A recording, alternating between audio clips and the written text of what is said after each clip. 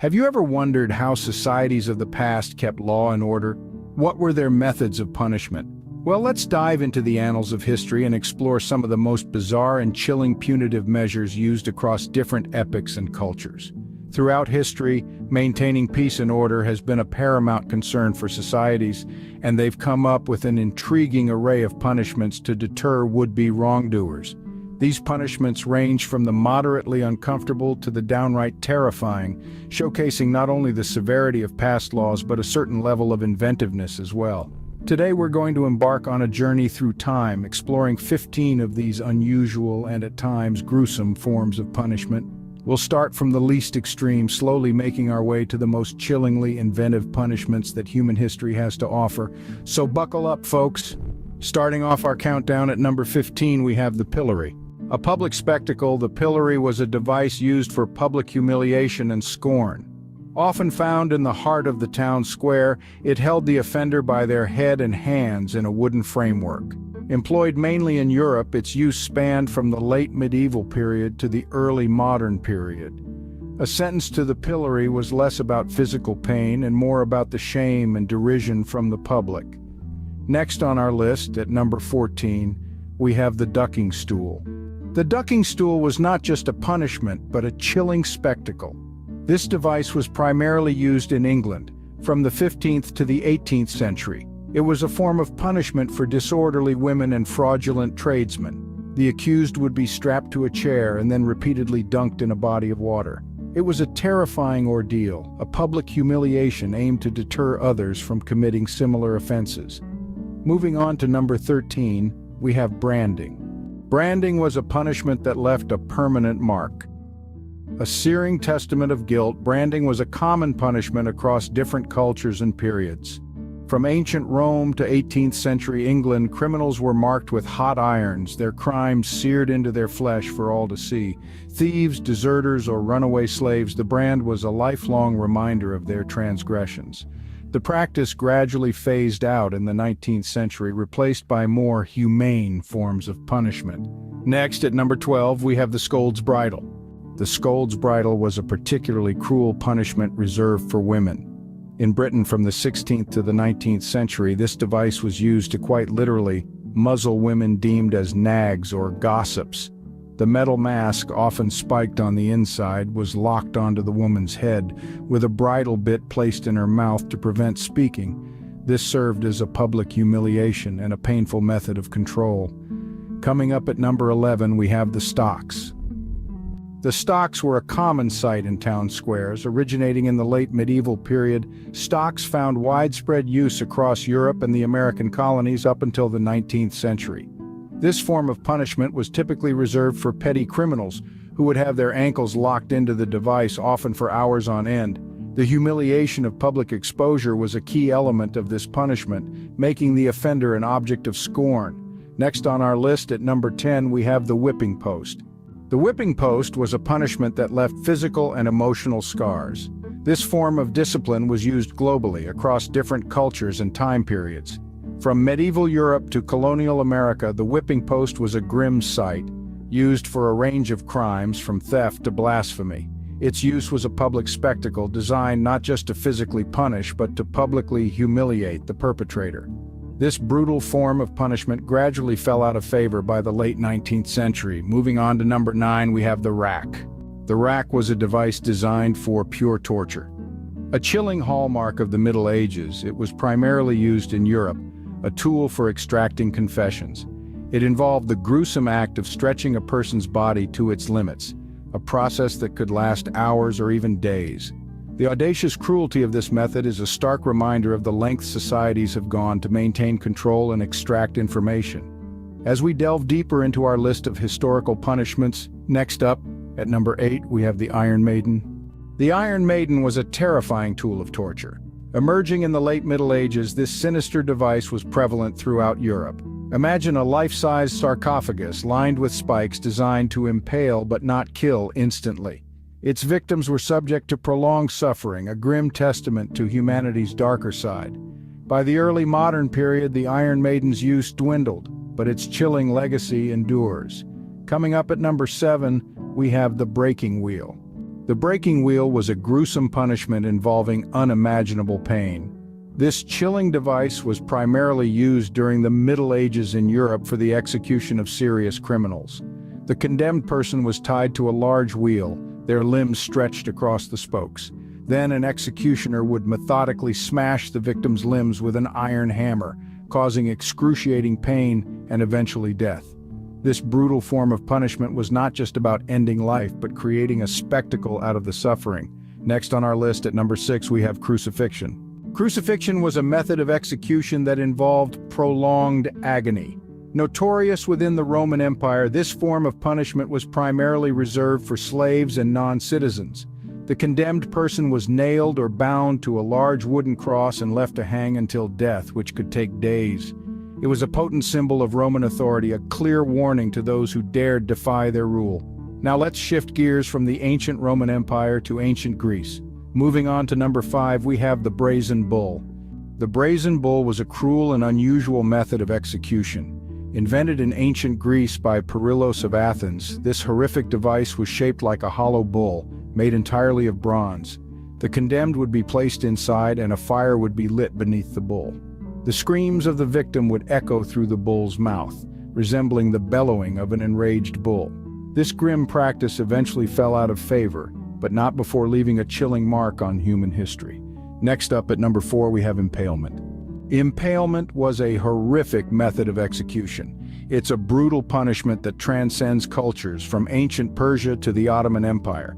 Can you imagine? A stake is slowly forced through your body, avoiding vital organs to prolong suffering. This method was notably used by Vlad the Impaler, who reportedly executed tens of thousands in this manner in the 15th century. Thankfully, this cruel practice has long since fallen out of use. Coming up at number 3, we have flaying. Flaying was a method of execution that involved skinning a person alive. This horrendous form of punishment was used in various ancient cultures, including the Neo-Assyrian Empire and the Aztecs. The process was slow, excruciatingly painful, and ultimately led to death by shock or infection. Although it's hard to pinpoint when it exactly ceased, it's safe to say that flaying fell out of favor as societies advanced and human rights concepts evolved. Next on our list at number 2 we have burning at the stake. Burning at the stake was a particularly brutal method of execution. Used across cultures from ancient Rome to the Middle Ages, it was often reserved for crimes of heresy and witchcraft. In the Middle Ages, the spectacle of public burnings was a common sight, particularly during the infamous witch hunts. The accused, often women, were tied to a stake and set ablaze, their crimes cleansed by fire in the eyes of the crowd. And finally, the most extreme punishment in human history, at number 1 we have drawn and quartered. Drawn and quartered was a method of execution designed to be as painful and humiliating as possible. This gruesome punishment was reserved for the most serious of crimes in medieval England: high treason. The practice began in the 13th century and continued until the 19th century. The condemned person was initially drawn, tied to a horse, and dragged to the place of execution. This was followed by the horrific process of being hanged until the brink of death. But the ordeal didn't end there. The individual was then disemboweled and beheaded, with the body subsequently divided into 4 parts, or quartered. This form of capital punishment was designed not just to end a life, but to obliterate the person's existence, making it a terrifying deterrent. The last recorded instance of this brutal punishment dates back to 1820. And that concludes our countdown of the top 15 craziest forms of punishment in human history. From public humiliation to unimaginable torture, these punishments serve as a dark reminder of our past. We've journeyed through a grim catalog of the top 15 most outrageous forms of punishment in human history. From the pillory's public shaming, to the horrifyingly inventive brazen bull, all the way to the brutal finality of being drawn and quartered. These punishments, once seen as justifiable, have been swept into the dustbin of history, replaced by more humane methods. They are a testament to how far our society has come in its understanding of justice and reformation. But let's not forget, these were not figments of imagination, but rather grim realities of our past.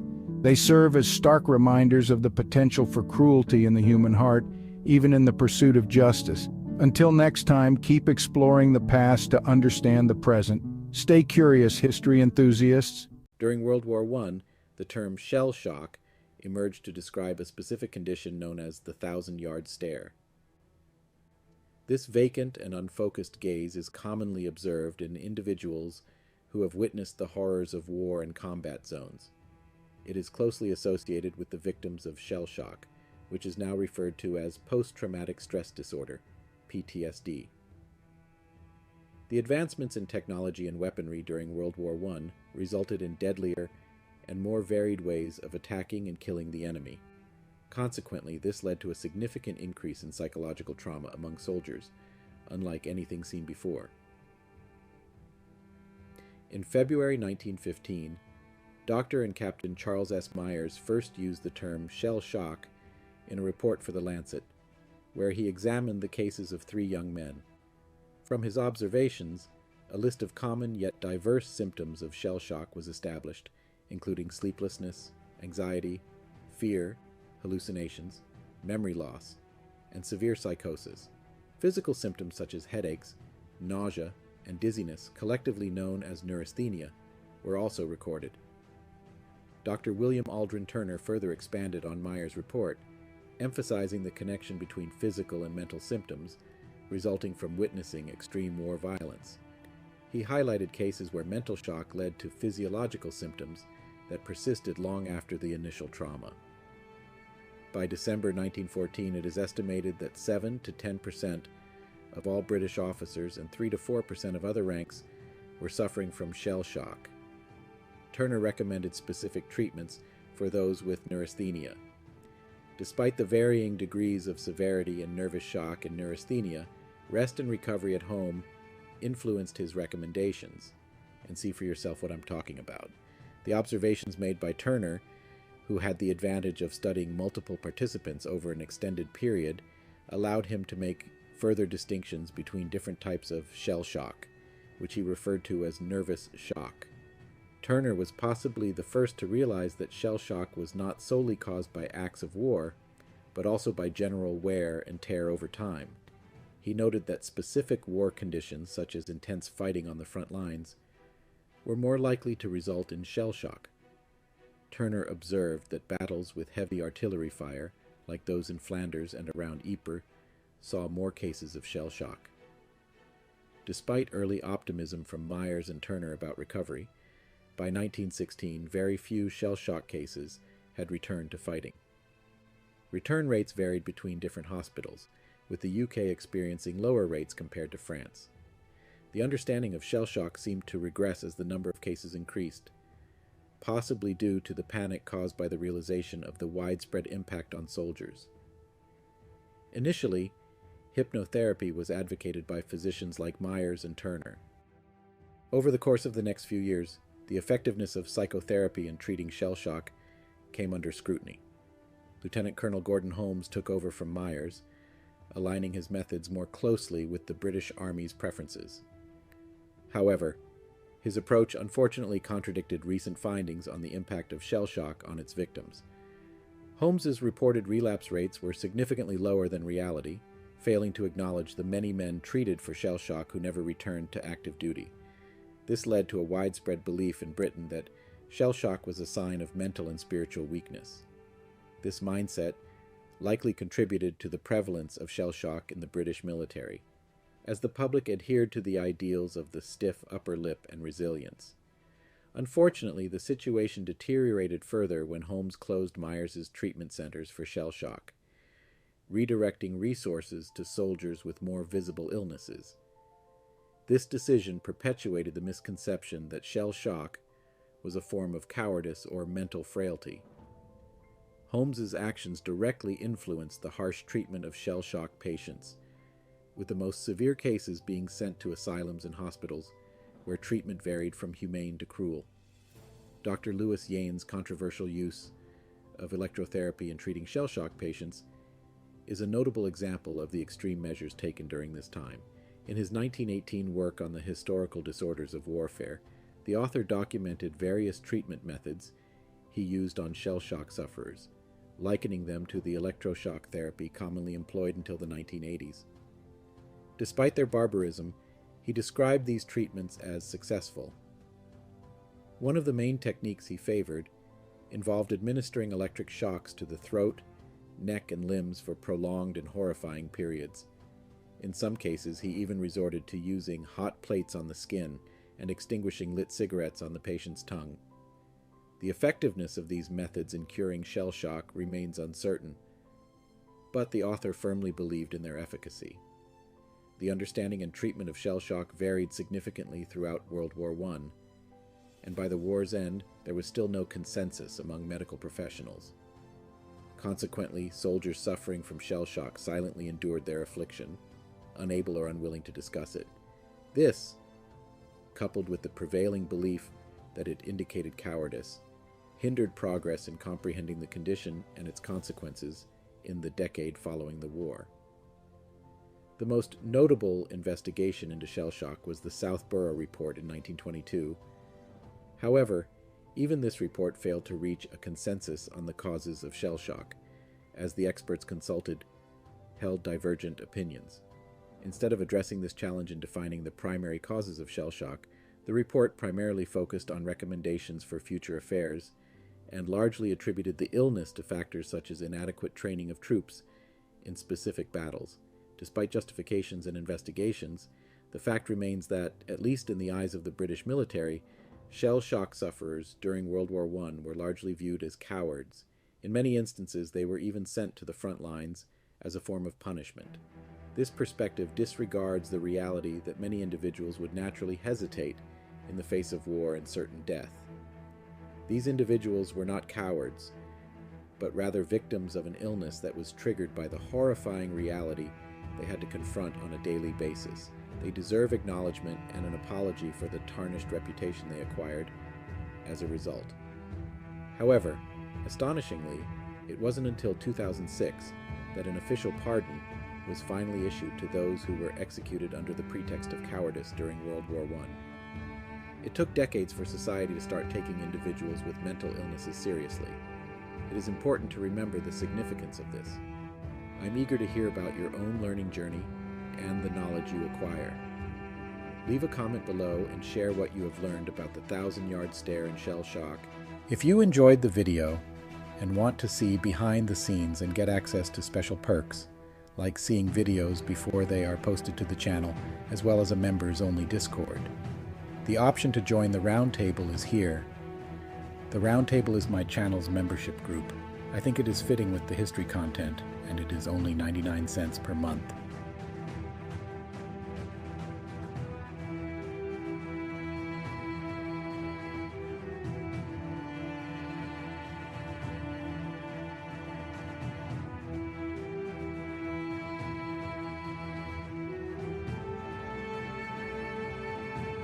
In the annals of cosmic mysteries, few events rival the sheer enigma and spectacle of the Tunguska event, an otherworldly explosion that unfolded on June 30th, 1908, in the heart of the Siberian wilderness. To set the stage for this cosmic drama, envision a desolate forest, far removed from human civilization, where an unfathomable celestial event was about to unfold. As the sun dipped below the horizon, painting the Siberian sky with hues of orange and purple, an unsuspecting area near the Tunguska River became the theater for an astronomical spectacle. It began with a dazzling display of light, so brilliant that witnesses reported being able to read newspapers in the middle of the night. This celestial brilliance was accompanied by an earth-shattering explosion, one so powerful that it rivaled the force of 185 Hiroshima bombs. The shockwave from this cosmic detonation circled the Earth twice, registering on seismographs as far away as London. Yet, curiously, there was no crater at the epicenter, leaving scientists bewildered. But what caused this mind-bending event? The leading theory points to the entry of a cosmic wanderer, potentially a comet or an asteroid, hurtling through Earth's atmosphere at an astounding speed. The friction generated during its descent ignited the intruder in a blaze of glory, resulting in a colossal explosion before reaching the Earth's surface. This hypothesis aligns with the lack of a corresponding impact crater, as the object disintegrated in the atmosphere, sparing the Siberian landscape from an even more catastrophic fate. While the Tunguska event has been studied for over a century, it continues to defy easy explanation. The enduring mystery has fueled a myriad of theories, from extraterrestrial encounters to secret military experiments gone awry. The cosmic ballet that unfolded above the Siberian wilderness left its indelible mark on both the landscape and human imagination. The aftermath of the Tunguska event was nothing short of apocalyptic. An estimated 80 million trees covering an area of 830 square miles were flattened by the shock wave, their scorched remains creating a hauntingly barren landscape. The blast was felt hundreds of miles away, with atmospheric effects observed globally. In the face of such devastation, it's no wonder the Tunguska event has become a cosmic enigma for the ages. Beyond its immediate impact, the Tunguska event sparked a wave of scientific inquiry and space exploration. It served as a stark reminder of the vulnerability of our planet to celestial intruders and underscored the imperative to understand the cosmos. Today, as we reflect on the Tunguska event over a century later, the cosmic mystery lingers, inviting us to gaze skyward with a mix of awe and trepidation. The Siberian wilderness, forever scarred by the celestial explosion, stands as a testament to the cosmic forces that shape our universe, leaving us to wonder what other secrets the cosmos may still hold. If you enjoyed this video about the Tunguska event, you may like this video about Atlantis and our theory on where it could be. Charles Robert Darwin, born on February 12, 1809, in Shrewsbury, England, emerged as one of the most influential figures in the history of science. His groundbreaking work laid the foundation for our modern understanding of the origin and diversity of life. This essay explores Darwin's life, his transformative voyage on HMS Beagle, and his revolutionary contributions to evolutionary biology. Darwin's journey into the realm of science began at an early age. His fascination with the natural world, coupled with a keen interest in collecting specimens, led him to study medicine at the University of Edinburgh. However, Darwin's passion for nature ultimately pulled him away from medicine, redirecting him toward a career in natural history. In 1831, at the age of 22, Darwin embarked on a significant expedition aboard HMS Beagle. This 5-year voyage around the world provided Darwin with a unique opportunity to observe and collect a vast array of flora and fauna. His observations during this journey, particularly in the Galapagos Islands, would shape his future scientific endeavors. Darwin's meticulous study of the various species he encountered, coupled with his readings of influential works like Thomas Malthus's essay on the principle of population, sparked the development of his theory of natural selection. Natural selection posits that species adapt to their environment over time, and those with advantageous traits are more likely to survive and reproduce, passing on these traits to future generations. Upon returning to England in 1836, Darwin began the arduous task of analyzing and synthesizing the vast amount of data he had collected. His monumental work, On the Origin of Species by Means of Natural Selection, was published in 1859. This seminal book presented a comprehensive argument for the idea that all species of life have descended from common ancestors and are subject to the process of natural selection.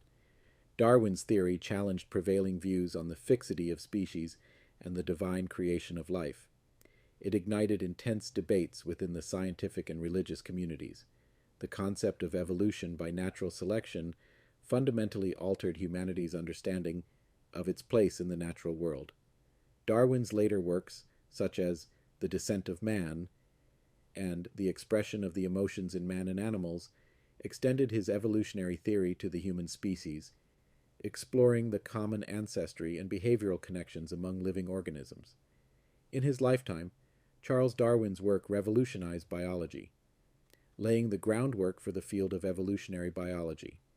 His theory of natural selection provided a unifying explanation for the diversity of life on Earth, profoundly influencing subsequent scientific, philosophical, and religious thought. Charles Darwin's legacy endures as a testament to the power of observation, inquiry, and the pursuit of knowledge in unraveling the mysteries of the natural world. Hey, history enthusiasts! Today, we embark on a captivating journey to Easter Island, a remote and mystical place in the Pacific Ocean, to unravel the enigma of the colossal stone statues known as moai.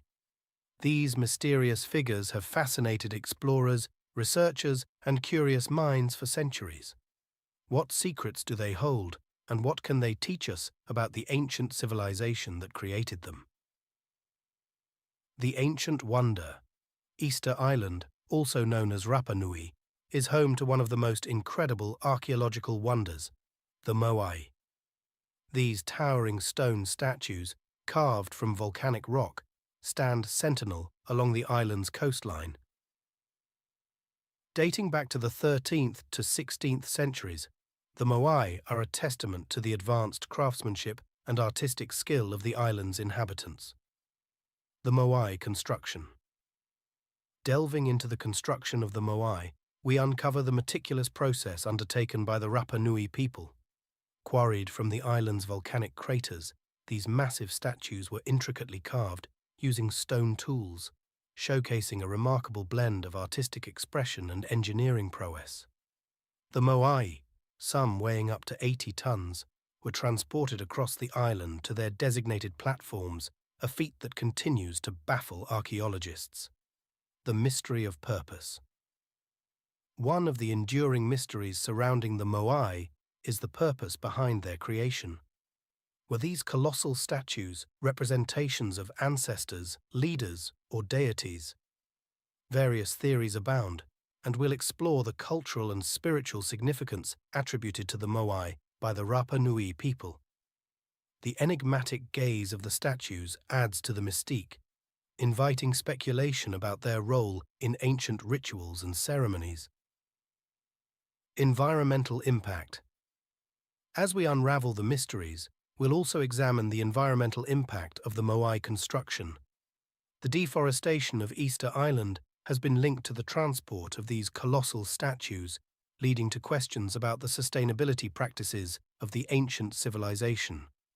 The rise and fall of the Rapa Nui culture offer valuable lessons about the delicate balance between human activities and the environment. Decline and restoration efforts. Tragically, Easter Island's once thriving civilization faced a decline, marked by societal collapse and environmental degradation. We'll explore the factors contributing to this decline and shed light on modern restoration efforts aimed at preserving the moai and the island's unique heritage. Initiatives to protect these ancient artifacts highlight the importance of cultural conservation in our interconnected world. Conclusion. As we conclude our journey into the mysteries of Easter Island's moai, we reflect on the profound impact of these ancient sculptures. The moai stand as silent witnesses to a bygone era, prompting us to contemplate the resilience of human creativity and the importance of preserving our cultural legacy. Thank you for joining us on this intriguing exploration of Easter Island's moai. Comment how you think these were made and transported.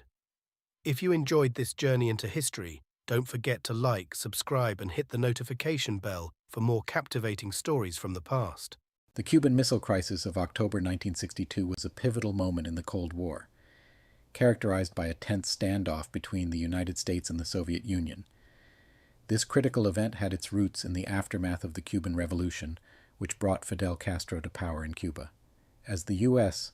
sought to counter Castro's regime, Cuba forged a strategic alliance with the Soviet Union, setting the stage for a geopolitical showdown. The origins of the crisis can be traced back to the Cuban Revolution of 1959, when Fidel Castro overthrew the U.S.-backed government, leading to heightened tensions between the two nations. The U.S. attempted various methods to remove Castro, including the ill-fated Bay of Pigs invasion in 1961, which only intensified Cuba's alignment with the Soviet Union. This growing alliance raised concerns in Washington about the possibility of Soviet military installations in Cuba. The discovery of Soviet missile bases in Cuba in October 1962 marked a critical turning point. U.S. reconnaissance photos revealed the presence of medium-range ballistic missiles capable of carrying nuclear warheads. President John F. Kennedy, upon learning of this development, faced a grave challenge that brought the world to the brink of nuclear conflict. In response to the missile threat, Kennedy initiated a naval blockade of Cuba, demanding the removal of the missiles and declaring that any attack launched from Cuba would be viewed as an attack by the Soviet Union. The world anxiously watched as the two superpowers engaged in a high-stakes game of brinkmanship. The diplomatic channels between the U.S. and the Soviet Union became a crucial arena for resolving the crisis. Behind-the-scenes negotiations took place, including the exchange of letters between Kennedy and Soviet Premier Nikita Khrushchev. The tense diplomatic efforts aimed to find a peaceful resolution and avert the impending catastrophe. Publicly, both nations maintained a stern posture, but privately, there were concessions. Khrushchev agreed to dismantle the missile bases in Cuba in exchange for a U.S. pledge not to invade the island.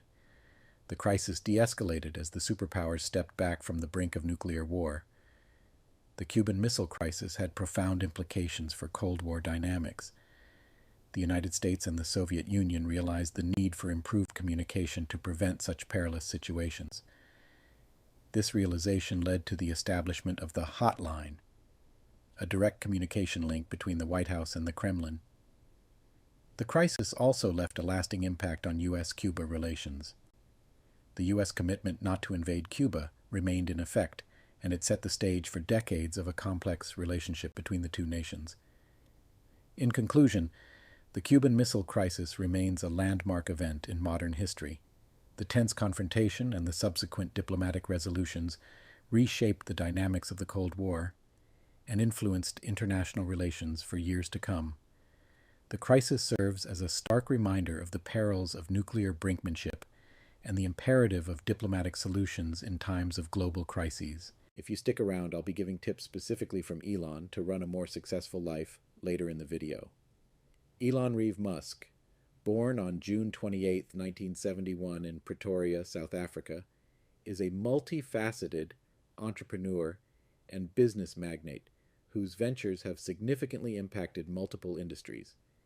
Musk's life story is characterized by relentless ambition, visionary thinking, and a commitment to revolutionizing technology for the betterment of humanity. The 1970s were a critical time for freedom in southern Africa. Mozambique and Angola gained independence from Portugal in 1975, while Zimbabwe experienced an escalated guerrilla war that led to majority rule. In South Africa, the Soweto student uprising in 1976 and the growth of independent trade unions marked a new phase of resistance. Despite facing domestic economic problems in the Cold War, Britain's anti-apartheid movement engaged with the government and established strong roots in the student and trade union movements. The movement protested the lifting of Britain's arms embargo, campaigned for disinvestment, and supported political prisoners. By the end of the decade, resistance was growing both inside South Africa and in Namibia. Elon even took up a hobby of learning martial arts for a short period to try to defend himself against bullies. Like that. I did martial arts when I was a kid. Did you? What'd you do? Yeah. I did taekwondo. I did karate, kyokushinkai karate. Oh, all right, cool. And judo. So you really branched out. Yeah. Early life and education. Elon Musk's journey began in Pretoria, where he showed early signs of brilliance and an insatiable curiosity. At the age of 12, he sold a homemade video game called Blastar, foreshadowing his entrepreneurial spirit and coding potential. After his parents divorced, Musk immersed himself in literature, developing an avid interest in science fiction and technology. At 17, he moved to Canada to attend Queen's University, and later transferred to the University of Pennsylvania, where he earned degrees in both economics and physics. In 1995, Elon was attending Stanford University, before dropping out to pursue his goal of making an impact on the world by using the internet. Elon achieved his Bachelor of Science degree in economics and a Bachelor of Arts in physics from Wharton in Pennsylvania in 1997. There are also stories from his brother saying he used to read 2 books per day, but now that may be significantly lower with SpaceX and Tesla taking up most of his time. Zip2 and X.com later PayPal. In 1995, Musk founded his first company, Zip2, alongside his brother Kimball. The company provided business directories and maps for newspapers, laying the foundation for Musk's entrepreneurial career. In 1999, Compaq acquired Zip2, providing Musk with his first significant financial success. Not one to rest on his laurels, Musk then ventured into online payment systems with X.com. X.com was also the name of his old business with these online payments, and is separate from Twitter, rebrand to X.com, which eventually merged with Confinity to become PayPal. In 2002, eBay acquired PayPal for $1.5 billion, securing Musk's place as a notable figure in the tech industry. SpaceX, the space pioneer, Musk's insatiable appetite for exploration and his belief in making humanity a multiplanetary species led to the founding of SpaceX, Space Exploration Technologies Corp. In 2002, Musk invested a significant portion of his PayPal earnings to fund SpaceX, where he aimed to reduce space transportation costs and make interplanetary travel a reality. Despite initial setbacks, SpaceX achieved numerous milestones, including the development of the Falcon and Starship rockets, and successfully launched the Falcon 1 into orbit in 2008. 4, 3, 2, 1, ignition. And liftoff, Falcon 9. Go SpaceX, go Transporter 10. Vehicle is pushing downrange. Doubling MOD chamber pressures. Musk and engineers at SpaceX have steadily worked on decreasing the price of going to space with reusable rockets and cheaper materials. One of Elon's main goals is to colonize Mars in our lifetime. The total cost of the Falcon 9 rocket project was $300 million USD, with each launch costing around $60 million USD. In 2021, SpaceX was chosen for the NASA $2.9 billion USD Moonlander project. Later in 2022, NASA changed its contract, adding $1.15 billion USD to the contract, with the option of a second mission. Tesla, transforming the automotive industry. In 2004, Musk became involved with Tesla Motors, now Tesla, Inc., an electric vehicle manufacturer founded by Martin Eberhard and Mark Tarpenning. Musk joined as chairman of the board and later invested substantial personal funds to keep the company afloat during challenging times. As CEO, since 2008, Musk spearheaded Tesla's evolution into a groundbreaking force in the automotive industry. Tesla's electric cars, including the Model S, Model 3, Model X, and Model Y, revolutionized the perception of electric vehicles and made significant strides towards sustainable transportation while steadily working to reduce the price of electric vehicles. And recently, people have also received their Cybertrucks, which were first shown off in November 2019. The Cybertruck is an electric full-sized pickup truck that retails for around $60,000 USD for the rear-wheel drive and up to $90,000 for the all-wheel drive Cyberbeast. Solar City, Neuralink, and the Boring Company. Beyond SpaceX and Tesla, Musk has extended his reach to various industries. In 2006, he co-founded Solar City, a solar energy services company that aimed to accelerate the world's transition to sustainable energy. Tesla later acquired Solar City in 2016, creating an integrated sustainable energy company. Tesla rebranded Solar City into Tesla Energy, which in recent years has been struggling. Musk's Imagine the ventures joy also of include connecting with your Neuralink, loved a ones, neurotechnology browsing the company web, focused on or even developing playing games brain-machine using interfaces. only your The thought. Neuralink is currently in trials for providing individuals with quadriplegia the ability to control external devices with their thoughts, and the Boring Company dedicated to revolutionizing urban transportation through tunnel construction. They have also adventured into other avenues to raise money for these tunnels, for example, the Boring Company hats and flamethrowers. And then we sold the hats, limited edition. It just said the Boring Company. And then I'm a big fan of Spaceballs, the movie. And in Spaceballs, Yogurt goes through the merchandising section, and they have a flamethrower. in the merchandising section of Spaceballs. And like the kids love that one. That's the line. When he pulls out the flamethrower, it's like, we should do a flamethrower. So Twitter purchase. Elon Musk has successfully concluded his acquisition of Twitter for $44 billion, putting an end to months of legal battles and uncertainties in late 2022. As a prominent figure on Twitter, Musk wasted no time in implementing changes. He initiated a major restructuring on Thursday, which involved the dismissal of key executives such as CEO Parag Agrawal and CFO Ned Siegel. Musk's ownership of Twitter signifies a potential shift in the platform's content moderation policies. Describing himself as a free speech absolutist, Musk intends to create a more open space for diverse commentary on Twitter. However, this move may also lead to increased challenges regarding toxic content and misinformation, which can have an impact on global political debates. Not long after his acquisition, Musk rebranded Twitter to X.com, where he purchased the old domain from his former X.com business venture. Visionary goals and challenges. Musk's vision extends beyond his company's. His desire to mitigate climate change led to the release of Tesla's open-source patents, encouraging the wider adoption of electric vehicles.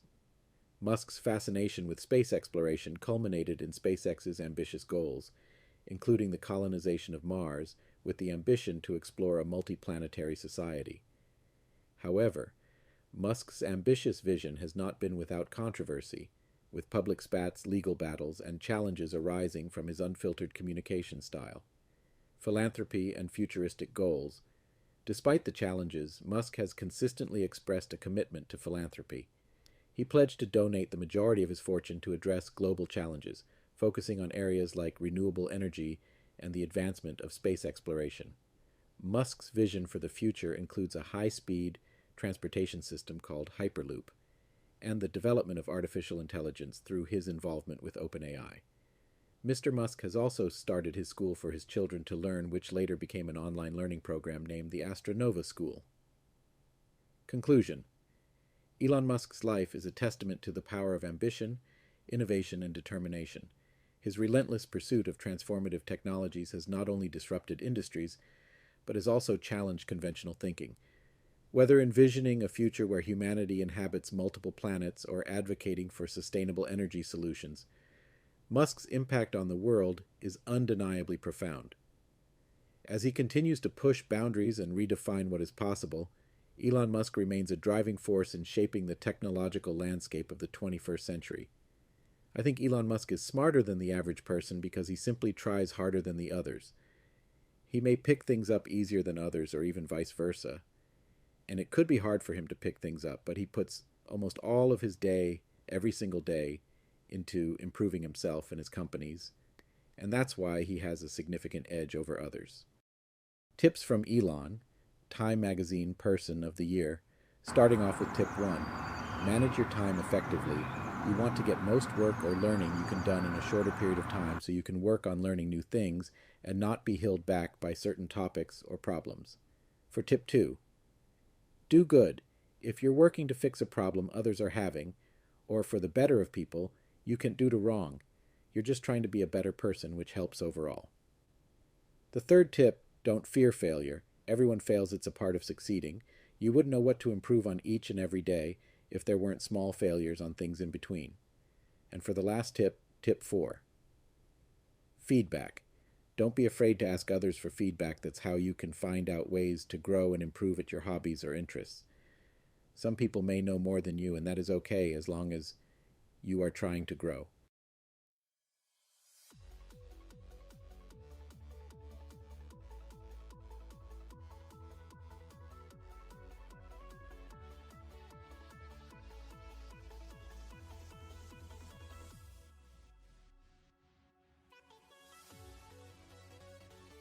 Saint Valentine, the patron saint of love and romance. Saint Valentine, also known as Saint Valentine of Rome, was a Christian martyr who lived during the 3rd century AD. Despite the limited information available about his life, He has become an iconic figure associated with love and romance around the world. The exact details of St. Valentine's birth and early life remain uncertain. Some sources suggest that he was born in Terni, Italy, while others claim he hailed from a Roman province called Interamna. Little is known about his family or upbringing, but it is widely believed that he was a priest or bishop in Rome during the reign of Emperor Claudius II. During this time, Christianity faced persecution from the Roman authorities, who considered it a threat to their power. Claudius II issued an edict that prohibited young men from getting married, as he believed that single men made better soldiers. St. Valentine defied this decree and continued to perform marriages for young couples in secret. Valentine's actions were discovered by Claudius II, who ordered his arrest. While imprisoned, he reportedly befriended the jailer's daughter and performed miracles to restore her eyesight. Before his execution on February 14th, 269 AD, he penned a letter to the young girl signed as "Your Valentine," thus creating the tradition of exchanging heartfelt messages on this day. St. Valentine's association with love and romance grew over time. In the Middle Ages, it was believed that birds began their mating season on February 14th, further cementing the connection between love and this date. The first recorded instance of Valentine's Day being linked to romantic love can be found in Geoffrey Chaucer's poem Parliament of Fowls in the late 14th century. Throughout history, various customs and traditions have emerged to celebrate St. Valentine's Day. In the 18th century, sending handwritten notes or cards expressing affection became popular. Today, the exchange of Valentine's Day cards, flowers, chocolates, and gifts has become a global phenomenon. Despite the commercialization of the holiday, the story of St. Valentine continues to inspire acts of love and kindness. His selfless dedication to helping others and his defiance against injustice serve as a reminder that love knows no bounds. In conclusion, St. Valentine's life may be shrouded in mystery, but his legacy as the patron saint of love and romance remains strong. His courage to defy unjust laws and his compassion for others have made him an enduring symbol of love throughout the ages. As we celebrate Valentine's Day each year, let us remember the man behind this day and strive to embody his spirit of love, kindness, and selflessness. Hey, history enthusiasts! Welcome to our exploration of one of the most iconic structures on the planet, the Golden Gate Bridge. In this journey, we'll delve into the fascinating history, engineering marvels, and cultural significance that make the Golden Gate Bridge an enduring symbol of San Francisco. Early vision and concept. Our story begins in the early 20th century, when the need for a bridge across the Golden Gate Strait was recognized. As we delve into the early visions and concepts, you'll witness the challenges faced by engineers and the determination that fueled the dream of connecting San Francisco to Marin County. Engineering marvel. Fast forward to the engineering marvel that is the Golden Gate Bridge. We'll dissect the intricate design, explore the challenges posed by the treacherous waters and strong winds, and unveil the groundbreaking techniques that brought this suspension bridge to life. The Golden Gate Bridge stands not just as a physical link, but as a testament to human ingenuity, the towers being 746 feet towers above the water, or 227 meters, with the towers being 500 feet above the roadway, or 152 meters above driving traffic. The bridge had a width of 90 or 27 meters, and it covered a distance of 1.7 miles, or 8,181 feet, or 2.737 meters long. The cables holding this whole bridge together had a diameter of 36.3/8 of an inch, or 0.92 meters, and the length of the main cable was 7,650 feet, or 2,332 meters. Cultural impact. Beyond its structural prowess, the Golden Gate Bridge has etched itself into the cultural fabric of San Francisco. Discover how it became more than a transportation hub, transforming into an emblematic symbol and a backdrop for countless films, photos, and moments in history. The Golden Gate Bridge also came to be a symbol of power and progress of the United States, and set standards for other bridge designs around the world. Construction saga. Dive into the construction saga, the hard hats, the riveters, and the stories of those who braved challenging conditions to build this colossal structure. Hear about the labour, dedication, and setbacks that marked the creation of the Golden Gate Bridge. The cost of construction on the Golden Gate Bridge was $35 million in the 1930s, being approximately $642 million in 2024 due to inflation. Iconic status and preservation. As we explore the bridge's iconic status, we'll touch upon its role in pop culture, its recognition as a global landmark, and the ongoing efforts in preserving this architectural gem for future generations. In this journey through time, we've unveiled the story behind the Golden Gate Bridge, a fusion of engineering brilliance and cultural significance. Join us in celebrating this marvel that not only spans a strait but bridges the past and present, connecting us to the enduring spirit of San Francisco. She was the first female aviator to fly solo across the Atlantic Ocean and holds many other records. In addition to her flying achievements, Earhart was instrumental in promoting commercial air travel and was instrumental in founding the 99s, an organization for women pilots. 4 years later, in 1932, Earhart accomplished the remarkable feat of solo spaceflight aboard the Lockheed Vega 5B, becoming the first woman to do so. After attempting to become the first woman to complete a round-the-world flight in a Purdue-funded Lockheed Model 10E Electra in 1937, Earhart and pilot Fred Noonan disappeared in the Central Pacific near Howland Island. The couple was last seen on July 2, 1937, in Lae, New Guinea, the last stop before Howland Island, and one of the last legs of their journey. In 1907, Edwin Earhart was doing well when he moved to Des Moines, Iowa, where he became a billing clerk for the Rock Island Railroad. The following year, at age 10, Earhart met her first airplane at the Iowa State Fair. Despite her father's attempts to convince her to fly, Earhart found the plane in poor condition. Citing rusty wiring and wooden fittings, the family was finally reunited in Des Moines in 1909, and the Earhart siblings started public school for the first time, with 12-year-old Amelia starting the 7th grade. Earhart graduated from Hyde Park High School in Chicago in 1916. Despite the challenges she faced as a child, she remained determined to succeed in her career. She actively collected newspaper articles about women leaders in male-dominated professions, including film directing, law, advertising, management, and engineering. Initially, he enrolled in college at the Ogontz School in Rydal, Pennsylvania, but did not complete the program. He then joined the Volunteer Support Department at Spadina Military Hospital, where he was responsible for preparing special meals for patients in the kitchen and dispensing prescribed medications at the clinic. While in the hospital, Earhart had the opportunity to hear stories from military pilots, which sparked her interest in aviation. The chronic sinusitis she suffered greatly affected Earhart's flight and her subsequent career. He asked his father Edwin to ask about flying and flying lessons.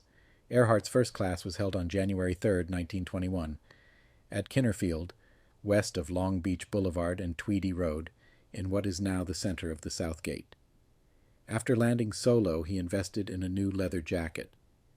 Earhart achieved the world record for female pilot on October 22, 1922, by flying the Airster at an altitude of 4,300 meters, or 14,000 feet. As a result, when there was no chance to recover from her injuries on the plane, Earhart decided to buy the Canary. Another plane Kinner sells is the Kissel Goldbug Speedster. He found a two-seater car that he called the Yellow Peril. At the same time, Earhart's sinus infections worsened, and in early 1924, she was hospitalized after a botched operation. Despite several business ventures, including founding a photography company, Earhart eventually took a new direction. After his parents' divorce in 1924 caused his mother to enter the Yellow Peril, a journey from California through the western United States to Banff, Alberta. While in Medford, Massachusetts, Earhart continued her passion for aviation and joined the Boston chapter of the American Aeronautical Society eventually being elected vice president. After Charles Lindbergh flew in 1927, Amy Guest expressed her desire to become the first woman to fly across the Atlantic Ocean. However, he decided that the trip was too risky for him, and decided to support the project instead, saying that he would find another good-looking girl. In April 1928, while at work, Earhart received a call from Captain Putnam, who interviewed Earhart and asked to join pilot Wilmer Stultz and pilot Louis Gordon on the flight. Most of the flights were instrument-flown, and Earhart did not fly an airplane due to her lack of training for such flights. Earhart later sold the plane, returned it to the United States, and received an unlicensed pilot plate, 7083. Upon their return to the United States on July 6th, Airmen Stultz, Gordon, and Earhart were honored with a ribbon-cutting ceremony under Manhattan's Canyon of Heroes, followed by a reception with President Calvin Coolidge at the White House.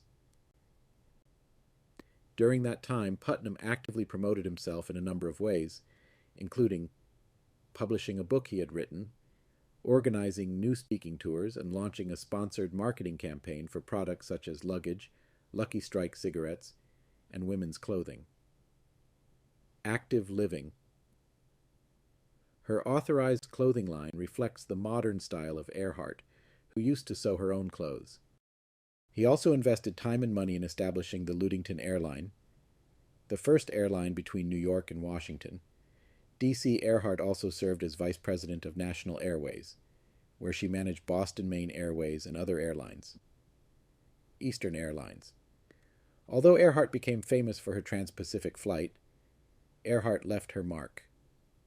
In August 1928, Earhart flew Avian Flight 7083, becoming the first woman to fly across the North American continent and back.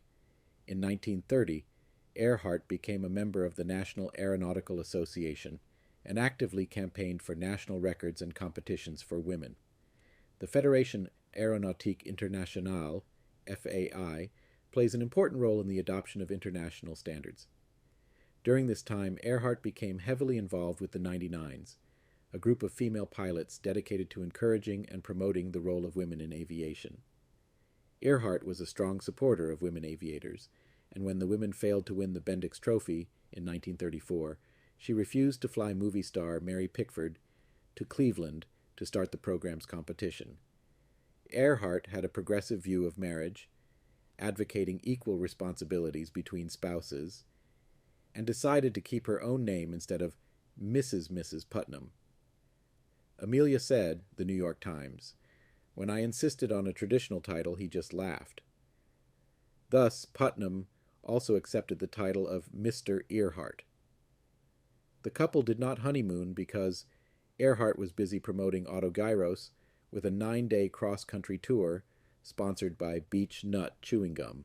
These sons were the explorer and writer David Binney Putnam and George Palmer Putnam. Jr. Earhart remained close to David. David often visited his family home on the grounds of the Appawamis Club in Rye, New York.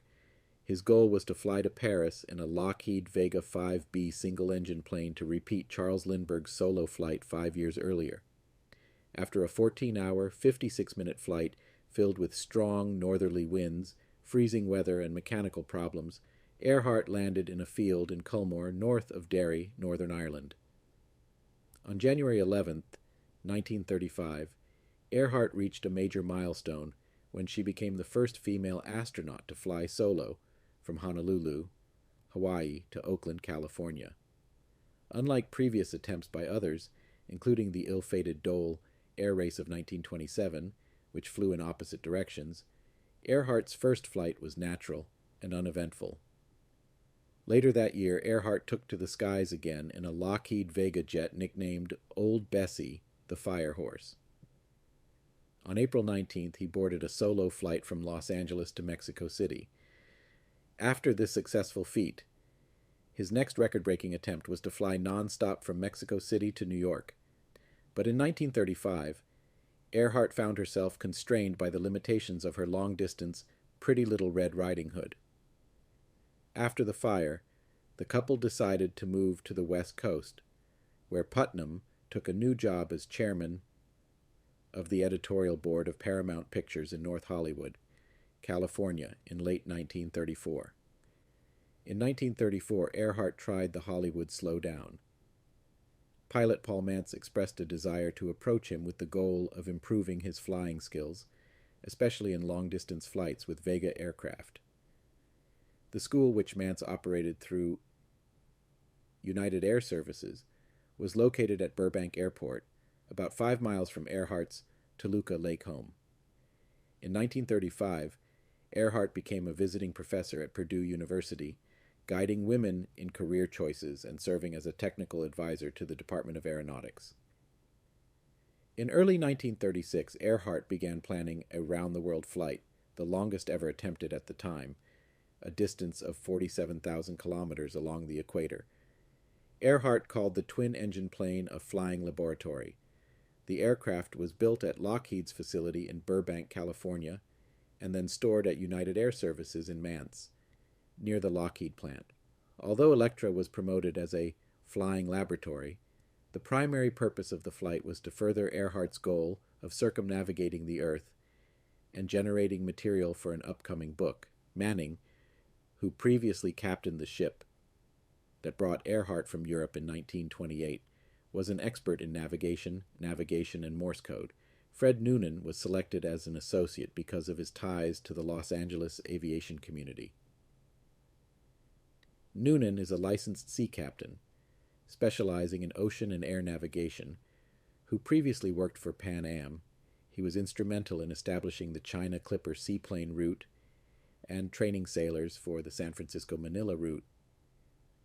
Noonan was originally scheduled to fly from Hawaii to Howland Island before Manning accompanied Earhart to Australia, and Earhart would continue on for the rest of the trip.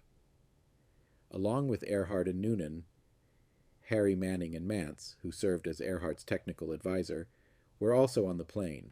Electra will be transferred to the U.S. Navy's Luke Field on Ford Island in Pearl Harbor. 3 days later, the planes returned from Luke Field, with Earhart, Noonan, and Manning on board, heading for Howland Island in the Pacific Ocean. Manning, being the only experienced radio operator, decided to use radio direction finding to locate the island. Some witnesses, including Associated Press reporter Luke Field, reported seeing a tire blow out, but Earhart believed either the Electra's right tire had blown or the device had fallen. After extensive damage to the aircraft, the flight was canceled, and the Electra was taken by sea to the Lockheed Burbank facility for repairs. This left Earhart and Noonan with the rest of the crew, none of whom knew how to operate a radio. While the Electra was being repaired, Earhart and Putnam received funds and prepared for a second test. Fred Noonan was the only flight attendant with Earhart on this second flight. At 10 a.m. on July 2nd, 1937, Earhart and Noonan took off from Lay Airfield in a heavily loaded Electra. Earhart used part of the aforementioned route for the Oakland-Honolulu leg of her international flight. The segment from Oakland to Honolulu included Earhart, Noonan, Manning, and Mantz. The Electra was loaded with 900 gallons of fuel for the short leg from Honolulu to Howland, with only Earhart, Noonan, and Manning aboard, but the plane crashed in mid-flight, ending the first international flight attempt. Its last known location was near the Nukumanu Islands, about 800 miles, 700 nautical miles, 1,300 kilometers after liftoff. These ships not only provided a variety of services, including transporting journalists to the island, but were also capable of communication and navigation. The purpose of the cutter was to establish radio communication with Earhart's planes, sending reference radio signals to facilitate locating Howland Island without relying solely on satellite navigation, and radio if Earhart was using a 500 kHz transmitter. Thinking is an act of discovery. For Earhart's voice broadcast, she used an experimental high-speed pathfinder and used fog to create a plume of smoke over the horizon. Unfortunately, all of these navigation methods failed to get Earhart to Howland Island. The Electra was equipped with radios for communication and navigation purposes, but the details of these devices are still unclear. Unfortunately, Electra was unable to establish two-way radio communication with USCGC Itasca, 1929, and was not located by radio signals. It is unclear whether the Model 20B receiver contains a beat frequency oscillator that can detect continuous wave transmissions such as Morse code and radio signals. Manning, who participated in the world's first flight attempt but not the second, knew Morse code and received an FCC aeronautical radiotelegraphy license for 15 words per minute in March 1937, shortly before the first flight. The Hooven radio compass has been replaced by a Bendix combination device, which allows the current loop antenna to be connected to a collector, Western Electric 20B. Alternatively, the antenna can be connected to a Bendix RA1 receiver capable of 1500 kHz resolution. However, it is unclear whether these carriers have been installed and, if so, may be removed prior to flight. According to Elgin and Marie Long, Joe Gurr trained Earhart to use a Bendix receiver and other equipment to tune into KFI radio at 640 kHz and determine direction. Regardless of the receiver used, here is a photo of Earhart's wireless directional antenna with a 5-band Bendix connector. According to Elgin and Marie Long, the combined device applied the RDF1B circuit to the RA1 receiver, and the system was limited to frequencies below 1430 kHz. When it attempted the world's first flight from Honolulu to Howland with Manning as pilot, Itasca had to transmit a CW guidance signal at 375 kHz or 500 kHz. Earhart failed to locate a 7,500 kHz radio signal at least twice during her round-the-world flight. If the RDF tools are not suitable for that period, it is considered an operator error and has no effect. Darwin's radio station was waiting to hear from Earhart when she arrived, but assumed a broken tube had caused the RDF to fail. Despite trying to listen for radio signals during test flights at Leh, Earhart failed to pick up the RDF signal. Near Howland Island, Earhart reported picking up a 7,500 kHz signal from Itasca, but was unable to determine the RDF signal. On the second international flight, radio problems were discovered while flying over the United States. Pan Am technicians may have modified the ventral antenna while the plane was in Miami. Broadcast quality issues were observed on 6,210 kHz in Leh. It wasn't until 2:18 p.m., 4 hours after liftoff from Leh, that a radio message arrived on 6,210 kHz, Earhart's daytime frequency. Leh's last reception was a strong signal at 1718, and nothing came after that. Perhaps the plane was switched to 3,105 kHz, Earhart's night frequency. Itasca heard Earhart at 3,105 kHz, but not at 6,210 kHz. Teaghar reports that the Electra's antenna was scratched while en route to the runway at Leh, causing it to lose the ability to receive HF transmissions. USCGC Itasca stayed at Howland to arrange communications with Earhart's Electra and help guide them to the island upon their arrival. The last attempt at radio navigation to Howland Island failed due to many errors and mistakes. Fred Noonan highlighted the problems with the accuracy of radio wayfinding and navigation. Near Howland, Earhart was able to send a transmission from Itasca on 7,500 kHz, but could not establish the frequency, so the direction to Itasca could not be determined. A reasonable explanation is that Earhart's RDF equipment did not operate at 7,500 kHz because most RDF equipment at the time was not designed to operate above 2,000 kHz. If the antenna is used beyond the specified frequency, directionality will be lost. According to some reports, Earhart was unaware of the navigation system installed on the plane shortly before takeoff. The system consisted of new Bendix receivers operating in 5 wavelength bands, labeled 1 through 5. When Earhart and Noonan arrived at Howland Island, Itasca received power. Earhart's clear audio is KHAQQ. At 6:14 a.m., another call was received stating that the plane was 320 kilometers, 200 miles away, and that the ship was asked to use signals to indicate its location. It was then that the radio operators on the Itasca realized that their RDF system could not tune into the aircraft's 3,105 kHz frequency. Radio man Leo Bellarts later mentioned that He was sitting there sweating blood because I couldn't do a darn thing about it. A similar request for a bearing was made at 6:45 a.m., when Earhart estimated they were 100 miles, 160 kilometers away.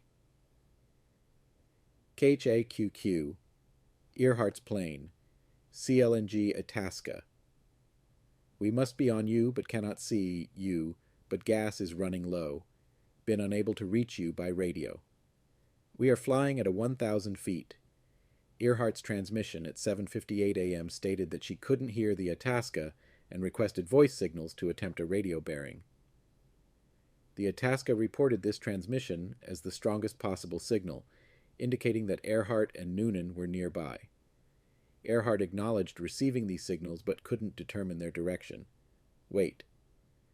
However, shortly after, she returned to the same frequency, 3,105 kHz, with a transmission that was recorded as questionable. We are running on line north and south.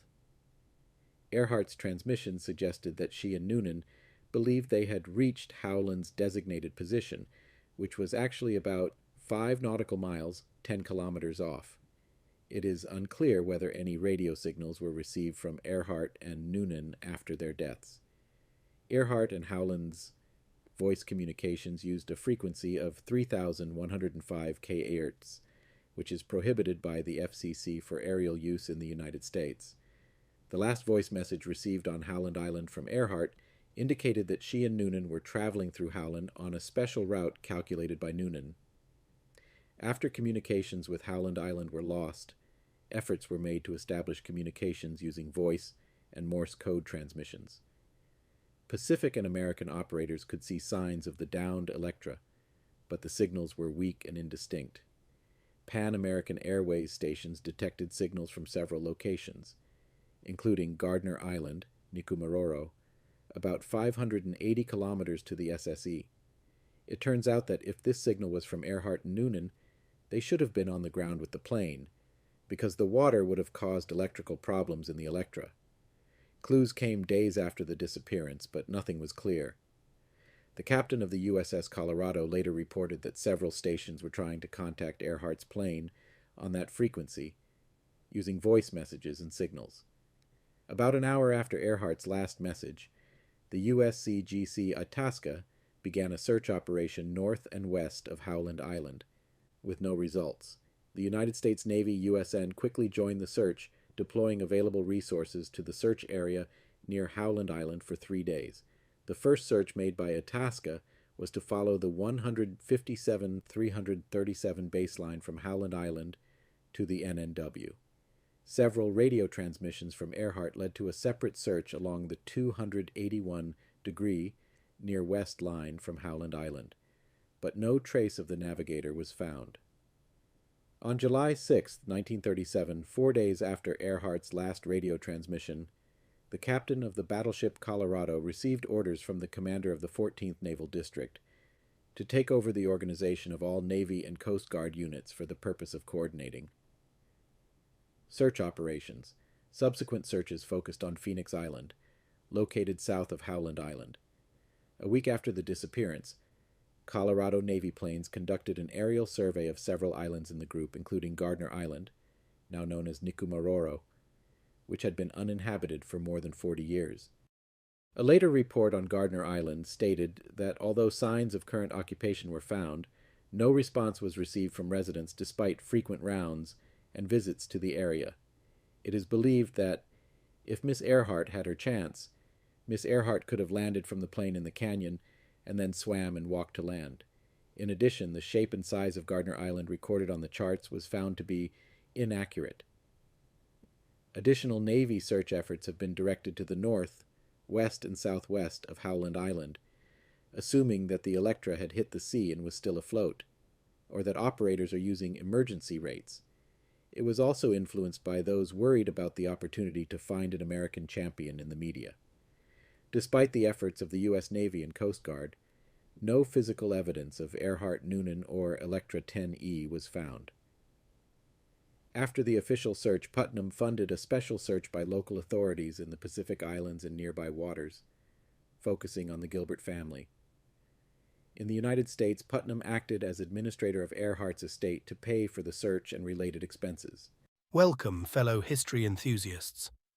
Today, we're diving deep into the inventions that not only shaped their eras, but changed the very course of history. From ancient marvels to modern wonders, these innovations have left an indelible mark on the human journey. So, let's embark on this captivating expedition through pivotal inventions that transformed our world. The wheel. Our journey begins in ancient times with a revolutionary invention, the wheel. Picture a world without wheels. No carts, no chariots, sedans, or trucks. The simplicity of this invention belies its profound impact. It revolutionized transportation, propelling the movement of goods and people, ushering in a new era of efficiency and connectivity. The printing press. Fast forward to the Renaissance, a period of intellectual rebirth, where Johannes Gutenberg introduced the world to the printing press. This ingenious device shattered the barriers to knowledge, making books accessible to the masses. The printing press ignited a cultural explosion, shaping the Renaissance and beyond. The steam engine. The Industrial Revolution marks our next historical leap, and at its heart is James Watt's steam engine. This powerhouse fueled the machinery that drove industrialization, transforming manufacturing, transportation, and the very fabric of society. It was the driving force behind the modern world's economic and technological evolution. Electricity. Enter the electrifying age with Thomas Edison's iconic invention, the practical electric light bulb. This marvel harnessed electricity to brighten our nights, powering a myriad of innovations. From household appliances to electronic devices, electricity became the lifeblood of progress, reshaping daily life. The Internet. Fast forward to the digital age, and we encounter the transformative power of the Internet. A late 20th century invention that defies geographic boundaries, it revolutionized communication, information access, and global connectivity. The Internet has become an integral part of our lives, influencing how we work, communicate, and share information. As we conclude our expedition through history's most impactful inventions, remember that each innovation represents a chapter in our collective story. These inventions not only define their eras, but continue to shape our present and future. Stay curious, keep exploring, and until next time, revel in the wonders of history. Ever wondered about the life of William Shakespeare? The author to all those plays you read in high school? Well, today we're diving into the life of William Shakespeare. If you enjoy the video, please comment your favorite play by Shakespeare. Shakespeare's lost years and early career, Shakespeare's plays and poems, Shakespeare's death and legacy. William Shakespeare was born in Stratford-upon-Avon, a bustling market town 100 miles northwest of London, and baptized there on April 26, 1564. His birthday is traditionally celebrated on April 23rd, which was the date of his death in 1616, and is the feast day of St. George, the patron saint of England. Shakespeare's father, John, engaged in various occupations such as farming, wood trading, tanning, leatherwork, money lending, and holding municipal positions. He fell into debt in the late 1580s. William was born to John and Mary Arden, the daughter of an aristocratic landowner. It is possible that Mary practiced Catholicism during a time when those who rejected the newly established Church of England faced persecution. Did you know? Sources from William Shakespeare's lifetime spell his last name in more than 80 different ways, ranging from Shapery to Shaxford. In the handful of surviving signatures, he never spelled his name as William Shakespeare, instead using variations like Wilm Shakespeare and William Shakespeare. William was the third child among 8 siblings. 3 of his siblings died in childhood. Although no records of his education exist, it is likely that he attended a well-regarded local grammar school where he would have studied Latin grammar and classics. It is unclear whether he completed his studies or left them unfinished as an adolescent to apprentice with his father. At the age of 18, Shakespeare married Anne Hathaway, 1556 to 1616, a woman 8 years older than him. Their marriage was believed to have been hastily arranged due to Anne's pregnancy. They had a daughter named Susanna less than 7 months after their marriage in May 1583. Twins Hamnet and Judith were born in February 1585, while Susanna and Judith lived to old age. Hamnet, Shakespeare's only son, died at the age of 11. It is believed that William and Anne lived apart for most of the year, while he pursued his writing and theatre career in London. They reunited near the end of his life when Shakespeare returned to Stratford. Shakespeare's lost years and early career. Between 1585 and 1592, there is a gap in the historical record regarding Shakespeare's activities. In 1592, playwright Robert Greene referred to him as an upstart crow, indicating that he had already made a name for himself on the London stage. What did Shakespeare do during these 7 lost years? Historians have speculated that he worked as a schoolteacher, studied law, traveled across Europe, or joined an acting troupe passing through Stratford. According to a 17th century account, he left his hometown after being caught poaching deer. Regardless of his activities during this period, by 1592, Shakespeare had begun working as an actor and playwright in London. His early works demonstrated a deep knowledge of European affairs, foreign countries, the royal court, and general erudition that may have seemed unusual for someone raised in the provinces by potentially illiterate parents. Some theorists have suggested that one or more authors concealed their true identities by using William Shakespeare as a front. However, most scholars dismiss this hypothesis, while acknowledging possible collaborations with other playwrights. Shakespeare's plays and poems. Shakespeare's first plays, believed to have been written before or around 1592, encompass tragedy, Titus Andronicus, comedy, The Two Gentlemen of Verona, The Comedy of Errors, and The Taming of the Shrew, and history, the Henry VI trilogy and Richard III. During this time, Shakespeare likely had affiliations with various theatre companies in London. In 1594, he began writing and acting for the Lord Chamberlain's Men, later renamed the King's Men. He eventually became the company's house playwright and collaborated with other members to establish the Globe Theatre in 1599. Between the mid-1590s and his retirement around 1612, Shakespeare wrote his most famous plays, including Romeo and Juliet, A Midsummer Night's Dream, Hamlet, King Lear, Macbeth, and The Tempest.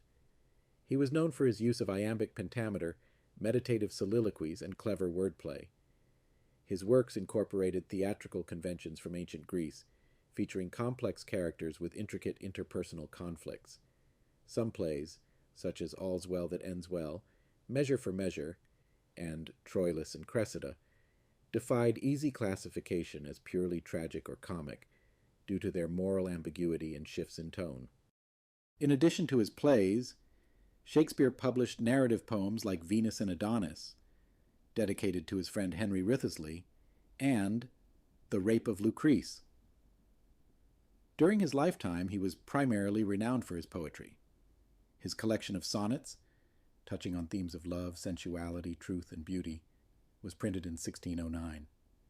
The sonnets did not achieve the same level of success as his earlier lyrical works, possibly due to their explicit sexual references or darker emotional tone. Shakespeare's death and legacy. Shakespeare died at the age of 52 on April 23, 1616. The cause of his death remains unknown. He left most of his estate to his daughter Susanna. His wife Anne Hathaway famously received his second-best bed. Despite requests from archaeologists, Shakespeare's tombstone has not been disturbed to determine the cause of his death. In 1623, 2 of Shakespeare's colleagues published the First Folio, a collection of his plays. In the preface, Ben Jonson described Shakespeare as a timeless figure. Today, his plays continue to be performed around the world and have inspired numerous adaptations in film, television, and theater. Shakespeare's influence on the English language is unparalleled, with many phrases and terms still in use today. His wordplay and idioms have become an integral part of our daily communication. showcasing the lasting impact of his literary contributions and underscoring the enduring relevance of his works. Shakespeare's legacy continues to shine brightly even after his death. His plays and poems have stood the test of time, captivating audiences around the world. The mystery surrounding his death only adds to the intrigue surrounding his life.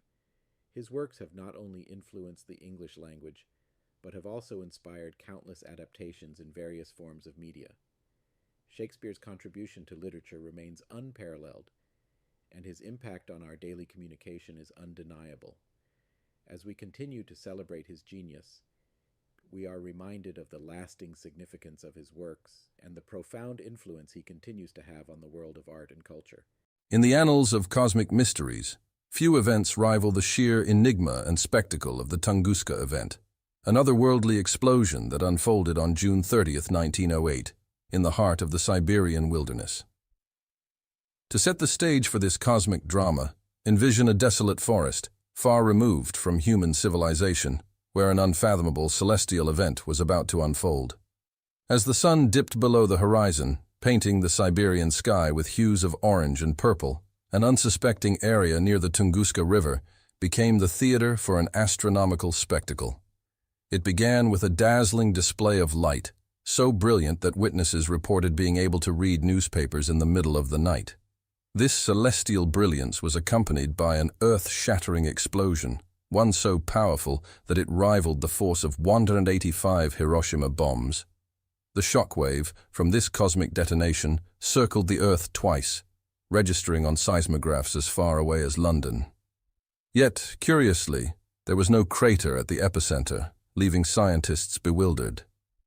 But what caused this mind-bending event? The leading theory points to the entry of a cosmic wanderer, potentially a comet or an asteroid, hurtling through Earth's atmosphere at an astounding speed. The friction generated during its descent ignited the intruder in a blaze of glory, resulting in a colossal explosion before reaching the Earth's surface. This hypothesis aligns with the lack of a corresponding impact crater, as the object disintegrated in the atmosphere, sparing the Siberian landscape from an even more catastrophic fate. While the Tunguska event has been studied for over a century, it continues to defy easy explanation. The enduring mystery has fueled a myriad of theories, from extraterrestrial encounters to secret military experiments gone awry. The cosmic ballet that unfolded above the Siberian wilderness left its indelible mark on both the landscape and human imagination. The aftermath of the Tunguska event was nothing short of apocalyptic. An estimated 80 million trees covering an area of 830 square miles were flattened by the shock wave, their scorched remains creating a hauntingly barren landscape. The blast was felt hundreds of miles away, with atmospheric effects observed globally. In the face of such devastation, it's no wonder the Tunguska event has become a cosmic enigma for the ages. Beyond its immediate impact, the Tunguska event sparked a wave of scientific inquiry and space exploration. It served as a stark reminder of the vulnerability of our planet to celestial intruders and underscored the imperative to understand the cosmos.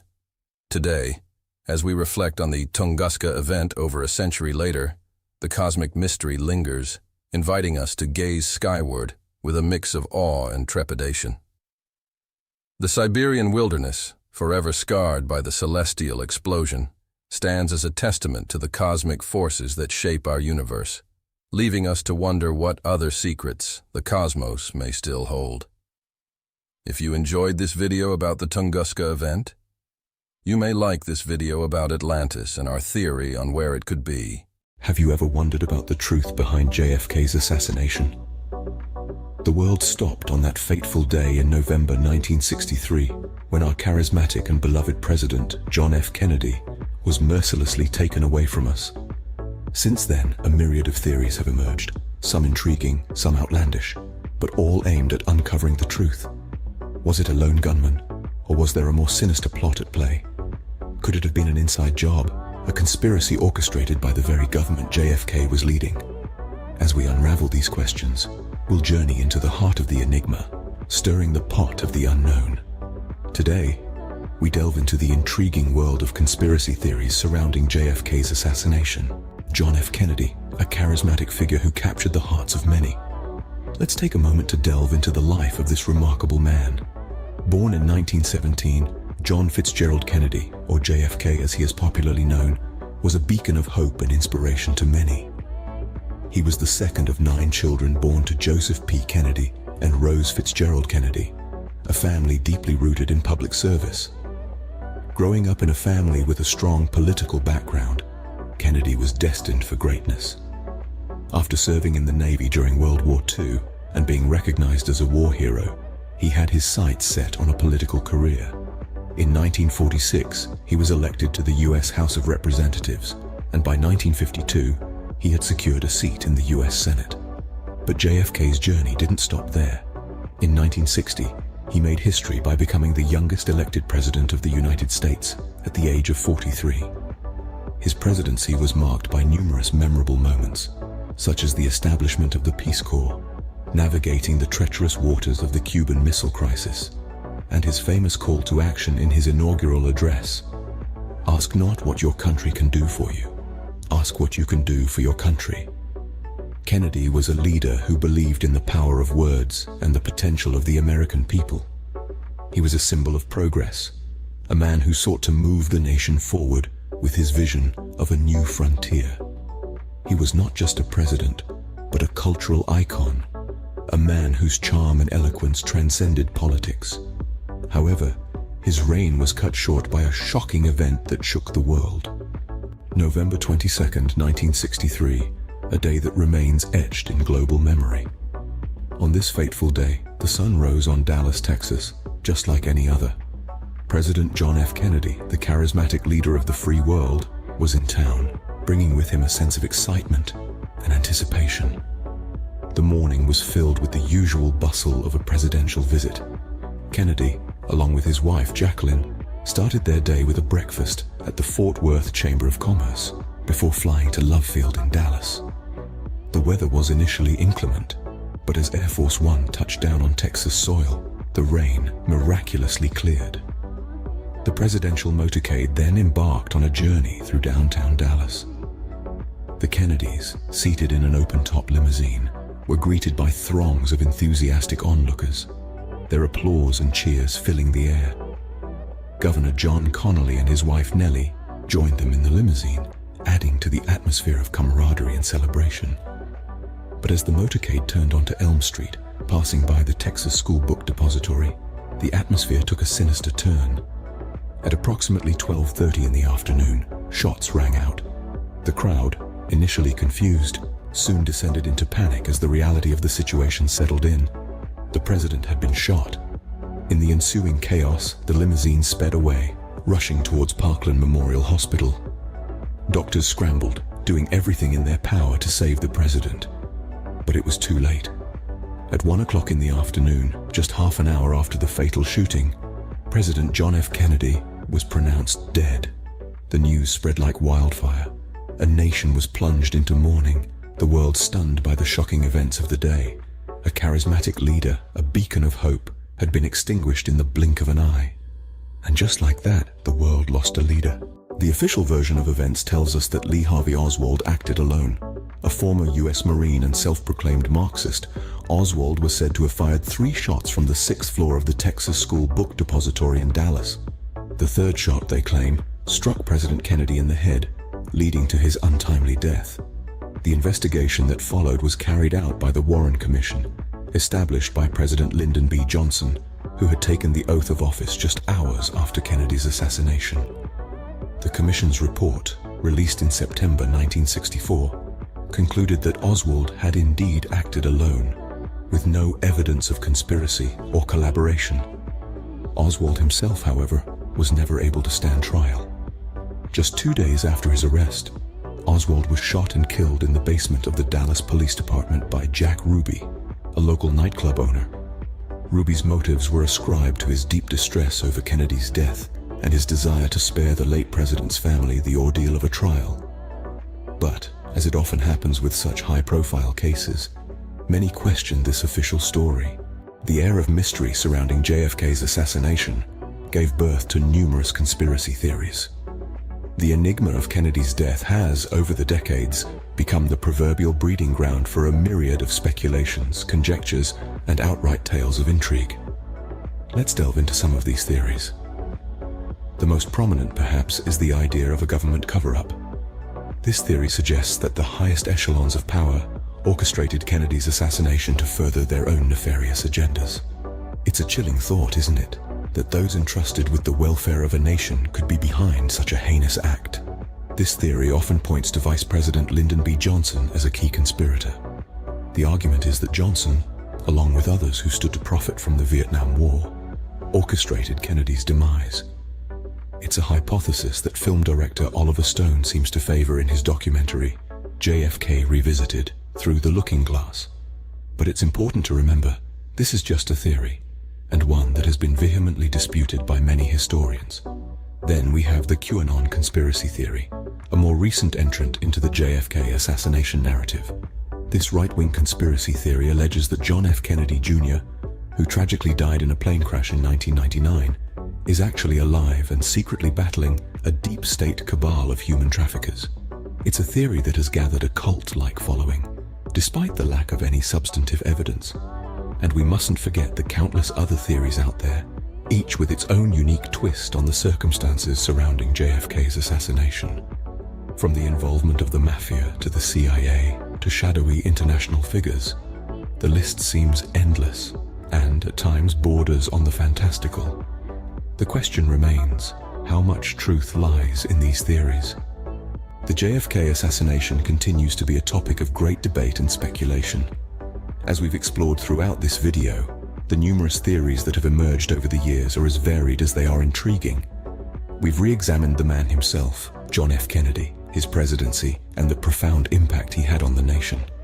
His charisma, his vision, and his untimely death left an indelible mark on the American psyche, setting the stage for the birth and persistence of numerous conspiracy theories. We've revisited the fateful day of November 22, 1963, in Dallas, Texas. The chilling moment when the 35th President of the United States was struck down in his prime, and the shockwaves it sent across the globe. The official version of events presented by the Warren Commission, positing Lee Harvey Oswald as the lone gunman, has been scrutinized, questioned, and outright rejected by many. We've delved into the conspiracy theories that have taken root in the public imagination. Claims of a second shooter and theories implicating everyone from the CIA to the mafia have added layers of intrigue and uncertainty to the narrative of JFK's assassination. The more recent QAnon theory, suggesting that JFK Jr. is still alive and part of a grand plan, shows how these theories can evolve and persist over time. And yet, despite the multitude of theories and the ongoing fascination with JFK's assassination, the definitive truth remains elusive. The extensive documentation, the countless investigations, and the myriad interpretations of events have not led us to a universally accepted conclusion. But perhaps therein lies the enduring allure of JFK's assassination. It's a mystery that invites speculation, a historical event that continues to captivate and provoke thought. It's a part of our collective history that encourages us to question, to dig deeper, and to seek the truth, however elusive it may be. While we may never know the absolute truth, the mystery surrounding JFK's assassination continues to intrigue us all. The legendary lost city of Atlantis has fascinated humanity for over 2,000 years. First mentioned by the Greek philosopher Plato in 360 BCE, Atlantis was described as a powerful island civilization somewhere in the Atlantic Ocean that was swallowed up by the sea in a single day and night. Despite centuries of searching, the actual existence of Atlantis remains one of history's greatest unsolved mysteries. Some scholars believe Atlantis was a fictional creation used by Plato to illustrate his philosophical theories. However, other experts contend it was a real place remembered only in myth and folklore after its cataclysmic destruction. Proposed real locations for Atlantis range from the Greek island of Santorini, which was devastated by a volcanic eruption in 1630 BCE, to the submerged Spartel Bank off the coast of Morocco, to the Donana National Park wetlands of Spain. Others suggested it stretched as far as Antarctica, Indonesia, and the Caribbean. Each location offers its own connection to Plato's descriptions of an ancient civilization claimed to be Atlantis. Plato described Atlantis as an expansive naval power established by the sea god Poseidon. The kingdom consisted of concentric rings of land and water, with lush vegetation and abundant resources. At the center sat a hilltop capital city adorned with lavish palaces and temples, housing gold and silver. This advanced civilization was said to have conquered lands as far as Egypt and Italy 9,000 years before Plato's time, until it arrogantly attempted to invade Athens and was defeated. The Athenian victory coincided with a single night of massive earthquakes and floods that sank the island of Atlantis into the sea. Modern scholars debate discrepancies between Plato's accounts, as well as the credibility of such an ancient date. Could Atlantis have existed around 1200 BCE instead, when the Bronze Age Minoan civilization on Crete suddenly collapsed after the eruption of Thera? Evidence from Santorini shows a prosperous city at Akrotiri was buried in ash at this time. Some believe the Minoans lived on through Atlantis. Others propose Atlantis was located near Spartel Island, placing it squarely in the path of tsunamis from the Thera volcanic eruption. Remarkably advanced features of Atlantis, like lush crops year-round, lavish palaces, and a powerful navy, hint at technologies lost. The great philosophers and scientists of the day, including Pythagoras and Aristotle, viewed Atlantis as history rather than legend. Ruins of possible ancient harbors and structures found deep underwater off Spain and Japan lend credence to the idea that Atlantis was once real. Though its exact fate and location remain a mystery, the persistent legend of Atlantis continues to allure those seeking to recover this powerful lost civilization, and its secrets thought to be hidden in time. The search led to discoveries of many other ancient ruins, but Atlantis itself remains one of history's most fascinating unsolved riddles. The Rosetta Stone is an iconic artifact that played a pivotal role in unlocking the secrets of ancient Egyptian hieroglyphs. This slab of black basalt, discovered in 1799 by a French soldier in Rosetta, Egypt, has become synonymous with deciphering the mysteries of an ancient civilization, with inscriptions in 3 scripts: Greek, Demotic, and Hieroglyphic. The Rosetta Stone provided the key to understanding the enigmatic language of the pharaohs. At the heart of the Rosetta Stone's significance is its role in the decipherment efforts led by scholars like Jean-François Champollion. The stone dates back to 196 BCE during the reign of King Ptolemy V, and its inscriptions proclaim the benefits bestowed upon the king's subjects. The Greek script on the stone provided a starting point for researchers, as Greek was already a known language, and scholars began to unravel the complexities of the other scripts. The Greek inscription on the Rosetta Stone commemorates the generosity of King Ptolemy V towards the Egyptian priesthood.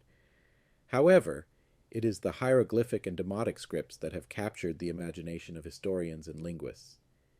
Champollion, drawing on earlier work by scholars like Thomas Young, made groundbreaking strides in deciphering hieroglyphs by recognizing that certain symbols represented sounds rather than just ideas or objects. The process of deciphering the Rosetta Stone was no small feat. Champollion's meticulous examination of the text allowed him to identify commonalities between the Greek and Egyptian scripts. He recognized that the hieroglyphic signs represented both sounds and concepts, bridging the gap between the ancient language and modern understanding. The Rosetta Stone's decipherment opened a window into the rich history and culture of ancient Egypt. It enabled scholars to translate a multitude of inscriptions found throughout the country, shedding light on religious texts, royal decrees, and everyday life in this ancient civilization. The stone essentially became a Rosetta key, unlocking the vast treasure trove of knowledge inscribed on temple walls, tombs, and papyri. Beyond its linguistic significance, the Rosetta Stone holds cultural and historical importance. It stands as a symbol of the intersection of cultures, as it was created during the Hellenistic period when Greek and Egyptian cultures coexisted in Ptolemaic Egypt. The stone's journey from ancient Egypt to the British Museum, where it now resides, further underscores the interconnectedness of civilizations and the global nature of human history. The Rosetta Stone's impact extends beyond academic circles. Its image is ingrained in popular culture, and replicas can be found in museums around the world. The stone's influence has transcended its physical presence, becoming a metaphor for breaking codes and unlocking hidden meanings. In conclusion, the Rosetta Stone stands as a testament to human curiosity, intellect, and perseverance. Its decipherment has enriched our understanding of ancient Egypt, providing a key to unlock the secrets of hieroglyphs. This unassuming slab of basalt has transcended its origins to become a symbol of linguistic triumph, cultural exchange, and the timeless quest. The history of serial killers. The history of serial killers is a chilling chronicle of individuals who have committed multiple murders over an extended period. Understanding the nature and evolution of these perpetrators provides crucial insights into criminal psychology and societal impact. Serial killers are individuals who have committed 3 or more murders, typically displaying distinct patterns and motives. Their actions are often driven by complex psychological factors such as anger, thrill-seeking, or financial gain. Studying the characteristics of serial killers can shed light on their behaviors and help in identifying potential warning signs. Exploring the history of serial killers is vital for gaining a comprehensive understanding of this phenomenon. By delving into past cases, we can glean valuable knowledge about the societal impact of these crimes and the development of criminological theories over time. This historical perspective also offers an opportunity to examine the changing perceptions and responses to serial murder across different eras.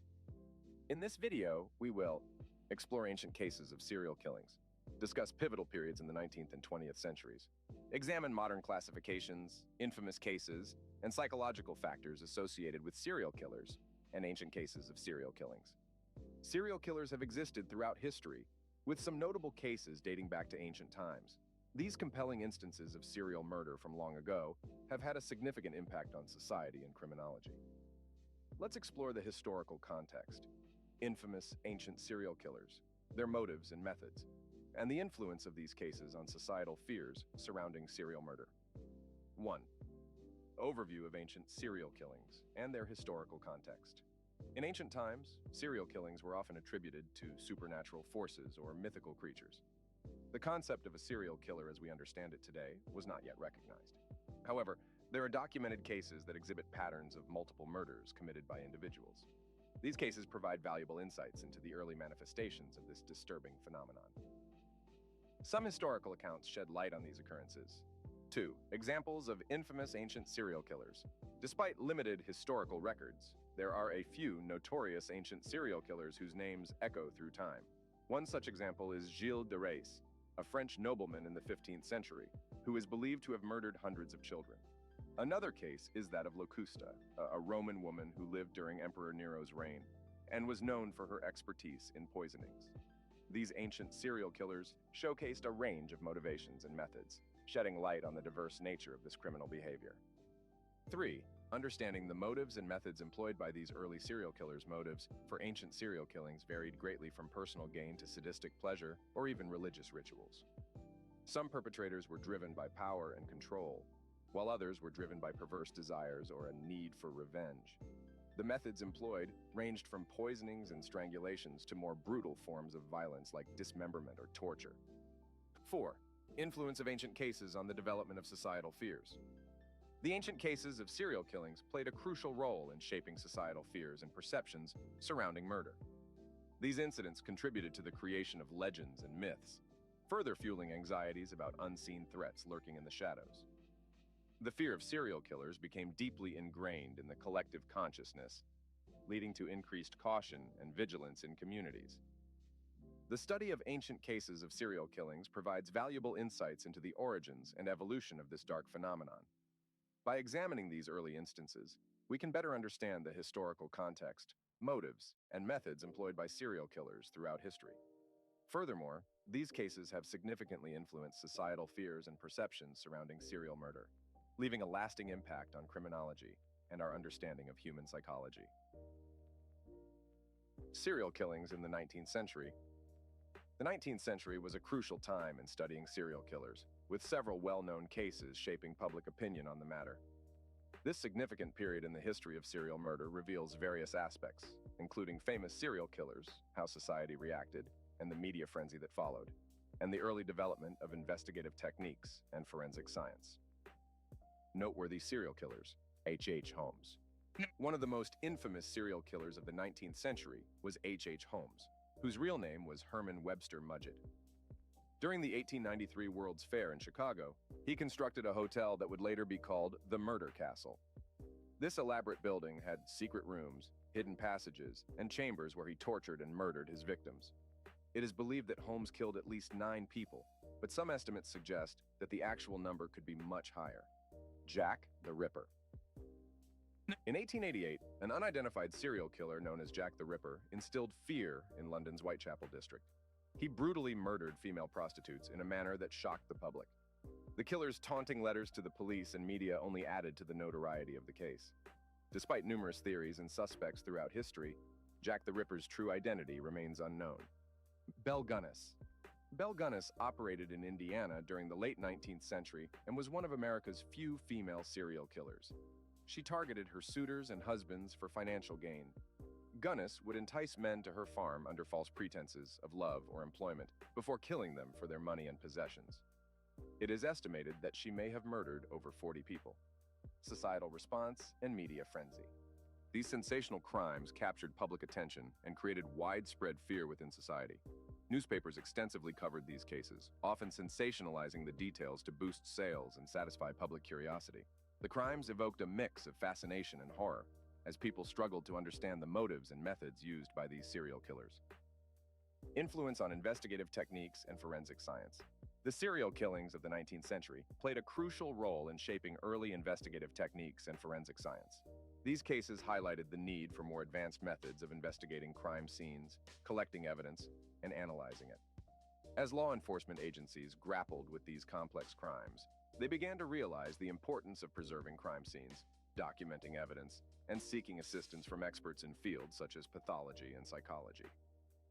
By studying the notable serial killers of the 19th century, their impact on society, and the advancements in investigative techniques that arose as a result, we gain valuable insights into how serial murder has evolved over time and the continuous efforts to comprehend and prevent such horrific acts. The evolution of modern serial killers. As we enter the 20th century, a new breed of serial killers comes to the forefront, driven by distinct motivations and leaving an indelible mark on criminal history. This era witnesses significant developments that shape our understanding of modern serial murder. Let's explore these key points. Pioneering cases. Ted Bundy. Ted Bundy is perhaps one of the most infamous serial killers in history. Operating during the 1970s, Bundy was known for his charm and intelligence, which allowed him to manipulate his victims. His crimes spanned across multiple states, and he targeted young women, often posing as someone in need of assistance. Bundy's case highlighted the importance of interstate cooperation among law enforcement agencies in solving serial murder cases. Jeffrey Dahmer. Active from 1978 to 1991, Jeffrey Dahmer, also known as the Milwaukee Cannibal, shocked the world with his gruesome crimes. He lured young men to his apartment and engaged in acts of necrophilia and cannibalism. Dahmer's case shed light on the psychological aspect of serial killings, as he expressed a desire for control and domination over his victims. 2. Psychological profiling. The advent of psychological profiling revolutionized the investigation of serial killers. Developed by FBI agents such as John E. Douglas and Robert Ressler in the late 1970s, profiling aims to understand an offender's behavior, motives, and personality traits based on crime scene analysis and other available information. This tool has been instrumental in identifying and apprehending serial killers by providing valuable insights into their mindset. 3. Media attention. The rise of mass media during the 20th century brought a heightened level of public awareness to serial killers. Media outlets extensively covered high-profile cases, creating a fascination with these criminals that continues today. However, media attention can have both positive and negative effects. While it raises awareness about the existence of serial killers and the need for precautions, it can also potentially inspire copycat criminals seeking notoriety. By examining these developments, we gain a deeper understanding of the evolution of modern serial killers. Pioneering cases like Ted Bundy and Jeffrey Dahmer shed light on the complex nature of their crimes, while psychological profiling provides a valuable tool for law enforcement in identifying and apprehending these offenders. The media's role in raising awareness is undeniable, but it also warrants caution to avoid inadvertently glorifying or inspiring future perpetrators. Examining serial killer classifications and typologies. To understand the diverse nature of serial killers, experts have proposed various classification systems and typologies. These systems help criminologists and investigators understand the motivations, behaviors, and characteristics of different types of serial offenders. However, it's important to note that these frameworks have limitations and may not apply to all cases. 1. Approaches to classifying serial killers. There are several approaches to classifying serial killers based on different factors such as motive, organized versus disorganized behavior, and victim selection. Some common classification systems include motive-based classification. This approach categorizes serial killers based on their primary motivation for committing the murders. Examples of motive-based categories include mission-oriented. These killers believe they have a mission or purpose to eliminate certain individuals or groups they perceive as threats. Hedonistic. These killers derive pleasure or satisfaction from their crimes, often through sadism or sexual gratification. Power/control-oriented. These killers seek dominance and control over their victims, deriving pleasure from exerting power over them. Organized versus disorganized classification. This classification focuses on the level of planning and control exhibited by the killer during the commission of their crimes. It considers factors such as crime scene organization, victim selection, and evidence left behind. The two main categories are organized. These killers tend to be methodical and calculated in their actions, carefully selecting their victims and leaving minimal evidence behind. According to the FBI, organized serial killers often possess above-average intelligence and show signs of premeditation. Disorganized. These killers often exhibit impulsive and chaotic behavior, with little planning or organization involved in their crimes. Their actions may be driven by severe mental illness or a sudden urge to kill. 2. Common traits across multiple types of serial offenders. While individual serial killers may differ in some aspects, there are certain traits that can be observed across multiple types of offenders. These commonalities provide insights into the psychology and behavior of serial murderers. Some common traits include a lack of remorse or empathy. Serial killers often display a profound lack of empathy or guilt for their actions, allowing them to repeatedly commit heinous crimes without remorse. Manipulative and charming. Many serial killers possess the ability to manipulate others, often appearing charming and charismatic, which allows them to gain the trust of their victims. Childhood trauma. A significant number of serial killers have experienced traumatic events during their childhood, such as physical or sexual abuse, which may contribute to the development of their violent tendencies. Research suggests that childhood trauma can shape an individual's psychological makeup and increase their likelihood of engaging in violent behavior. 3. Debates and criticisms surrounding classification frameworks. While classification frameworks provide a valuable framework for understanding serial killers, they are not without criticism. Some debates and criticisms include overlaps and inconsistencies. The boundaries between different classifications can be blurry, as some serial killers may exhibit traits from multiple categories. Additionally, individual cases may not neatly fit into any single classification. Lack of diversity. The existing frameworks predominantly focus on male serial killers, potentially overlooking important differences in motivation and behavior among female offenders. Delve into the chilling biographies of some of the most notorious serial killers in history, examining their heinous crimes and twisted psyches. This section can be structured as a series of case studies, each focusing on a different infamous killer. Jack the Ripper. Jack the Ripper is perhaps one of the most infamous serial killers in history.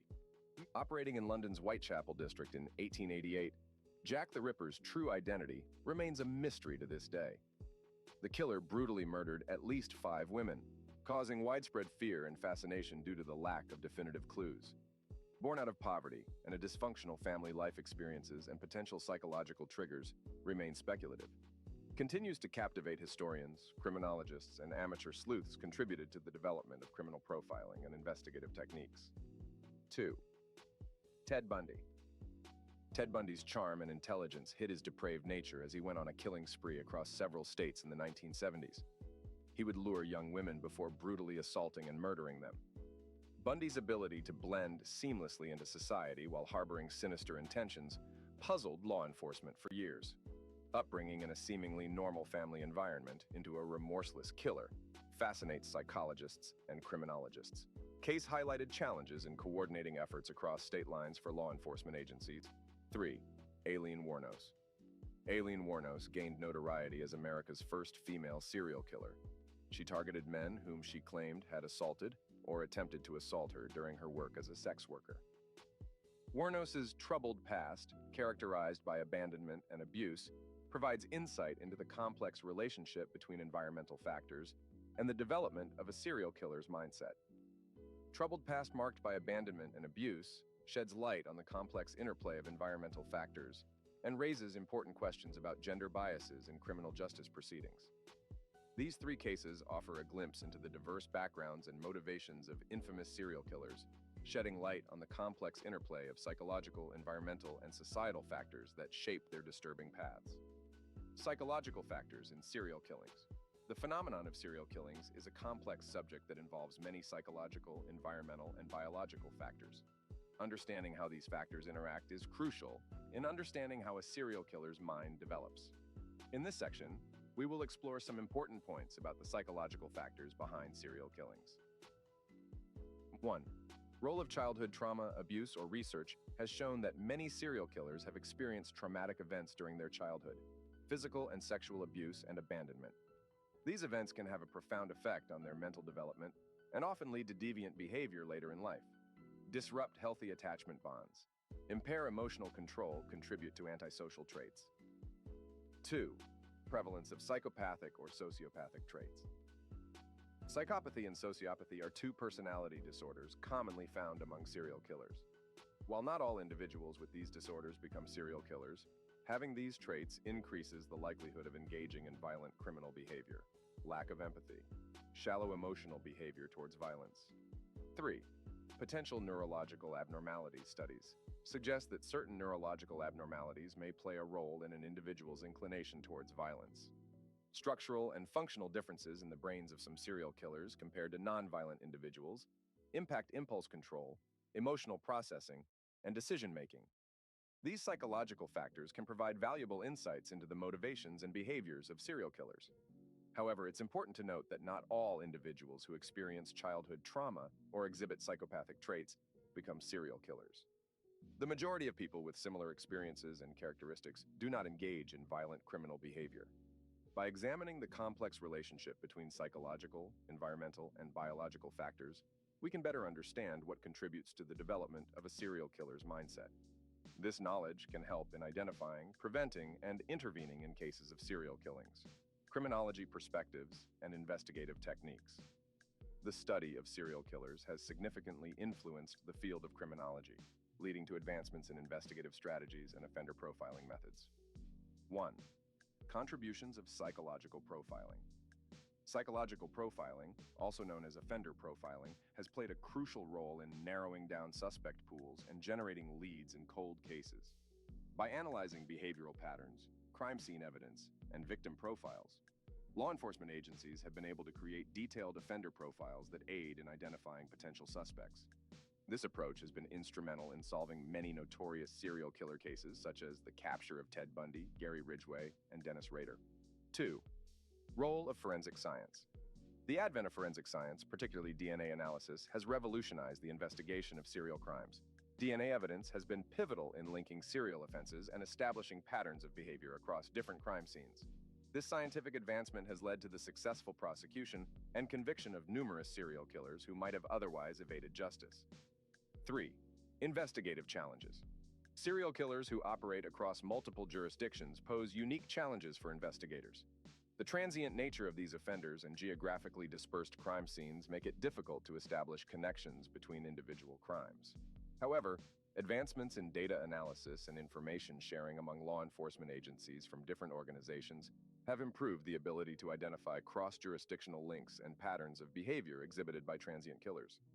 The integration of psychological profiling and forensic science has significantly enhanced law enforcement's ability to apprehend serial killers and prevent further loss of life. These developments underscore the critical role of criminology in understanding and combating the complex phenomenon of serial murder. Additionally, using forensic intelligence to combat serial and organized violent crimes has further bolstered investigative efforts. This approach involves leveraging technological advancements and data-driven methodologies to identify patterns, gather intelligence, and anticipate the actions of these dangerous offenders. By combining the power of psychological profiling, forensic science, and forensic intelligence, law enforcement agencies are better equipped than ever before to tackle the challenges posed by serial killers. Society's fascination with serial killers. The public has been fascinated by serial killers for years, leading to a society's obsession with these individuals who commit terrible crimes. This disturbing curiosity can be seen in the way they are portrayed in the media and the popularity of true crime stories. 1. Examining the rise of serial killers as celebrities. Serial killers have become well-known figures in popular culture, often treated like celebrities. The media coverage of their crimes and trials can make them famous, attracting public attention and interest. This phenomenon raises ethical concerns about idolizing people who have done horrible things. Some argue that giving serial killers too much attention only makes them more famous and might even encourage others to imitate their crimes. However, others believe that studying serial killers and why they do what they do can give us valuable insights into criminal behavior and help prevent future acts of violence. For instance, research on recidivism could shed light on effective measures to reduce repeat offenses. 2. Exploring the influence of popular culture on our perception of serial killers. Serial killers have become a common theme in various types of entertainment, such as movies, TV shows, books, and podcasts. These mediums often delve into the psychology behind their actions and invite audiences to explore the darkest parts of the human mind. Movies like The Silence of the Lambs and TV series like Mindhunter have been praised for their portrayal of both fictional and real-life serial killers. True crime podcasts like Serial and My Favorite Murder have also gained a huge following, offering detailed analyses of famous cases. The appeal of these stories lies in our natural curiosity about why people behave the way they do, and our desire to understand those who commit unimaginable acts.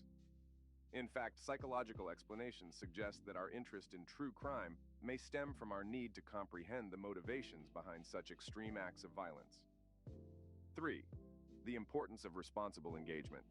Society's fascination with serial killers is complicated and has many layers.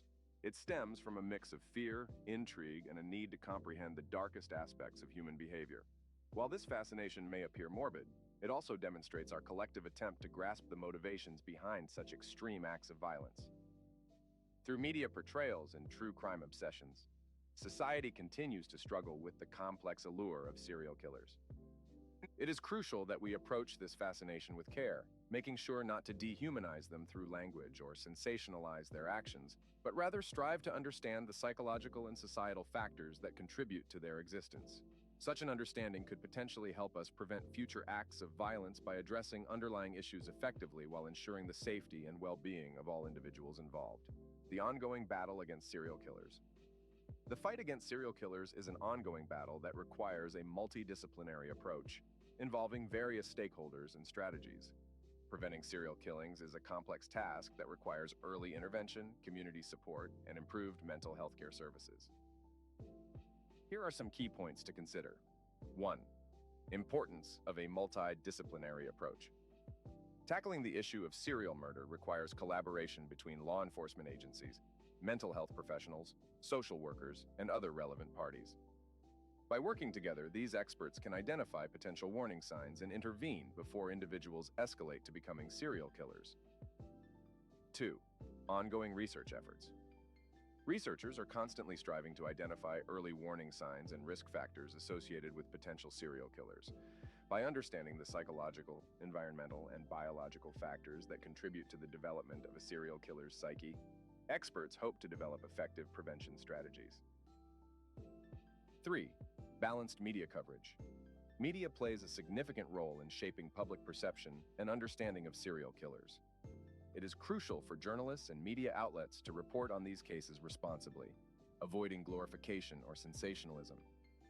Sensationalized coverage can inadvertently inspire copycat criminals or perpetuate harmful stereotypes.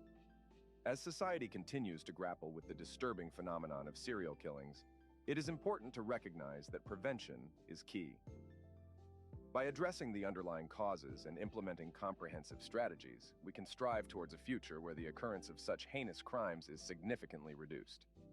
Conclusion: the history of serial killers is a chilling and captivating subject that reveals the darkest parts of human nature. From ancient times to the present day, serial killers have had a significant impact on society, criminology, and forensic science. By examining why they do what they do, how they do it, and what makes them tick, we can learn valuable information about why some people commit such heinous acts. To dive deeper into this fascinating topic, I recommend exploring books, documentaries, and academic studies that focus on the history of serial killers. These resources can provide you with a more comprehensive understanding of this disturbing phenomenon and its long-lasting effects on society. While progress has been made in dealing with serial killers, it's essential to remain vigilant. We must take a comprehensive approach that includes identifying warning signs early on, providing support within communities, and enhancing mental health care services to prevent future tragedies. Media coverage also plays a crucial role in shaping public perception and understanding of serial killers. It's important for journalists to strike a balance by not glorifying or sensationalizing these criminals, but instead focusing on the impact of their actions and the stories of the victims. In conclusion, studying serial killers allows us to gain valuable insights into the darkest parts of human behavior. By understanding their history and motives, we can work towards creating a safer future for everyone. Ancient Egypt had a complex legal system, and punishments varied depending on the severity of the crime. Here are 15 historically documented methods of punishment in ancient Egypt. Flogging. Offenders could be subjected to flogging with a whip as a form of corporal punishment. Offenders were tied to a post or restrained in another way and whipped until saw fit by the person giving the punishment. Flogging is modernly known as whipping. Amputation. Serious crimes might result in amputation of body parts, such as hands, as a severe punishment. A well-chosen part to amputate was the victim's hands, usually being cut off and thrown into a collection pit. Branding. Some criminals were branded with hot irons, marking them as offenders and serving as a deterrent to others. Ancient Egyptians would also brand their slaves to keep track of who was and was not a slave or who belonged to who. This would permanently mark their skin and possibly cause infections. Exile.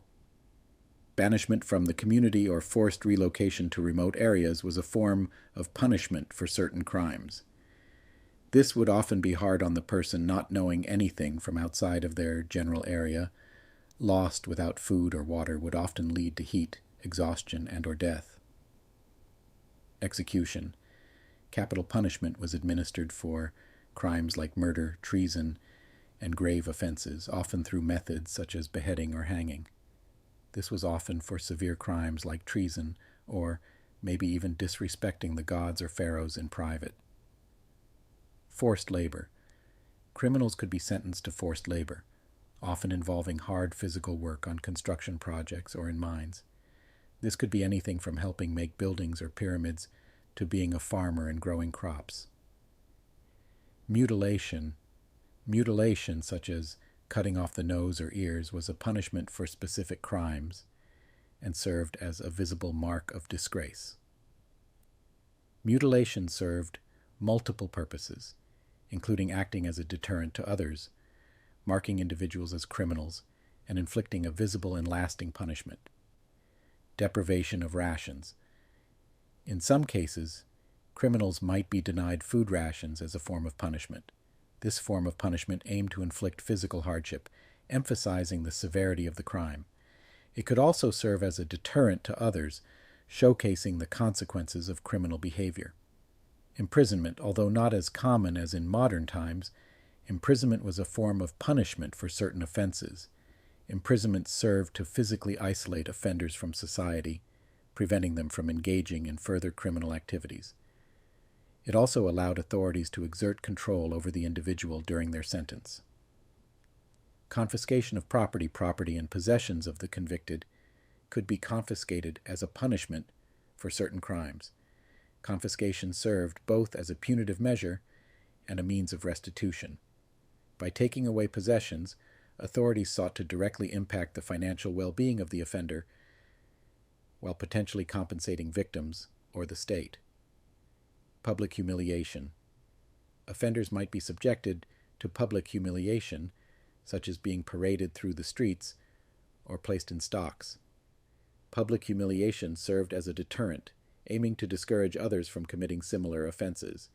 It also had a social impact, as the individual faced ostracism and the scorn of their peers, financial penalties. Fines or monetary penalties were imposed for various offenses, with the amount depending on the severity of the crime. Financial penalties served as a means of restitution to victims or the state.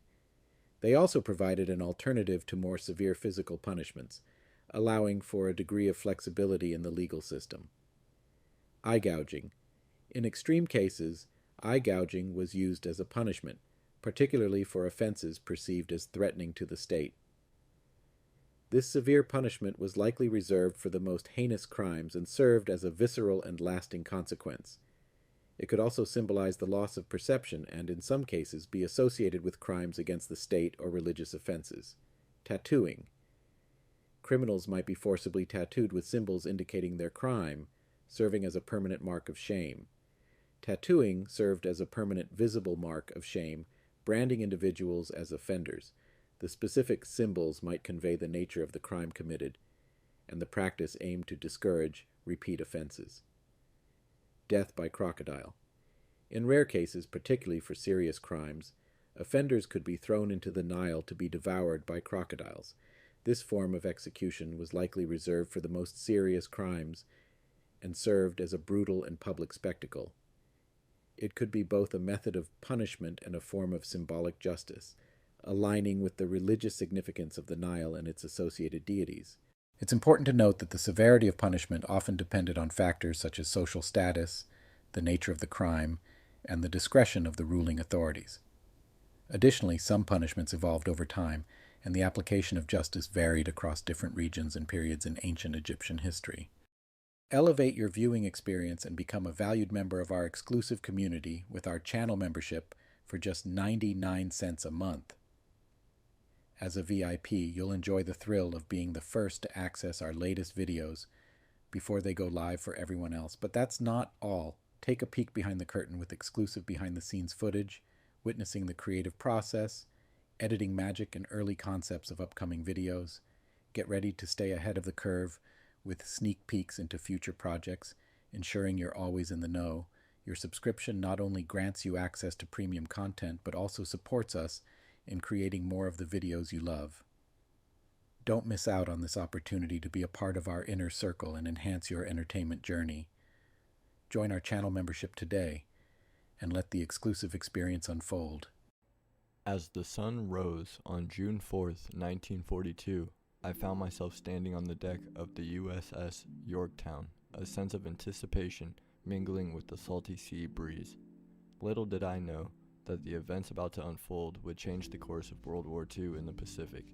We were stationed near a small atoll known as Midway, a pivotal outpost in the vast expanse of the Pacific Ocean. The tension would be palpable as our fleet prepared for what would become one of the most decisive naval battles in history.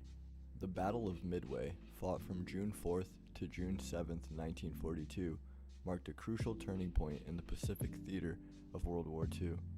Following the devastating attacks at Pearl Harbor by the Japanese 6 months earlier, the United States sought to retaliate and halt Japan's advances across the Pacific. Midway Atoll, located roughly halfway between the United States and Japan, emerged as a strategic focal point in the conflict.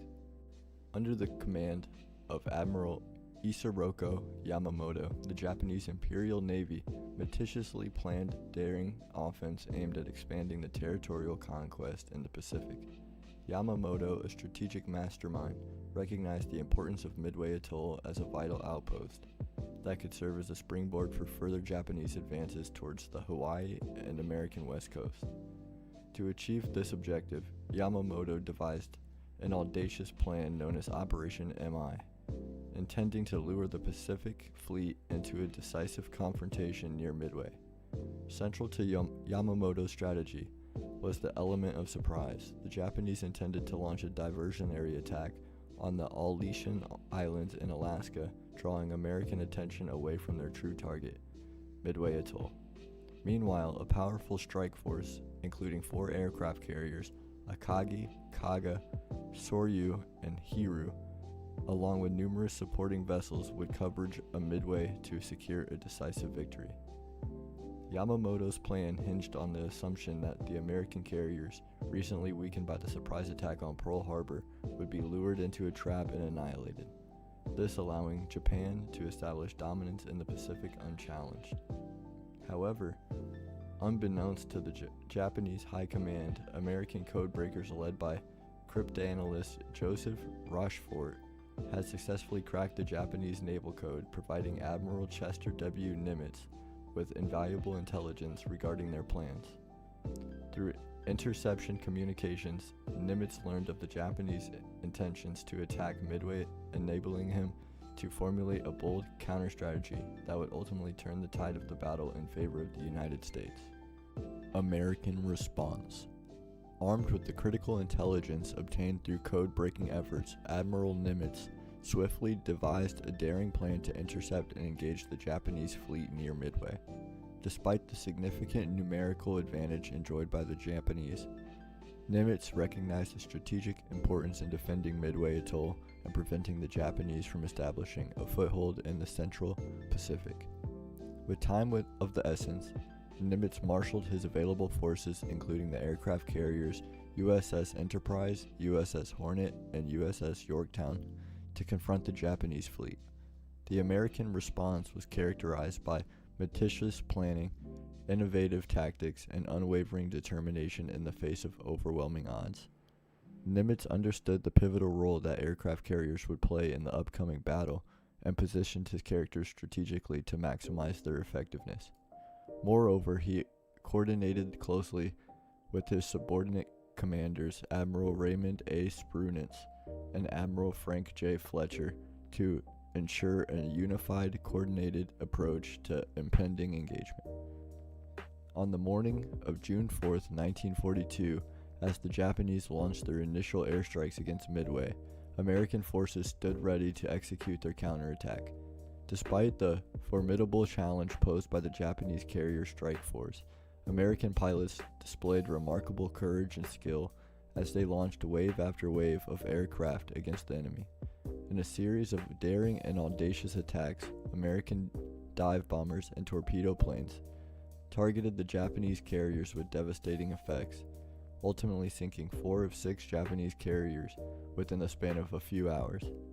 The American response to Midway exemplified the ingenuity, bravery, and resilience of the United States Navy in the face of adversity. Despite being outnumbered and outgunned, American forces capitalized on their superior intelligence, innovative tactics, and unwavering resolve to achieve a stunning victory that would alter the course of the war in the Pacific. As the sun rose on June 4, 1942, the stage was set for one of the most pivotal naval engagements of World War II. The Japanese carrier strike force, under the command Vice Admiral Chuchi Nagumo, launched its initial airstrikes against Midway Atoll, hoping to catch the American defenders off guard. However, to Nagumo's surprise, the American forces were already aware of the Japanese plans, thanks to the intercepted communications code-breaking efforts of the U.S. Navy. In a bold and decisive move, American carrier aircrafts were launched to intercept the incoming Japanese bombers and torpedo planes, led by experienced commanders such as Lieutenant Commander C. Wade McCluskey Jr. and Lieutenant Commander John C. Waldron. American dive bombers and torpedo planes embarked on a perilous journey across the vast expanse of the Pacific, navigating through clouds and combating adverse weather conditions to locate the elusive Japanese carriers. The battle that ensued was marked by intense aerial combat and daring attacks from both sides.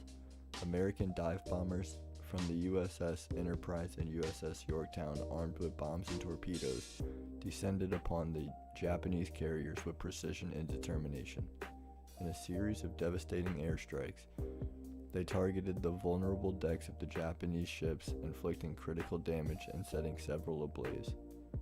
Simultaneously, American torpedo planes, including those from the USS Hornet under the command of Lieutenant Commander Waldron, launched a daring assault on the Japanese carriers, braving a hail of anti-aircraft fire from the defending Japanese warships. Despite facing overwhelming odds and sustaining heavy losses, Waldron's squadron pressed home their attack, successfully hitting the Japanese carriers, further weakening their defenses. Amidst the chaos of the battle, the Japanese carrier strike force scrambled to respond to the unexpected American assault. Nagumo, faced with the sudden onslaught of American dive bombers and torpedo planes, made the fateful decision to rearm his aircraft with ordnance suitable for attacking ground targets, leaving his carriers vulnerable for further aerial attacks. This critical error would prove costly for the Japanese as American aircrafts continued to rain down destruction upon the exposed carriers. By the afternoon on June 4th, the tide of the battle had decisively turned in the favor of the United States. With 4 of their 6 carriers incapacitated or sunk, the Japanese were forced to retreat, their dreams of securing victory at Midway dashed by the determined resistance of the American defenders. As the smoke cleared and the echo of battles faded, the waters around Midway Atoll bore witness to the momentous victory that would alter the course of the Pacific War and signal the beginning of the end for Japanese naval supremacy. Turning point. As the sun began to set on June 4th, 1942, the Battle of Midway had already reached a critical juncture. The tide of the battle had decisively turned in favor of the United States thanks to the combination of strategic foresight, tactical brilliance, and sheer determination. Despite facing overwhelming odds and enduring heavy losses, American naval aviators had succeeded in delivering devastating blows to the Japanese carrier strike force, crippling its offensive capabilities and forcing Vice Admiral Nagumo into defensive posture. With 4 of their 6 carriers incapacitated or sinking, the Japanese found themselves in a precarious situation. The loss of so many capital ships, along with their highly trained air crews and experienced pilots, dealt a severe blow to the Japanese naval power in the Pacific. The carriers Akagi, Kaga, Soryu, and Hairu, once the pride of Imperial Japanese Navy, now lay crippled or engulfed in flames, their decks littered with the wreckage of aircraft and bodies of fallen comrades. Meanwhile, aboard the American carriers, a sense of cautious optimism began to take hold. The success strikes against the Japanese carriers had bolstered morale among the American sailors and aviators, who now saw victory within reach.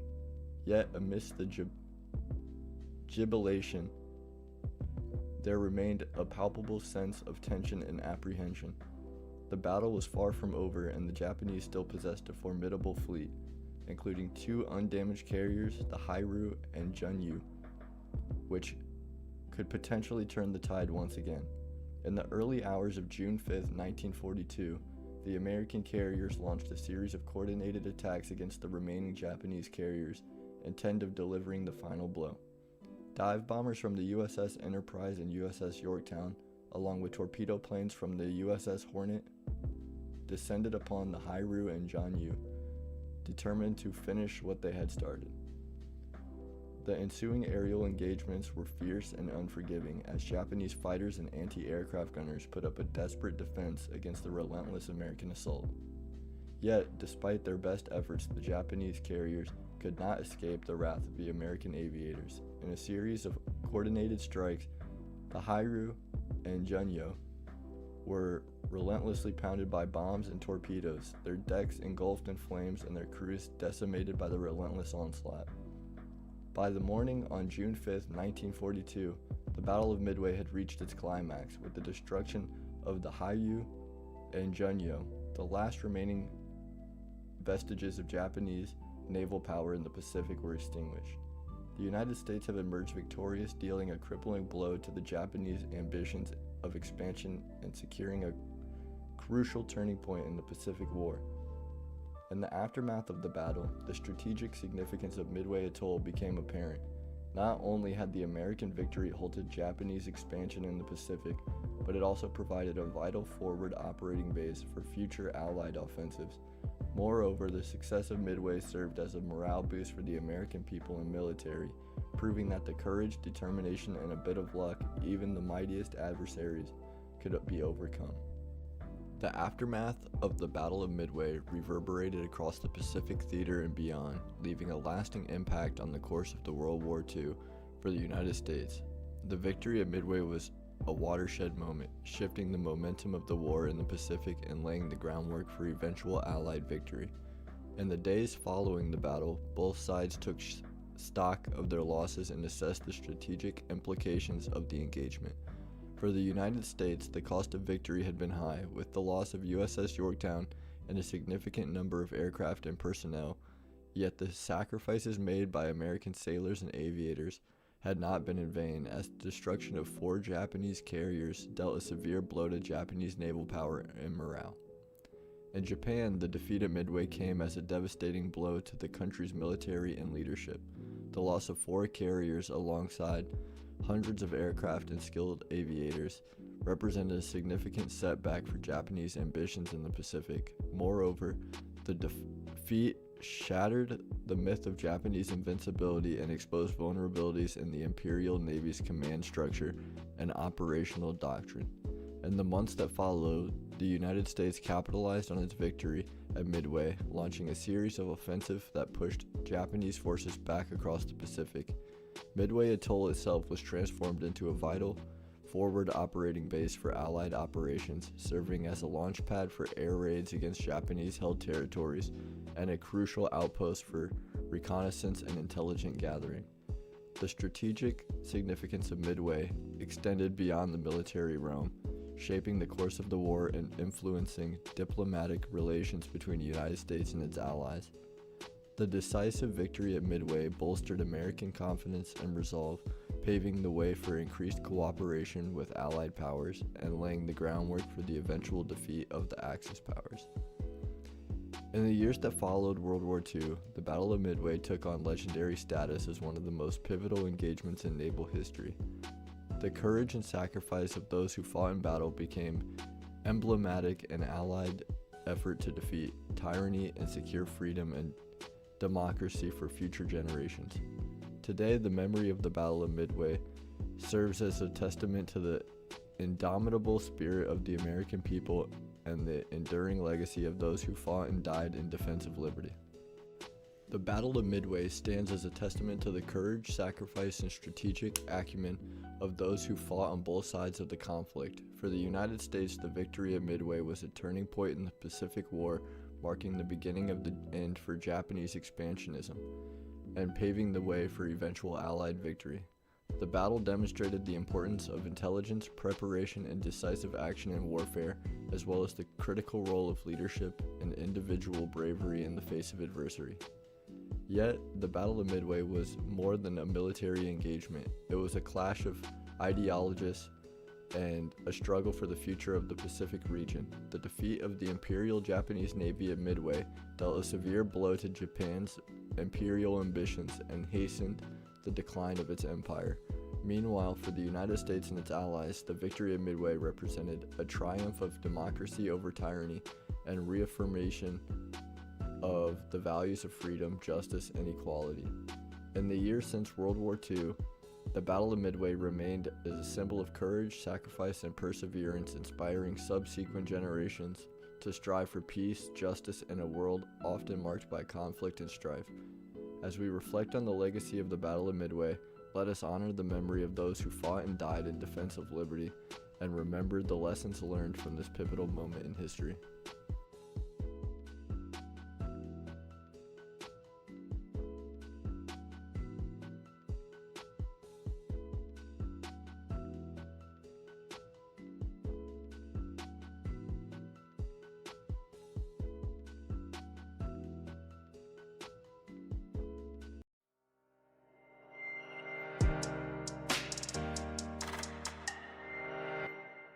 The legal and political ramifications of the impeachment process. For this video, it's imperative to delve into the legal and political ramifications of President Bill Clinton's impeachment. The impeachment process, enshrined in the United States Constitution, serves as a mechanism for holding elected officials accountable for their actions. In Clinton's case, the House of Representatives impeached him on charges of perjury and obstruction of justice, stemming from his extramarital affair with White House intern Monica Lewinsky and subsequent attempts to conceal the relationship. The legal grounds for impeachment are outlined in Article 2, Section 4 of the Constitution, which specifies that the President, Vice President, and other civil officers of the United States shall be removed from office upon conviction of treason, bribery, or other high crimes and misdemeanors.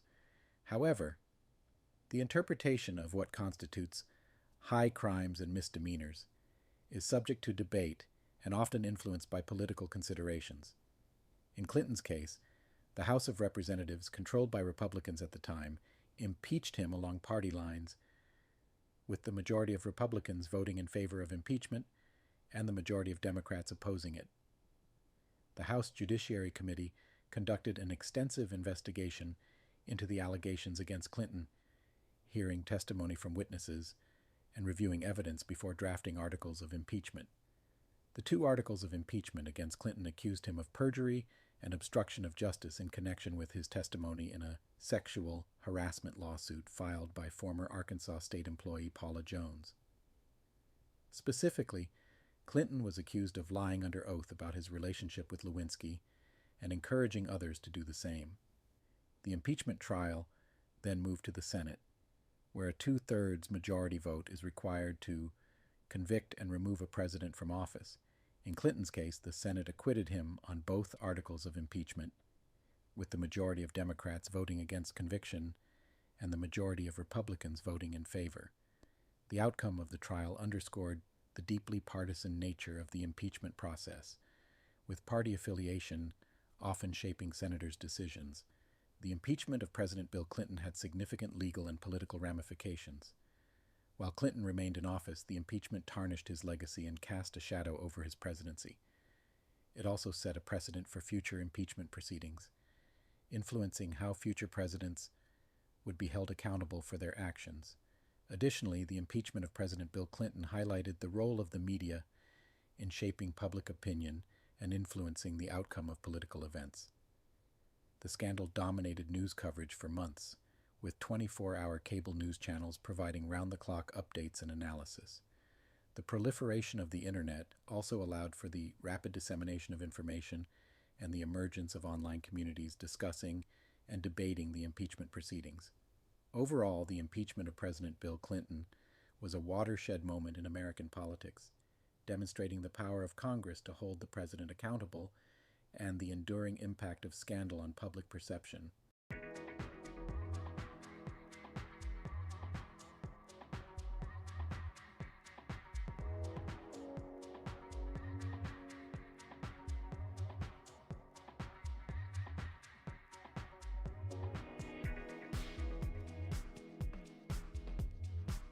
David Philip Vedder, A Life in the Bubble.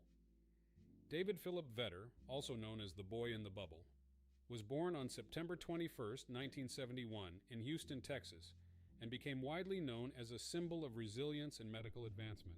His story not only brought to light the complexities of living with severe immunodeficiency, but also sparked discussions about medical ethics, human resilience, and the pursuit of a normal life. Early life and diagnosis. David Vedder was born seemingly healthy. However, his medical condition soon took a turn for the worse as he developed severe infections shortly after birth, indicating a compromised immune system. Further evaluations by medical professionals revealed that he was suffering from a rare genetic disorder known as severe combined immunodeficiency, SCID. This disorder is characterized by the absence of functional immune cells, which left David's body defenseless against even the most common pathogens, making him highly susceptible to life-threatening illnesses and infections. Life in the bubble. Physicians devised a unique solution to protect David from exposure to infectious agents by implementing a sterile plastic bubble environment. David was placed in a specially designed isolator bubble at Texas Children's Hospital, where he resided from the age of 12 days, effectively isolating him from the external environment. Within the bubble's confines, David was provided with a meticulously controlled environment, complete with filtered air, sterilized surfaces, and a team of dedicated medical professionals. Despite the limitations imposed by his condition, David demonstrated remarkable resilience. He adapted to life inside the bubble with childlike curiosity and a determination to live as normally as possible. From behind the transparent walls of his bubble, he interacted with family, friends, and medical staff, discovering joy in simple pleasures and forming meaningful connections despite the physical barriers separating him from the outside world. Medical advances and challenges. David's existence within a controlled environment was not devoid of challenges. Despite meticulous precautions, he was consistently exposed to the risk of infection, necessitating aggressive medical intervention to counter the persistent illnesses he encountered. Over time, David and his medical team had to skillfully navigate a delicate balance between safeguarding his frail health and facilitating his growth and development. Throughout his lifespan, David became a focal point for medical research and innovation in the domain of immunology. His exceptional circumstances provided valuable insights into the nature of immunodeficiency disorders, leading to an impetus for the development of novel treatments and therapies for patients who are afflicted with similar conditions. From experimental gene therapy trials to advancements in bone marrow transplantation, David's legacy persists in the ongoing quest to surmount immunodeficiency diseases. NASA's involvement. NASA contributed to David Vetter's quality of life by utilizing their expertise in creating highly specialized protective equipment for extreme environments. The organization recognized the similarities between the challenges faced by astronauts in space and David's need for a sterile environment. Accordingly, NASA engineers collaborated with medical professionals to design a custom-made apparatus that resembled a spacesuit, enhancing David's quality of life within the bubble. NASA engineers leveraged their experience in developing spacesuits that could withstand the harsh conditions of outer space and adapted their knowledge to create a protective garment that catered to David's unique needs. The outcome was a breakthrough innovation, a pressurized plastic suit equipped with a ventilation system that maintained a sterile environment for David inside the bubble. The suit allowed David greater freedom of movement and improved airflow, providing an additional layer of protection against potential contaminants. NASA's involvement in designing and constructing the suit demonstrates its commitment to applying aerospace technology to address real-world challenges and improve the lives of individuals like David Vetter. The collaboration between NASA and David's medical team not only enhanced David's quality of life, but also demonstrated the potential for interdisciplinary collaboration to tackle complex medical issues. By leveraging their expertise in engineering and space exploration, NASA played a pivotal role in advancing the field of medical technology and providing innovative solutions to improve the well-being of individuals with unique medical needs. This collaboration left a lasting impact on David's life and the broader medical community. Legacy and impact. The life of David Vetter, a child who lived in a bubble due to his immunodeficiency disorder, became a source of inspiration for people worldwide. David's journey showcased the human spirit's resilience in the face of adversity, and his story highlighted important ethical considerations regarding medical treatment, disability rights, and human dignity. David's life ended tragically at the age of 12 following a failed bone marrow transplant, which was a last-ditch attempt to cure his underlying condition. His passing sparked an outpouring of grief, and his legacy has since inspired a renewed determination to continue the fight against immunodeficiency disorders. David Vetter's legacy endures as a symbol of hope and perseverance in the face of overwhelming challenges. His remarkable journey stands as a testament to the resilience of the human spirit and the pursuit of medical innovation and scientific progress. David's story has left a lasting impact on the medical community and the general public alike. It has brought to light the challenges faced by individuals with immunodeficiency disorders and the importance of continued research and innovation in the field of immunology. David's extraordinary life has also inspired a renewed focus on the ethical considerations surrounding medical treatment and disability rights. The medical advancements made during David's lifetime have had a significant impact on the treatment of immunodeficiency disorders. David's case provided valuable insights into the nature of SCID and the challenges associated with treating it. His legacy has continued to inspire researchers to develop new therapies and treatments for individuals with immunodeficiency disorders.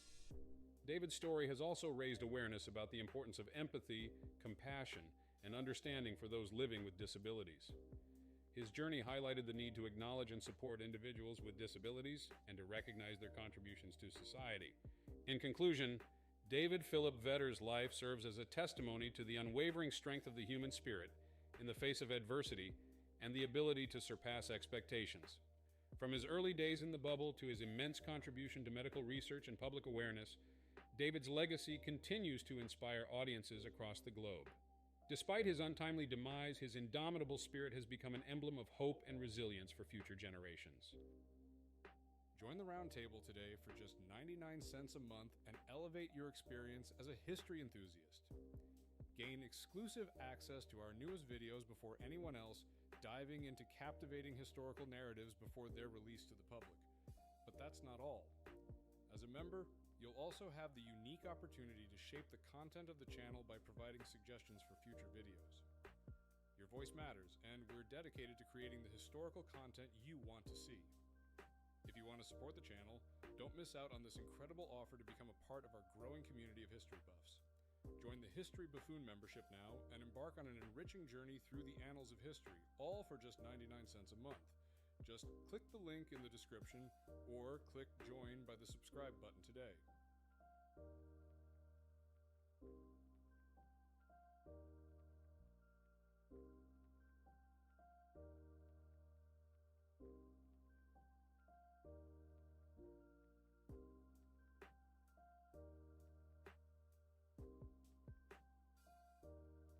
The Mary Celeste, a voyage into the unknown. A ship of secrets. The Mary Celeste, a merchant brigantine christened in 1861 on the Nova Scotia coast, began its life unassumingly. It traversed the Atlantic under various captains and owners, a workhorse of the sea. However, it was the fateful journey of 1872 that would propel the Mary Celeste into the realm of legend. Under Captain Benjamin Briggs, the ship departed New York Harbor on November 7th, bound for Genoa, Italy, carrying a hold full of industrial alcohol. Little did anyone know, this voyage would become a haunting enigma, a puzzle that continues to baffle us today. A ghost emerges from the ocean. On December 5th, 1872, roughly 400 miles east of the Azores, the British brigantine DEI Gracia encountered a sight that sent shivers down their spines. The Mary Celeste, adrift and eerily silent. The crew of the DEI Gracia boarded the abandoned vessel, a sense of dread creeping in as they found it eerily well preserved. The cargo remained untouched, and there were no signs of violence. However, the absence of the lifeboat and the missing crew deepened the mystery considerably. This discovery marked the beginning of a saga that has captivated historians, sailors, and storytellers for generations. The enduring enigma of the Mary Celeste. A labyrinth of theories. As investigators delved into the Mary Celeste's disappearance, a labyrinth of theories emerged. Some posited a mutiny, the crew turning on their captain in a violent uprising. Others believed pirates may have been the culprits, seizing the ship and its human cargo. Natural phenomena like sudden waterspouts or rogue waves were also considered explanations for the crew's disappearance. Even the realm of the paranormal was not exempt, with whispers of ghostly encounters and supernatural interventions adding another layer of intrigue to the already mystifying tale. Despite exhaustive investigations, no concrete evidence has ever been unearthed to support any of these theories, leaving the fate of the Mary Celeste's crew an unsolved puzzle, a chilling testament to the sea's ability to swallow its secrets whole. A legacy of captivation. The Mary Celeste's legacy has endured for over a century, captivating the minds of historians, sailors, and armchair detectives alike. Despite numerous attempts to unravel the truth, the story behind the ship's abandonment remains shrouded in mystery. This enduring enigma serves as a stark reminder of the ocean's vastness and the countless secrets it holds hidden beneath its surface. The various theories surrounding the crew's fate, piracy, mutiny, natural disasters, or even the paranormal, continued to fuel speculation and intrigue. A poignant reminder. The Mary Celeste's enigmatic tale is a poignant reminder of human vulnerability in the face of the vast and unpredictable ocean. It speaks to the resilience of the human spirit and the enduring allure of maritime history. Whether the truth behind the Mary Celeste's abandonment will ever be unearthed remains uncertain. However, one thing is certain: the mystery will continue to captivate and intrigue for generations to come, ensuring its place in the annals of maritime lore for centuries to come. Fueling the imagination, the enduring legacy of the Mary Celeste underscores the enduring allure of maritime mysteries and the fascination with the unknown. The story of the abandoned ship continues to capture the imagination of people around the world, sparking curiosity and speculation about what truly transpired on that fateful voyage in 1872. As we reflect on the Mary Celeste's enduring mystery, we are reminded of the vastness of the ocean and the countless stories that remain hidden beneath its waves.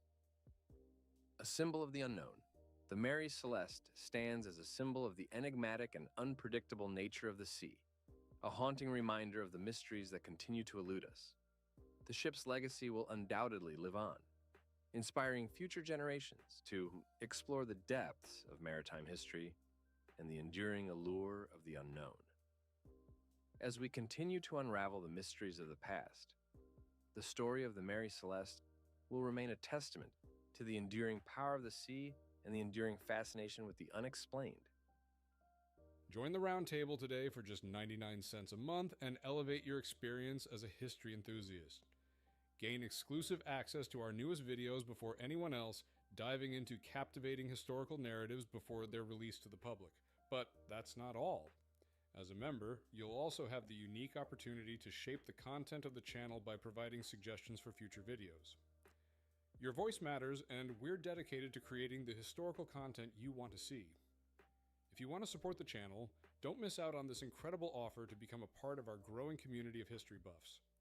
Join the History Buffoon membership now, and embark on an enriching journey through the annals of history, all for just 99 cents a month. Just click the link in the description, or click join by the subscribe button today.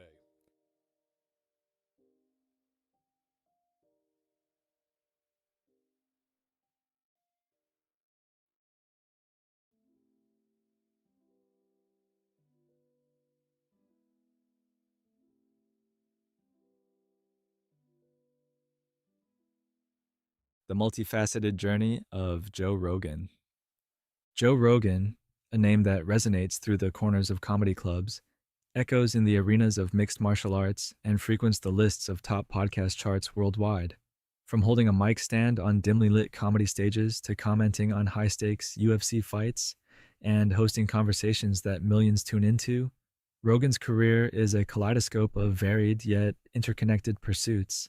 This post navigates through the highs and lows, the laughs and controversies of Joe Rogan's expansive career, early life and career beginnings.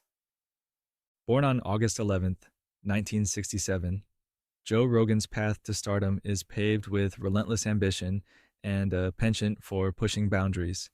His early life was marked by a fascination with martial arts, a passion that taught him discipline and the power of self-improvement. Rogan's initiation into the entertainment industry began with a burgeoning stand-up comedy career in the late 1980s, where his raw style and unflinching honesty quickly made waves. Joe Rogan's time on Fear Factor. In 2001, Rogan took on a role that would introduce him to mainstream audiences as the host of the daring reality show Fear Factor. His charismatic and encouraging yet straightforward demeanor became a hallmark of the show, which asked contestants to face their deepest fears in pursuit of the grand prize. Rogan's tenure on Fear Factor showcased his ability to connect with people from all walks of life, setting a precursor to his future in podcasting. Unforgettable moments from Joe Rogan's Fear Factor era. Joe Rogan's time on Fear Factor was filled with moments that ranged from the jaw-dropping to the downright bizarre, cementing the show's place in reality TV history.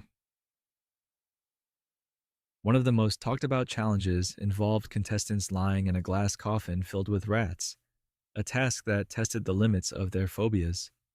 Rogan, with his unique blend of encouragement and entertainment, guided participants through their discomfort, often making viewers at home squirm in their seats. Another unforgettable moment was when contestants were asked to eat items that would make even the strongest stomachs churn, such as buffalo testicles. Rogan's reactions, both horrified and humorous, provided a relatable anchor for the audience amidst the chaos.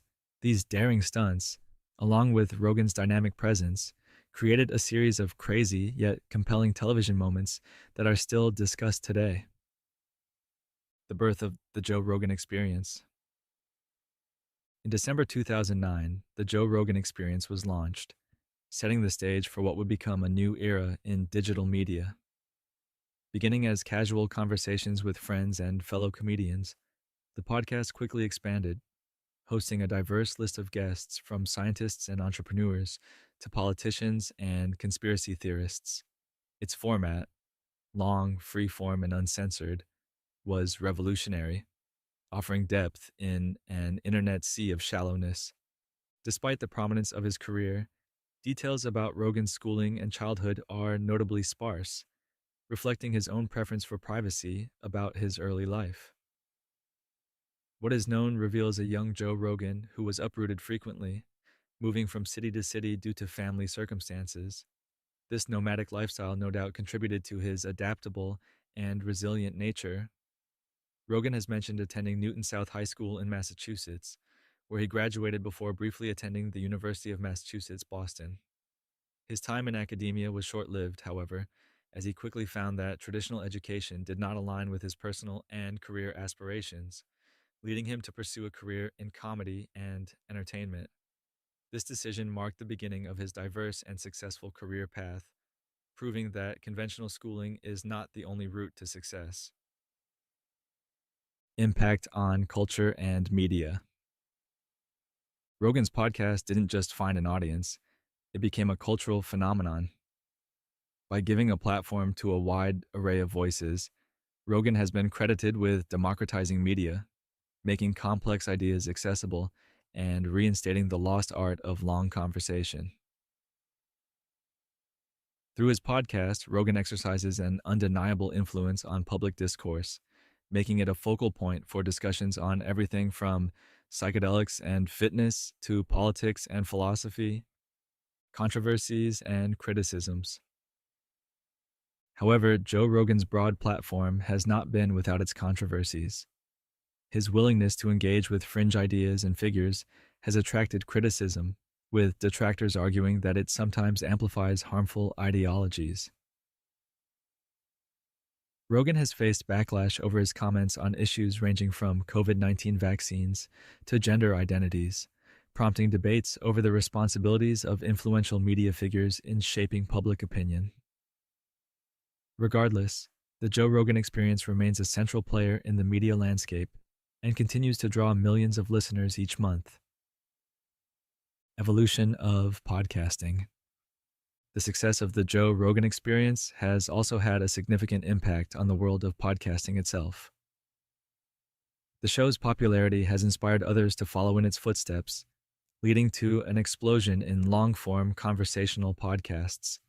This trend has not only challenged traditional media formats, but also opened up new opportunities for content creators and listeners alike. Additionally, Rogan's move to Spotify in 2020 marked a major shift in the industry, with podcasters now able to secure exclusive deals and reach larger audiences through streaming platforms. As podcasting continues to evolve, the Joe Rogan Experience remains at the forefront of this ever-growing medium. The importance of conversation. Beyond its cultural influence and controversies, the Joe Rogan Experience also highlights the power of conversation.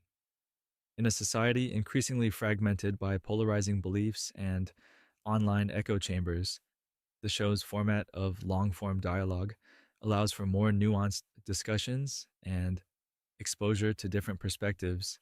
As Rogan often says, we're living in crazy times, and the ability to engage in meaningful conversations with diverse guests is more important than ever. In a world where social media often encourages sound bites and quick reactions, the Joe Rogan Experience stands out as a platform for genuine conversation and critical thinking. The future of podcasting. With the success of his podcast, Joe Rogan has proven that the medium of podcasting has immense potential for growth and impact.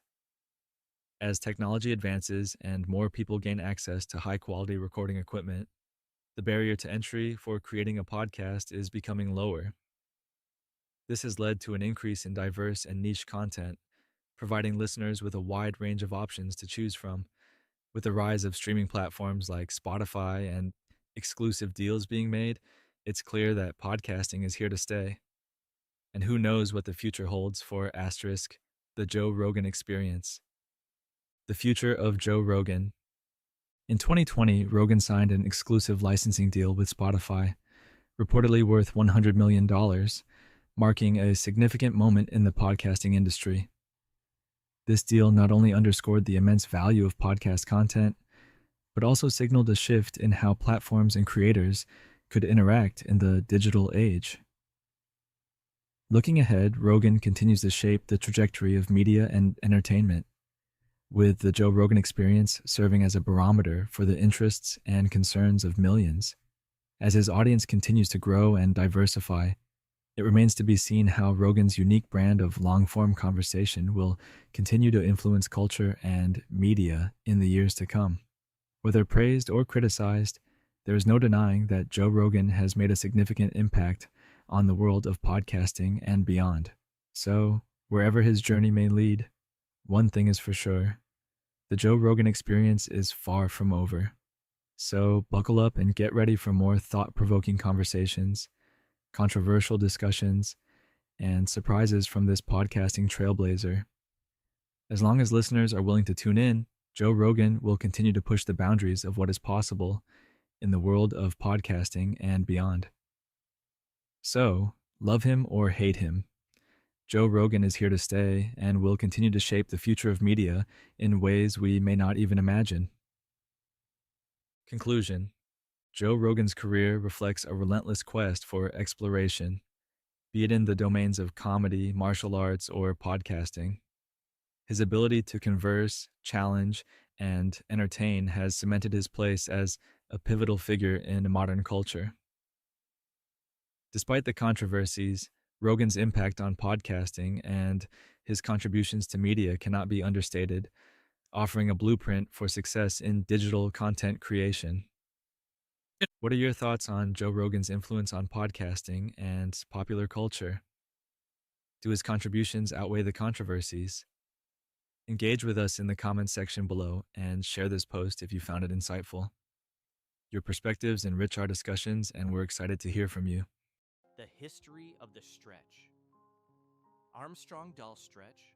Armstrong, a quintessential icon of 1970s toy culture, has captivated the imaginations of children and collectors for decades.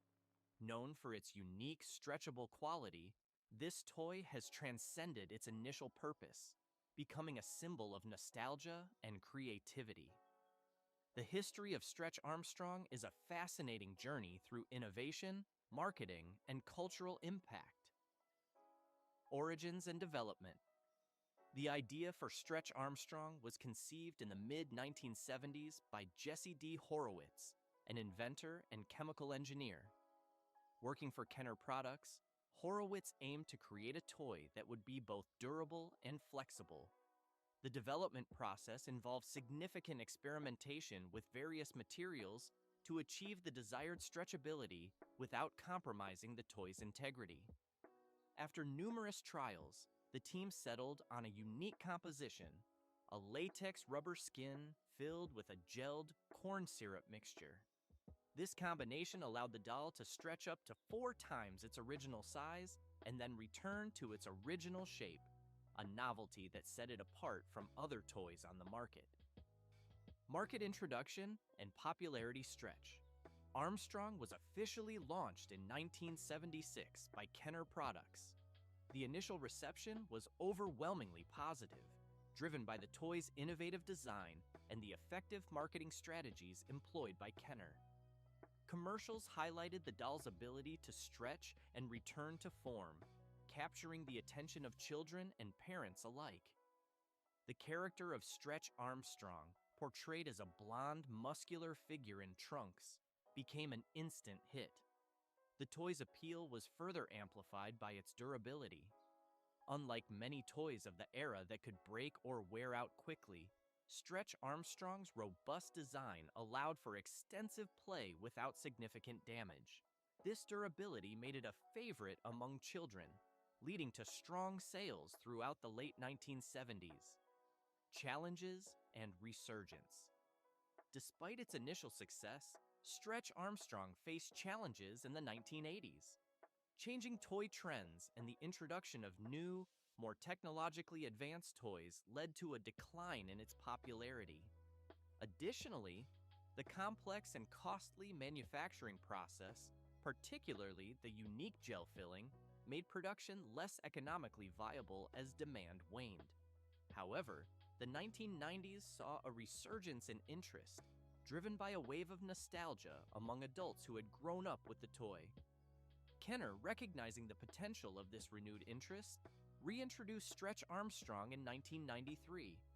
This revival was bolstered by strategic marketing campaigns targeting both children and nostalgic adults, reaffirming the toy's place in popular culture. Cultural impact and legacy stretch. Armstrong's cultural impact extends beyond its initial market success. The toy has become a symbol of 1970s and 1990s pop culture, often referenced in television shows, movies, and literature. Its unique design and the sensory experience of stretching the doll have made it a memorable part of many childhoods. Moreover, Stretch Armstrong has inspired various spin-offs and adaptations. These include figures like Stretch X-Ray, a translucent version with visible internal organs, and Fetch Armstrong, a canine counterpart.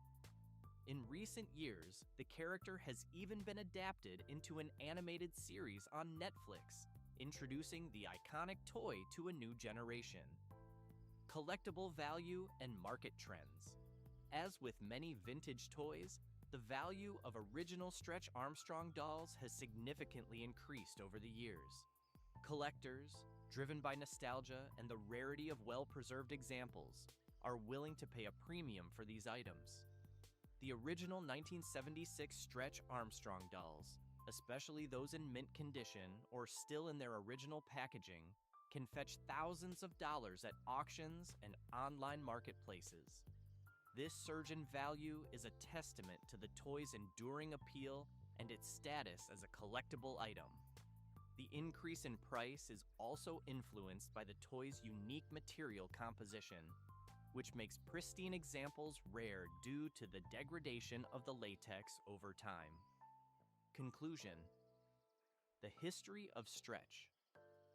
Armstrong is a testament to the power of innovation and effective marketing in the toy industry.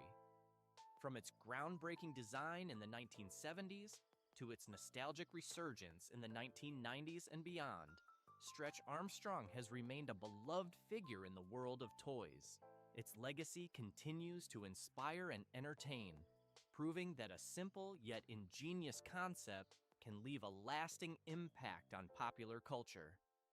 The skyrocketing value of original dolls further underscores the lasting fascination with this iconic toy, making it not just a childhood favorite, but also a prized collectible.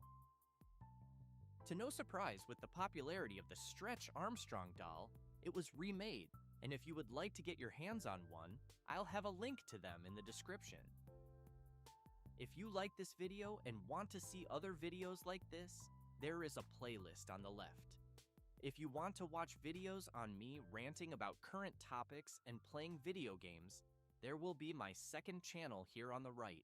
Imagine a time when justice was served not with a gavel, but with grim devices and unspeakable practices. From the depths of human cruelty emerge tales that chill the bones and unsettle the mind. Welcome, fellow seekers of the past, to another journey through history's dark corridors. I'm your guide, the History Buffoon, and today we delve into the 15 most harrowing torture methods ever conceived by humankind. Brace yourselves, for this is not a chapter for the faint of heart. 1. The wooden horse. The wooden horse, also known as the Spanish horse, involved placing the victim astride a triangular wooden board. Weights were often tied to their feet, causing the sharp edge to cut deeply into the body, inflicting excruciating pain and potentially lethal injuries over time. 2. Boiling. Boiling was a particularly gruesome method of execution, where the condemned was immersed in a cauldron of boiling liquid, often water or oil. Death could be prolonged, as the victim suffered severe burns before finally succumbing to the intense heat. 3. The iron cage. The iron cage was a metal structure in which the victim was placed and left hanging in a public area. Exposure to the elements, combined with the inability to move, would lead to a slow and painful death from starvation, dehydration, or hypothermia. 4. Rat torture. Rat torture involved placing a rat inside a metal container on the victim's abdomen. Heat was applied to the container, causing the rat to panic and gnaw through the flesh to escape, inflicting intense pain and terror. 5. The choke pear. The choke pear was a metal device inserted into the mouth, vagina, or anus. Once in place, it was expanded by turning a screw, causing severe internal injuries and excruciating pain. 6. Tarring and feathering. This form of punishment involved covering the victim in hot tar and then rolling them in feathers. The tar caused severe burns and blisters, while the feathers added an element of humiliation. 7. The thumbscrew. The thumbscrew was a simple yet effective device that crushed the thumbs between two metal bars, causing intense pain and often resulting in broken bones and permanent damage. 8. The neck violin. The neck violin, or shrew's fiddle, was a wooden board with holes for the neck and wrists. The victim's head and hands were secured, immobilizing them and often subjecting them to public humiliation and discomfort. 9. The scavenger's daughter. The scavenger's daughter was a metal frame that compressed the body, forcing blood from the nose and ears. This method was designed to cause extreme pain and internal injuries. 10. Crocodile shears. Crocodile shears were metal pincers used to mutilate the body, often the fingers or genitals. The sharp teeth of the shears would cause severe pain and irreparable damage. 11. The boot. The boot was a device used to crush the feet and lower legs. The victim's feet were placed in a wooden frame, and wedges were driven in, shattering the bones and causing immense pain. 12. The brank. The brank, or scold's bridle, was a metal mask with a gag that fit into the mouth. It was used to punish and humiliate women accused of gossiping or nagging, often causing severe discomfort and psychological torment. 13. The garrote. The garrote was a device used for strangulation, often involving a metal collar and tightening mechanism. This method was used for execution, slowly cutting off the victim's air supply until death. 14. The instep borer. The instep borer was a device that drilled into the sole of the foot, causing excruciating pain and often permanent damage. This method was used to extract confessions or as a form of punishment. 15. Strappado. Strappado was a method where the victim's hands were tied behind their back and they were hoisted into the air by a rope attached to their wrists. The sudden stop at the top caused excruciating pain, often dislocating the shoulders and causing long-term damage. These 15 methods are a testament to the grim ingenuity of human cruelty. They remind us of the depths to which humanity can sink and the resilience of the human spirit to endure. As the history buffoon, I implore you to reflect on these dark practices of the past, not to glorify them, but to ensure that such inhumanity is never repeated. Join us next time as we continue to explore the annals of history, uncovering the lessons they hold for us today. Until then, stay curious and never forget the past. If you enjoyed the video, please like and subscribe for more content. Comment below which you think would be the worst to receive as a punishment. The creation of the Olympic Games, from ancient Greece to the modern era. The Olympic Games are one of the world's most celebrated sporting events, bringing together athletes from across the globe in a display of skill, determination, and international cooperation. This book explores the creation of the Olympics, tracing their origins in ancient Greece to their modern revival and evolution into the global phenomenon we know today. Ancient origins. The Olympics have their roots in ancient Greek mythology and history. According to legend, the Games were established by Heracles, son of Zeus, as a tribute to his father. However, historical evidence points to the first documented Olympic Games taking place in 776 BCE in Olympia, a sanctuary site in the western Peloponnese. Olympia was a place of religious significance, dedicated to Zeus, the king of the Greek gods. The Games were held as part of a religious festival honoring Zeus, highlighting the deep connection between Greek athletics and spirituality. Structure and purpose of ancient Olympic Games. The ancient Olympic Games served both religious and cultural purposes. They were a way to honor the gods, particularly Zeus, while also promoting peace and unity among the often warring Greek city-states. During the Olympic truce, all conflicts were suspended, allowing athletes and spectators to travel safely to Olympia. The early Games featured primarily running events, but over time, expanded to include other contests such as wrestling, boxing, chariot racing, and the pentathlon. Only free Greek men were allowed to compete, with women and slaves excluded from participation. Winners of the ancient Olympics received an olive wreath, known as a kotinos, as their prize. While this may seem modest by modern standards, Olympic victors were highly honored in their home cities, often receiving free meals for life, exemption from taxes, and even statues erected in their honor. Decline and end of ancient Olympics. The ancient Olympic Games continued for nearly 12 centuries, but began to decline under Roman rule. As the Roman Empire embraced Christianity, the Games' pagan associations became problematic. In 393 CE, Emperor Theodosius I banned all pagan festivals, effectively ending the ancient Olympic tradition. Revival of the modern Olympics. The Olympics lay dormant for nearly 1,500 years until their revival in the late 19th century. The key figure in this resurrection was Baron Pierre de Coubertin, a French educator who believed in the power of sport to promote international understanding and peace, inspired by the ancient Games and various attempts to revive them. De Coubertin founded the International Olympic Committee, IOC, in 1894. His efforts culminated in the first modern Olympic Games, held in Athens, Greece, in 1896. These Games featured 241 athletes from 14 nations, competing in 43 events. Evolution of the modern Olympics. Since their revival, the Olympic Games have undergone significant changes and expansions. The number of sports, events, and participating nations has grown dramatically. Women were first allowed to compete in 1900, albeit in a limited capacity, with their participation gradually increasing over time. The Winter Olympics, focusing on snow and ice sports, were introduced in 1924. This expansion allowed for a broader range of athletic competitions and increased the Games' global appeal. In 1960, the Paralympic Games were established, providing a platform for athletes with physical disabilities to compete at an elite level. This addition has further expanded the inclusivity and reach of the Olympic movement. Conclusion. The creation of the Olympic Games spans thousands of years, from their mythological and historical origins in ancient Greece to their modern revival and ongoing evolution. Throughout this journey, the Olympics have maintained their core values of excellence, friendship, and respect, while adapting to changing times and expanding their scope. Today, the Olympic Games stand as a testament to the enduring human spirit of competition and cooperation. They continue to captivate global audiences, inspire athletes, and promote international understanding, much as they did in their earliest incarnations millennia ago. If you enjoyed this video, please like and subscribe. If there is a topic or event in history that you would want to see a video on, next comment that down below. Starting on Monday the 19th, I'm going to be trying to upload every Monday and Friday. Thanks for watching. The Flat Earth Myth, a historical misconception.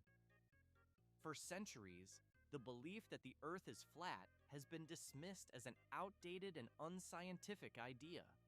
However, many people today are surprised to learn that the notion of a flat Earth was largely abandoned by educated individuals long before the advent of modern science.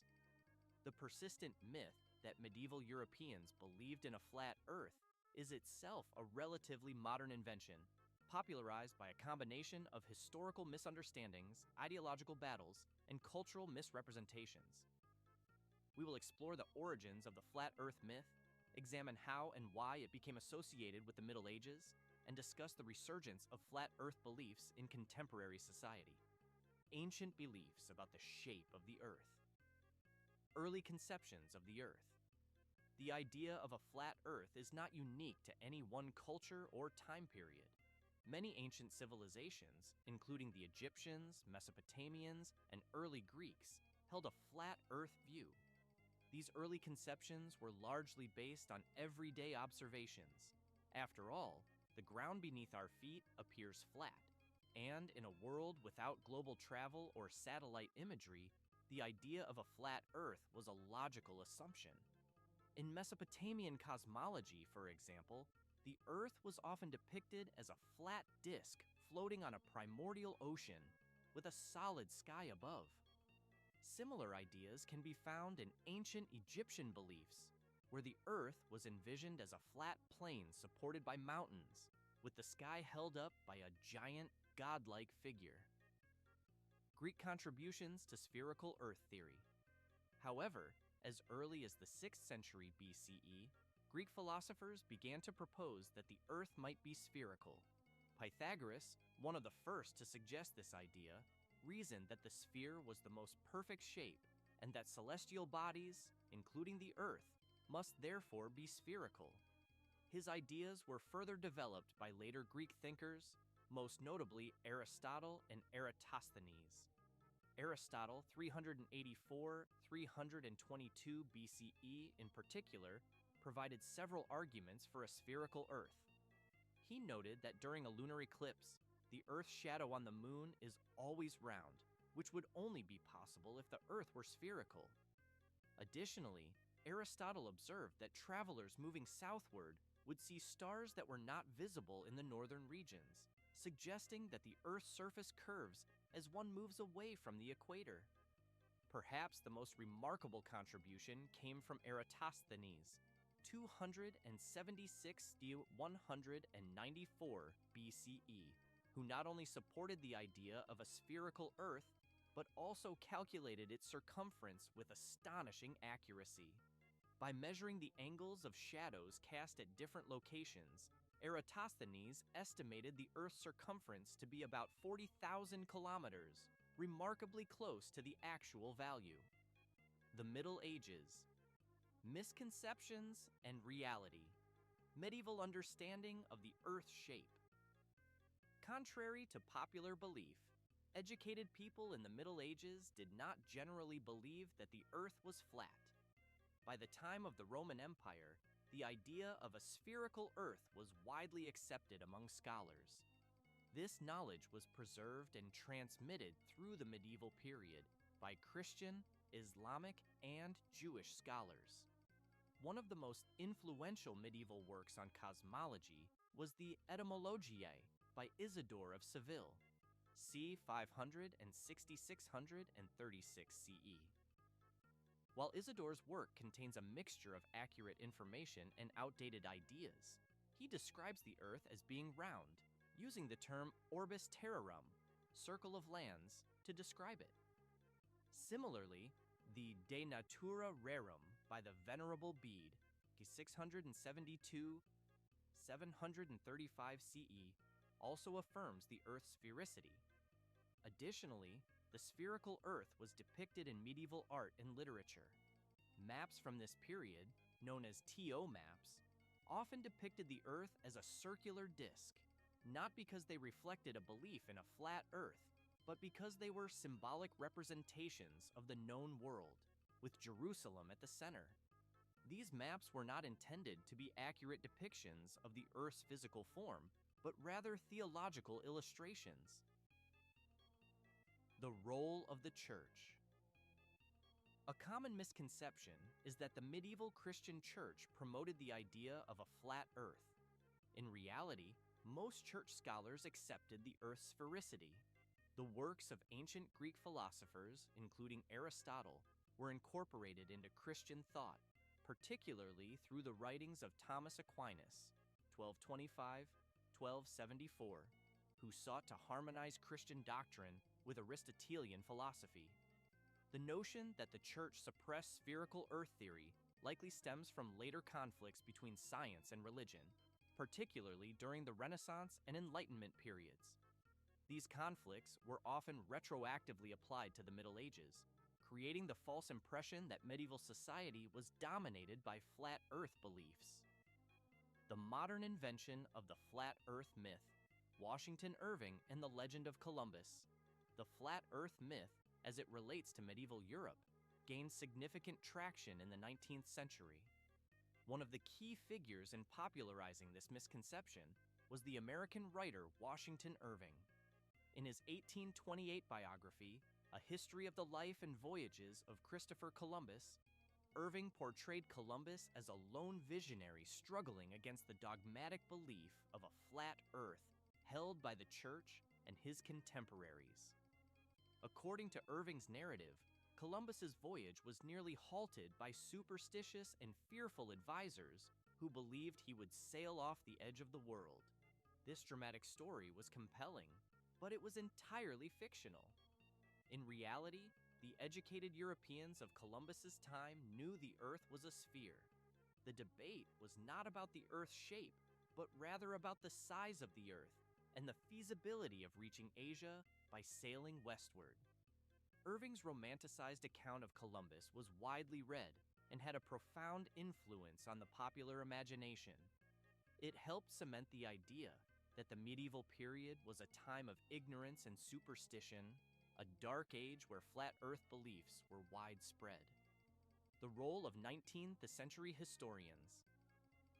The flat Earth myth was further propagated by 19th century historians such as John William Draper and Andrew Dixon White, who were eager to portray the history of science as a struggle between progressive scientific thinkers and a regressive dogmatic church.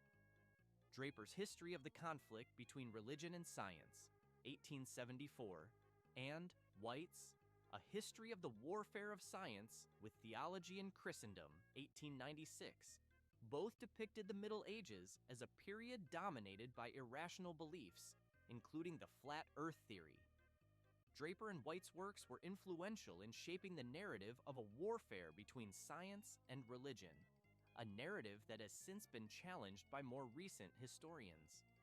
Nevertheless, their portrayal of the Middle Ages as a time of flat Earth belief became deeply ingrained in popular culture and education.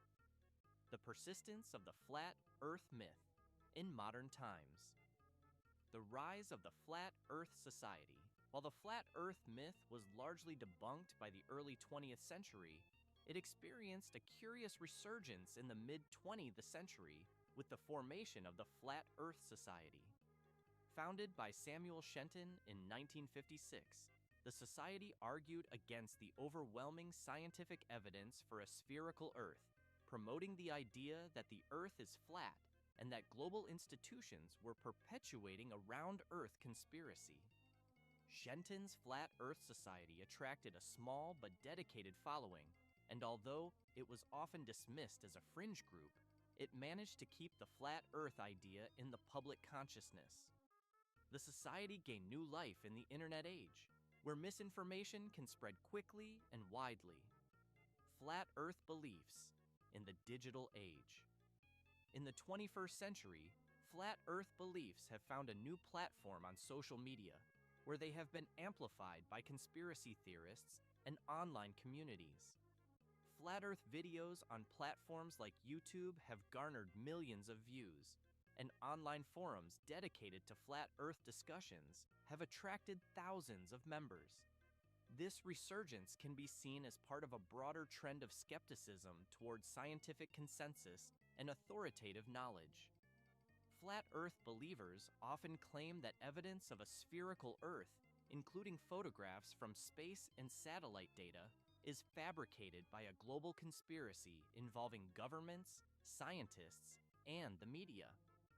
The modern Flat Earth movement has been fueled by a combination of distrust in institutions, the allure of conspiracy theories, and the echo chamber effect of social media. Despite the overwhelming scientific evidence to the contrary, Flat Earth beliefs persist as a form of countercultural expression and a challenge to mainstream narratives. Conclusion: debunking the myth. The idea that medieval Europeans believed in a flat Earth is a myth, one that was largely created in the 19th century and has been perpetuated by popular culture. In reality, the concept of a spherical Earth has been widely accepted by educated people since antiquity, and the Middle Ages were no exception. The persistence of the flat Earth myth serves as a reminder of how historical misconceptions can take on a life of their own, shaping our understanding of the past in ways that are not always accurate. It also highlights the importance of critical thinking and the need to question the sources and motivations behind the stories we are told. In the end, the flat Earth myth tells us more about the times in which it was popularized than about the actual beliefs of medieval people. It reflects the 19th century desire to portray the Middle Ages as a dark and ignorant period, contrasting sharply with the perceived enlightenment of modernity. As we continue to explore and reinterpret history, it is crucial to separate fact from fiction and to recognize that even the most widely accepted historical narratives may not always be true. From the printing press to the fall of the Berlin Wall, plenty of events changed the course of history. Let's explore some of the events that made the world we live in what it is today. The invention of the printing press. The printing press was a significant invention. The printing press was invented by Johann Gutenberg in the mid-15th century. Before the printing press, there was no real way of mass communication or spreading ideas, because each book or paper would have to be written by hand, drastically reducing how many can be made in a period. In the early 1400s leading up to the invention, scribes would spend months or years copying texts into books and papers by hand. This sparked mass communication and knowledge before the press books were rare and expensive, and mostly the rich and powerful had books. The printing press allowed things like newspapers and letters to be handed out easily by using the printing press to mass produce them. The printing press would use stamp-like letters, and the user would line them up on the press to say what they wanted, and then they would put their material down, and then press down on it, stamping the item. Without the printing press, we probably wouldn't even have libraries today. The next event in history I'm going to cover is the Industrial Revolution, which was from 1760 until 1840. The Industrial Revolution brought advancements in manufacturing and transportation that made creating goods efficient.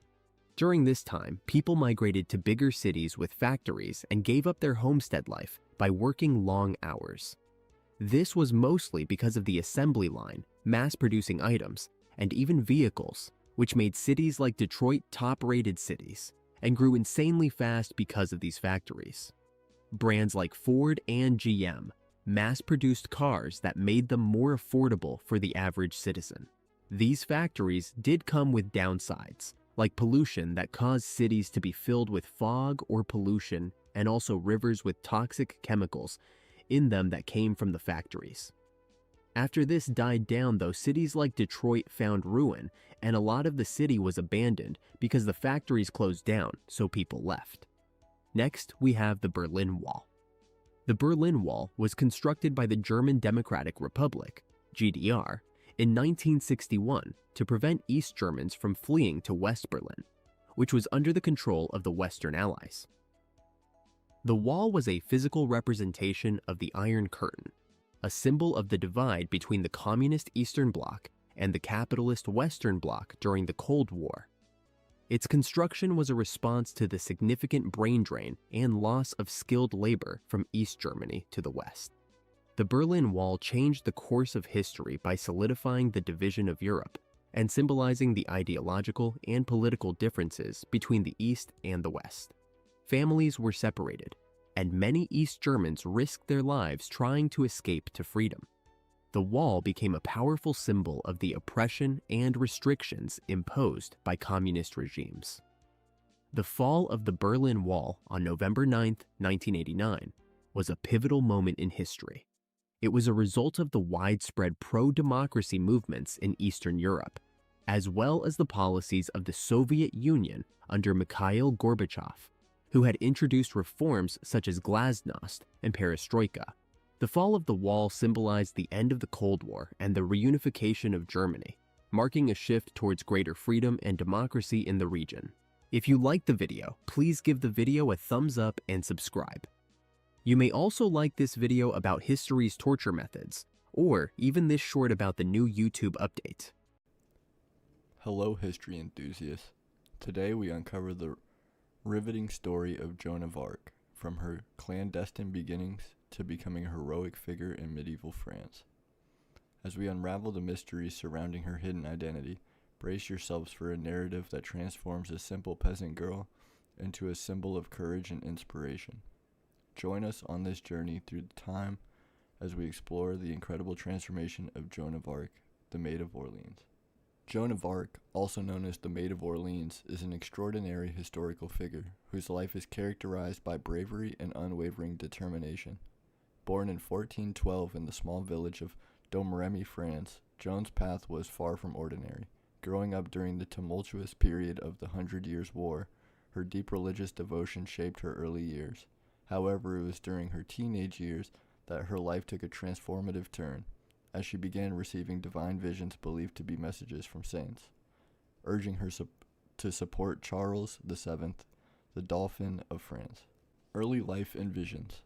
Joan's upbringing in medieval France was modest, but her visions propelled her towards a destiny that would alter the course of her nation. At the tender age of 13, she felt a divine calling to take up arms and lead the French forces against the English. Displaying remarkable audacity, she sought an audience with Charles VII and successfully convinced him to entrust her with a military role. Clad in armor and fueled by her unwavering conviction, Joan led troops to numerous victories, including the pivotal lifting of the Siege of Orleans, which proved to be a turning point in the war. The call to arms. Joan's exceptional military prowess and the undeniable impact she had on the battlefield were attributed to her visions, which she claimed guided her actions. Her unwavering support played a crucial role in Charles VII's coronation in Reims, a moment that initially seemed improbable. The Dauphin, who once been skeptical, now had a steadfast ally in Joan, and her military achievements became the stuff of legends. The tide of the war began to shift, and a renewed sense of hope emerged among the French forces. Captivity and trial. However, Joan's peak of success was met with adversity. When she was captured by Burgundian forces in 1430, sold to the English, she faced a trial conducted by the church, driven by political motives. Despite her resilience, she was ultimately convicted of charges that involved heresy and witchcraft. This trial marked a dark chapter in Joan's life, yet her unwavering spirit and determination in the force of adversity served as a testament to her indomitable character. Legacy and canonization. Joan of Arc's impact and canonization have left a lasting legacy that transcends time. Her canonization as a saint in 1920 solidified her inspirational life story, which continues to motivate countless individuals. The influence of her accomplishments can be seen in various forms of artistic expression such as literature, film, and art, where her courageous acts resonate throughout history. Monuments, tributes, and annual commemorations serve as a reminder of her enduring impact on both history and the human spirit. The summary. Joan of Arc, known as the Maid of Orleans, stands as a remarkable figure whose resolute determination altered the course of history. From her modest beginnings in Domremy to the battlefields that shaped her legacy, Joan's life exemplifies the remarkable achievements possible for those who challenge societal norms. As we contemplate her journey, it is essential to pay tribute to the Maid of Orleans and the lasting impression she has made on the annals of history. Unlock exclusive content by joining the Round Table for just 99 cents. As a member, you'll enjoy the privilege of early access to our latest videos, delving into the content before anyone else.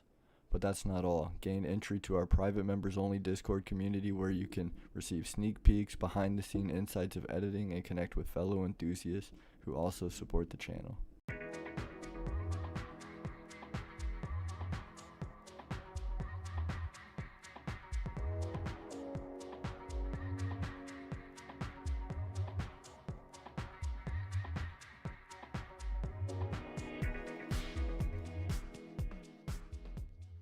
Have you ever pondered the mysteries of lost historical relics and their untold stories?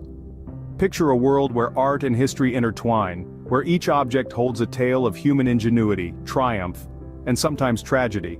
Now, imagine some of these treasures disappearing, lost in the sands of time, their tales only half told. In our journey today, we'll explore the enigma of 5 such relics, each holding a unique place in the annals of history. There's the Amber Room, a masterpiece of Baroque art, stolen and lost during the chaos of World War II. Then, we have the Fabergé eggs, Tsar's lost jewels, their whereabouts unknown. We'll delve into the mystery of the menorah from the Second Temple, a sacred symbol vanished. We'll recount the tale of the Twin Sisters cannons, the guns that vanished from Texas. And finally, we'll explore the divine mystery of the Holy Grail, a biblical relic that has sparked countless quests. Dive with me into the annals of history as we uncover the tales of these lost treasures. Our first relic, the Amber Room, was once considered the 8th wonder of the world. A breathtaking marvel, this room was a testament to unparalleled craftsmanship and artistry. Constructed in the 18th century in Prussia, it was a gift from the Prussian king Frederick William I to Russia's Peter the Great. Imagine a room adorned with over 6 tons of amber, resplendent in gold leaf, mirrors, and semi-precious stones. It was a spectacle that left visitors spellbound. However, the Amber Room was not destined to remain in its place of origin. With the outbreak of World War II, this magnificent room was dismantled by Nazi soldiers and transported to Königsberg for display.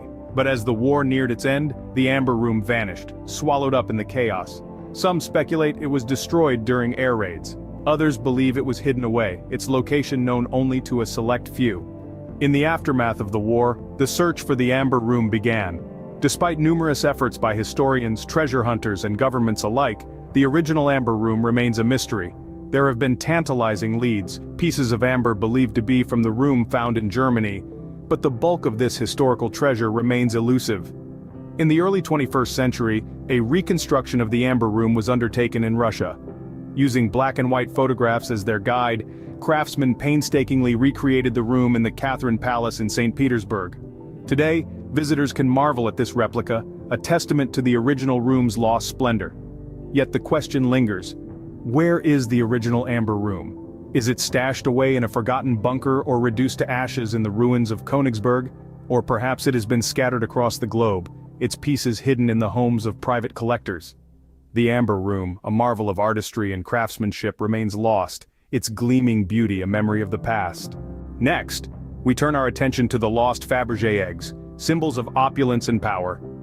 To truly appreciate these lost treasures, we must venture back to late 19th century Russia. Peter Karl Fabergé, a master goldsmith and jeweler, was commissioned by Tsar Alexander III to craft a unique Easter egg for his wife, Tsarina Maria Fyodorovna. This initial creation sparked a tradition, and each subsequent year, Fabergé outdid himself, creating an ornate egg filled with surprises, from miniature paintings to intricate mechanical devices. Following the death of Alexander III, his son Nicholas II continued the tradition, ordering 2 eggs each year, one for his mother Maria and one for his wife Alexandra. The eggs were not merely beautiful objects but an expression of the Tsar's devotion and a testament to the wealth and power of the Romanov dynasty. However, the tide of history was about to turn. The Russian Revolution in 1917 marked the end of the Romanov reign and the beginning of the Fabergé eggs' disappearance.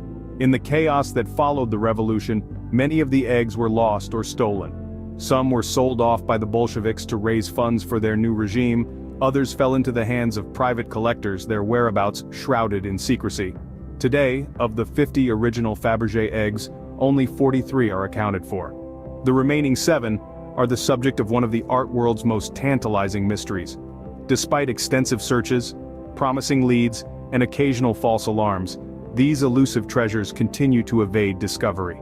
Each lost egg represents a missing piece of history, a glimpse into a bygone era of royal extravagance.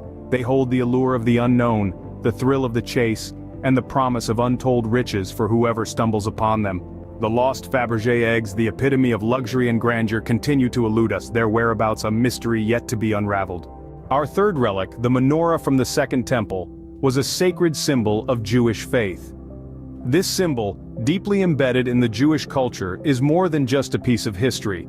It is a testament to a people's resilience, a beacon of hope that has endured throughout centuries. The menorah, a seven-branched candelabrum, was a central feature in the Second Temple in Jerusalem. Crafted from pure gold, it was a symbol of enlightenment and divine wisdom. The design of the menorah was said to be revealed to Moses by God on Mount Sinai, further cementing its sacred significance in the Jewish faith. However, the menorah's fate took a tragic turn in the year 70 AD. The Second Temple was destroyed by the Romans during the siege of Jerusalem, marking a catastrophe in Jewish history. The invaders seized the temple's treasures, including the precious menorah. The last known location of the menorah was Rome, where it was paraded as a war trophy in the infamous Triumph of Titus. Since then, the menorah's whereabouts have been shrouded in mystery. Some believe it was hidden away in the catacombs of Rome or melted down for its gold. Others suggest it was moved to Carthage by the Vandals, who sacked Rome in the 5th century and subsequently lost during the Byzantine reconquest. There are also theories proposing that the menorah lies beneath the Vatican, kept secret for centuries. Despite these speculations, the menorah's exact location remains unknown. Over the years, replicas have been made to commemorate this sacred symbol, but the original menorah from the Second Temple continues to elude historians and archaeologists alike. This is the story of the menorah from the Second Temple, a tale of faith, resilience, and enduring mystery. A symbol that once stood tall in the heart of Jerusalem, now lost to the sands of time, yet forever etched in the hearts of a people and their faith. The Second Temple's menorah, a symbol of faith and resilience, remains missing, its location a sacred mystery. The Twin Sisters cannons, our fourth relic, played a pivotal role in the Texas Revolution. These two 6-pound cannons, gifted from the people of Cincinnati, Ohio, to the Texians, were aptly named the Twin Sisters. They were more than just weapons, they were symbols of hope and defiance, embodying the spirit of the Texas Revolution. The Twin Sisters were first fired in anger on April 21, 1836, at the Battle of San Jacinto. Their booming voices echoed through the field, striking fear into the hearts of the Mexican army. The Texians, spurred by the cannon's thunderous roars, fought valiantly, ultimately securing a decisive victory and paving the way for the Republic of Texas.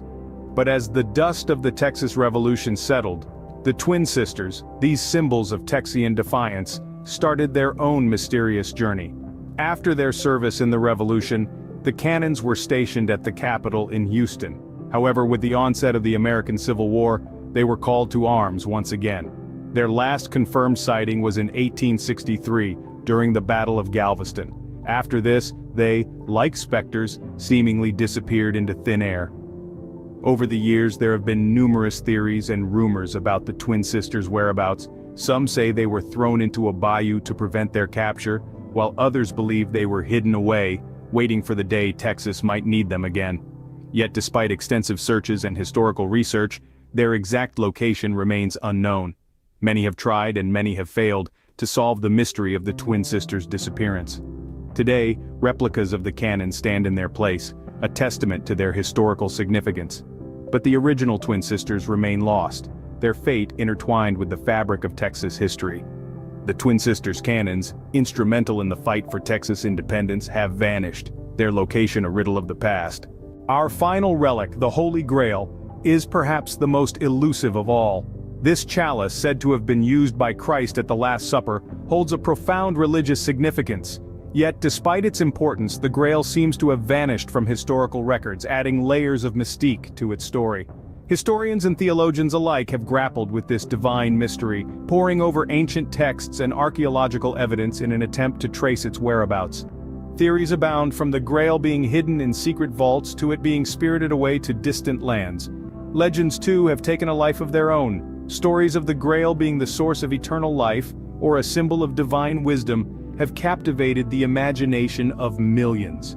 Yet despite all these theories and legends, the Holy Grail remains missing. The Holy Grail, a relic of divine importance, remains an enigma, its location a testament to the enduring allure of the unknown.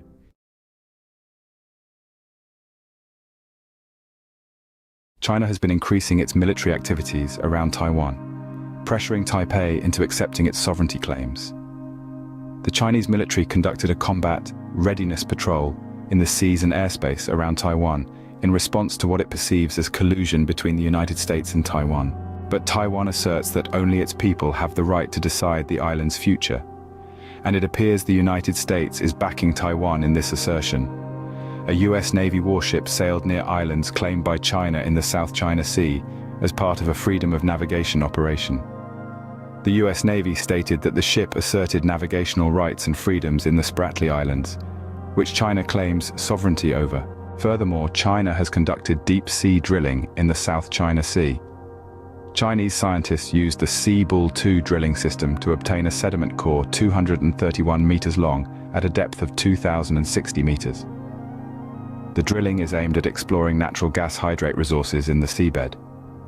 The presence of a US Navy strike group in the South China Sea and Chinese drones circling the Pratas Islands have further heightened tensions. These actions by China and the US are part of a larger geopolitical chess game being played out in the South China Sea, a region fraught with rival territorial claims by China, Taiwan, the Philippines, Vietnam, Malaysia, and Brunei. These tensions are not new, but they have escalated in recent years due to a complex web of issues, including trade, the COVID-19 pandemic, Hong Kong, and human rights abuses. In this turbulent sea of geopolitical maneuvering, it's crucial to remember that the stakes are high. The South China Sea is not just a body of water, it's a region rich in resources and a vital artery of global trade. To sum it up, the recent tension between China and Taiwan is about much more than just these two entities. It's about a broader power struggle in the South China Sea, a region of immense strategic importance. It's about sovereignty and freedom of navigation. It's a complex and volatile situation that warrants close attention from the global community as it continues to unfold. Ever wondered why men can't get enough of ancient Rome? Is it the togas, the gladiator fights, or perhaps a deep-rooted love for Latin? Today we're diving into the age-old allure of the Roman Empire, which continues to captivate us centuries later. First, let's talk about the military might of Rome. From the disciplined legions to the brutal gladiator fights, there's something about Roman warfare that's both terrifying and fascinating. Then, there's the political intrigue, the backstabbing, the power plays, the rise and fall of emperors. It's better than any modern-day soap opera. But it's not all blood and power. The grandeur of Roman architecture, with its iconic arches and columns, is a testament to the empire's advanced engineering and artistic prowess. And let's not forget the mythology. The tales of gods, heroes, and monsters have inspired countless stories, from Hollywood blockbusters to bedtime tales. So, whether it's the togas or the tales of grand conquest that get you going, there's no denying Rome's irresistible charm. Rome wasn't built in a day, and thank Jupiter for that, because the Romans sure knew how to build. Now let's dive into the architectural marvels of this ancient city. The Romans were master builders, their structures standing strong, not just for centuries, but for millennia, inspiring awe and admiration. Consider the Colosseum, an amphitheater of epic proportions capable of seating 50,000 spectators. Imagine the roar of the crowd, the clash of gladiators, the spectacle of it all. This wasn't a mere building, it was a testament to the grandeur of Rome, an architectural feat that continues to inspire modern stadiums. Then there's the Pantheon, a temple dedicated to all Roman gods. Its massive dome, the largest unsupported dome in the world until the 20th century, is a testament to Roman engineering prowess. The Romans didn't just build, they innovated. They pushed boundaries, and they left a lasting legacy. Let's not forget the Roman road system, a network of thoroughfares that spanned the breadth of the empire. These roads, built to last, facilitated trade, military movements, and communication. They were the internet of their time, connecting distant lands and diverse peoples. Today, they're a testament to the infrastructural genius of the Romans. And then there were the aqueducts, the arteries of Rome, transporting water from distant sources to the heart of the city. They quenched the thirst of a million Romans and powered the baths and fountains that were a hallmark of Roman civilization. Even today, some of these aqueducts are still in use, a testament to their durability and design. So you see, Rome wasn't just built in a day, it was built with ingenuity, with ambition, with a vision that spans centuries. The Romans didn't just build a city, they built a civilization, a legacy that continues to inspire us today. So next time you're stuck in traffic, just be thankful you're not navigating the Appian Way on a horse-drawn chariot. when in Rome, do as the Romans do. But what did the Romans actually do, aside from inventing the calendar and perfecting the art of the toga party? Well, let's start with a typical day in the life of a Roman. Waking up with the sun, the Roman day kicked off with a light meal called ientaculum, which was often just bread, cheese, and maybe some olives. Then it was off to work, or if you were lucky enough to be a wealthy patrician, perhaps a leisurely visit to the forum. This bustling marketplace was the heart of Roman public life, a place for politics, business, and a good old-fashioned gossip. But it wasn't all work and no play. The Romans knew how to let their hair down, quite literally, in the public baths. These weren't just places to scrub up, but social hubs where Romans could exercise, get a massage, and catch up on the latest news. And let's not forget the food. The Romans were gourmands, enjoying a variety of dishes from stuffed dormice to flamingo tongues. But it wasn't all exotic fare. Their staple diet was grain, either in the form of bread or a type of porridge called pulse. Religion played a central role in Roman life, with a pantheon of gods and goddesses to be worshipped and appeased.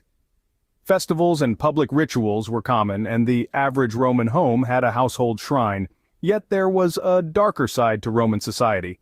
Slavery was an integral part of the economy, and the gladiatorial games, while popular entertainment, were brutal and often deadly. So, while the Romans may have had their share of debauchery and decadence, they also gave us concrete, central heating, and a legal system that still influences us today. Not bad for a civilization that's been gone for over 1,500 years. What if you had the audacity to believe that the world was bigger than what you knew? Picture a time when courage, curiosity, and the thirst for knowledge ignited a spark that changed the course of history. This was the age of exploration, a remarkable era stretching from the early 15th to the early 17th century. It was a time when audacious European explorers dared to venture beyond known horizons, driven by a myriad of motivations. They sought new trade routes, yearned for exotic goods and wealth, and aimed to spread the influence of Christianity.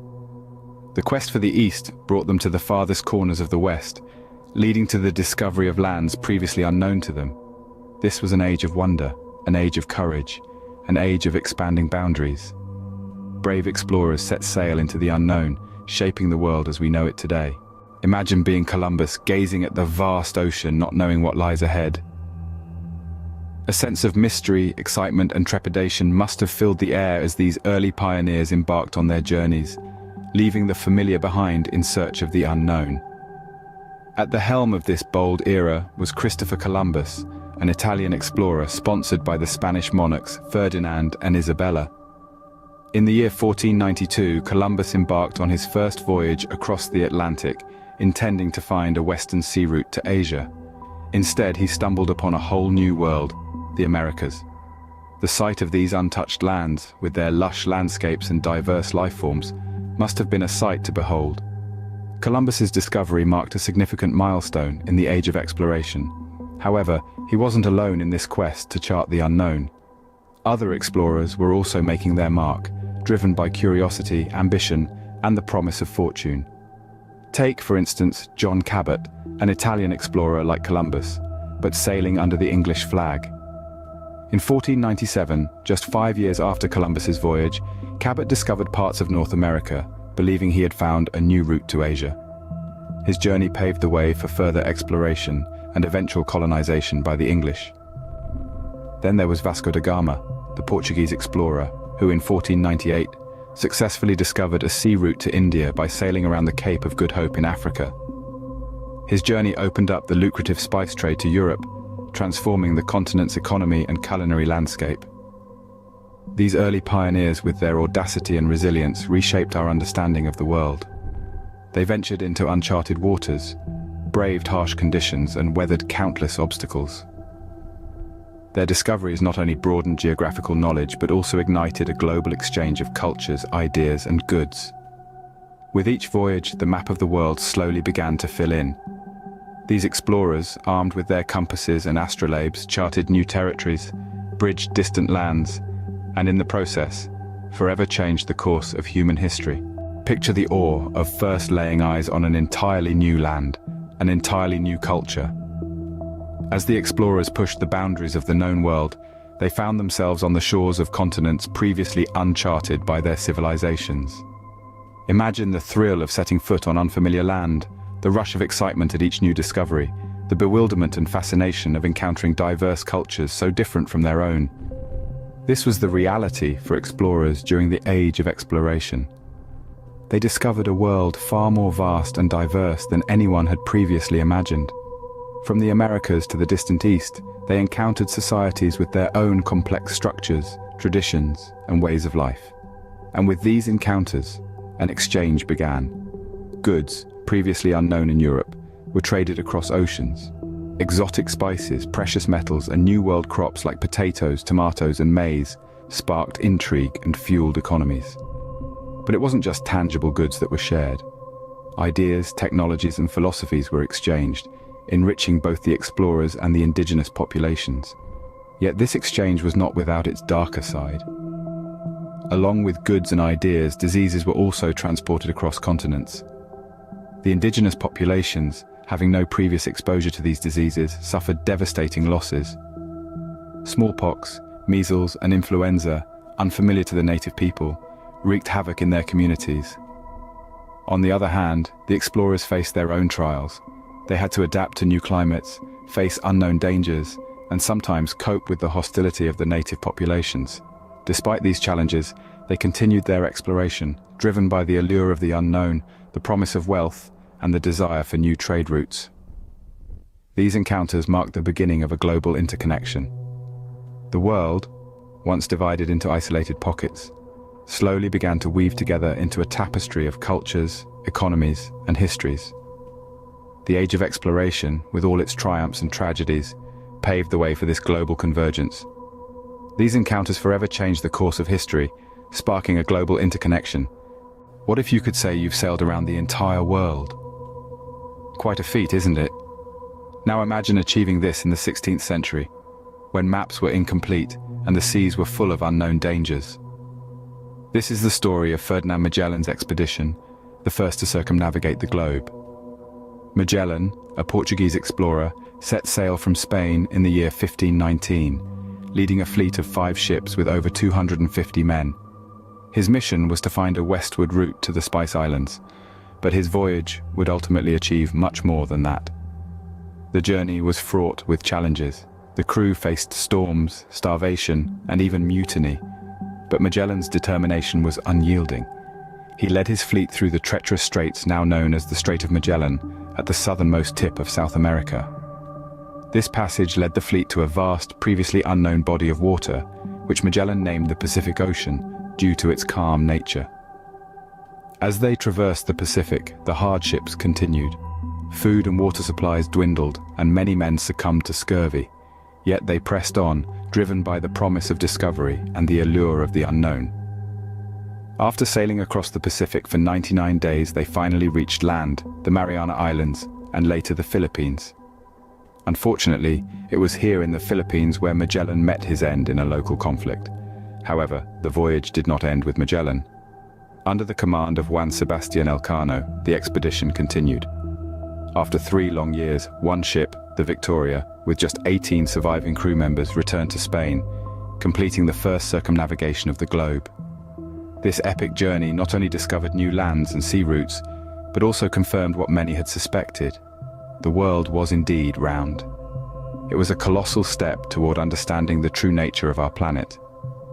Magellan's expedition proved that the world was a vast, interconnected sphere, ready to be explored. And so, the Age of Exploration continued, sparking a thirst for discovery that still drives us today. How did these voyages of discovery shape the world we live in today? The Age of Exploration forged a legacy that still reverberates through the ages, leaving an indelible impact on our modern world. One of the most significant outcomes was the establishment of global trade routes. These new channels of commerce paved the way for the exchange of goods, ideas, and cultures, knitting the world together in an intricate web of interaction.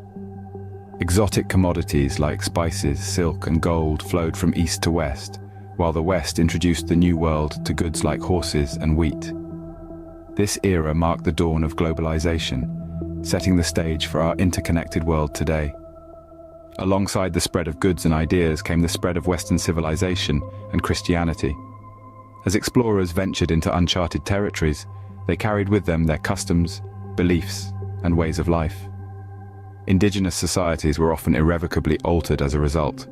Christianity, in particular, found new adherents in far-flung corners of the globe, forever altering the religious landscape of many regions. Yet, this era wasn't just about discovery and growth.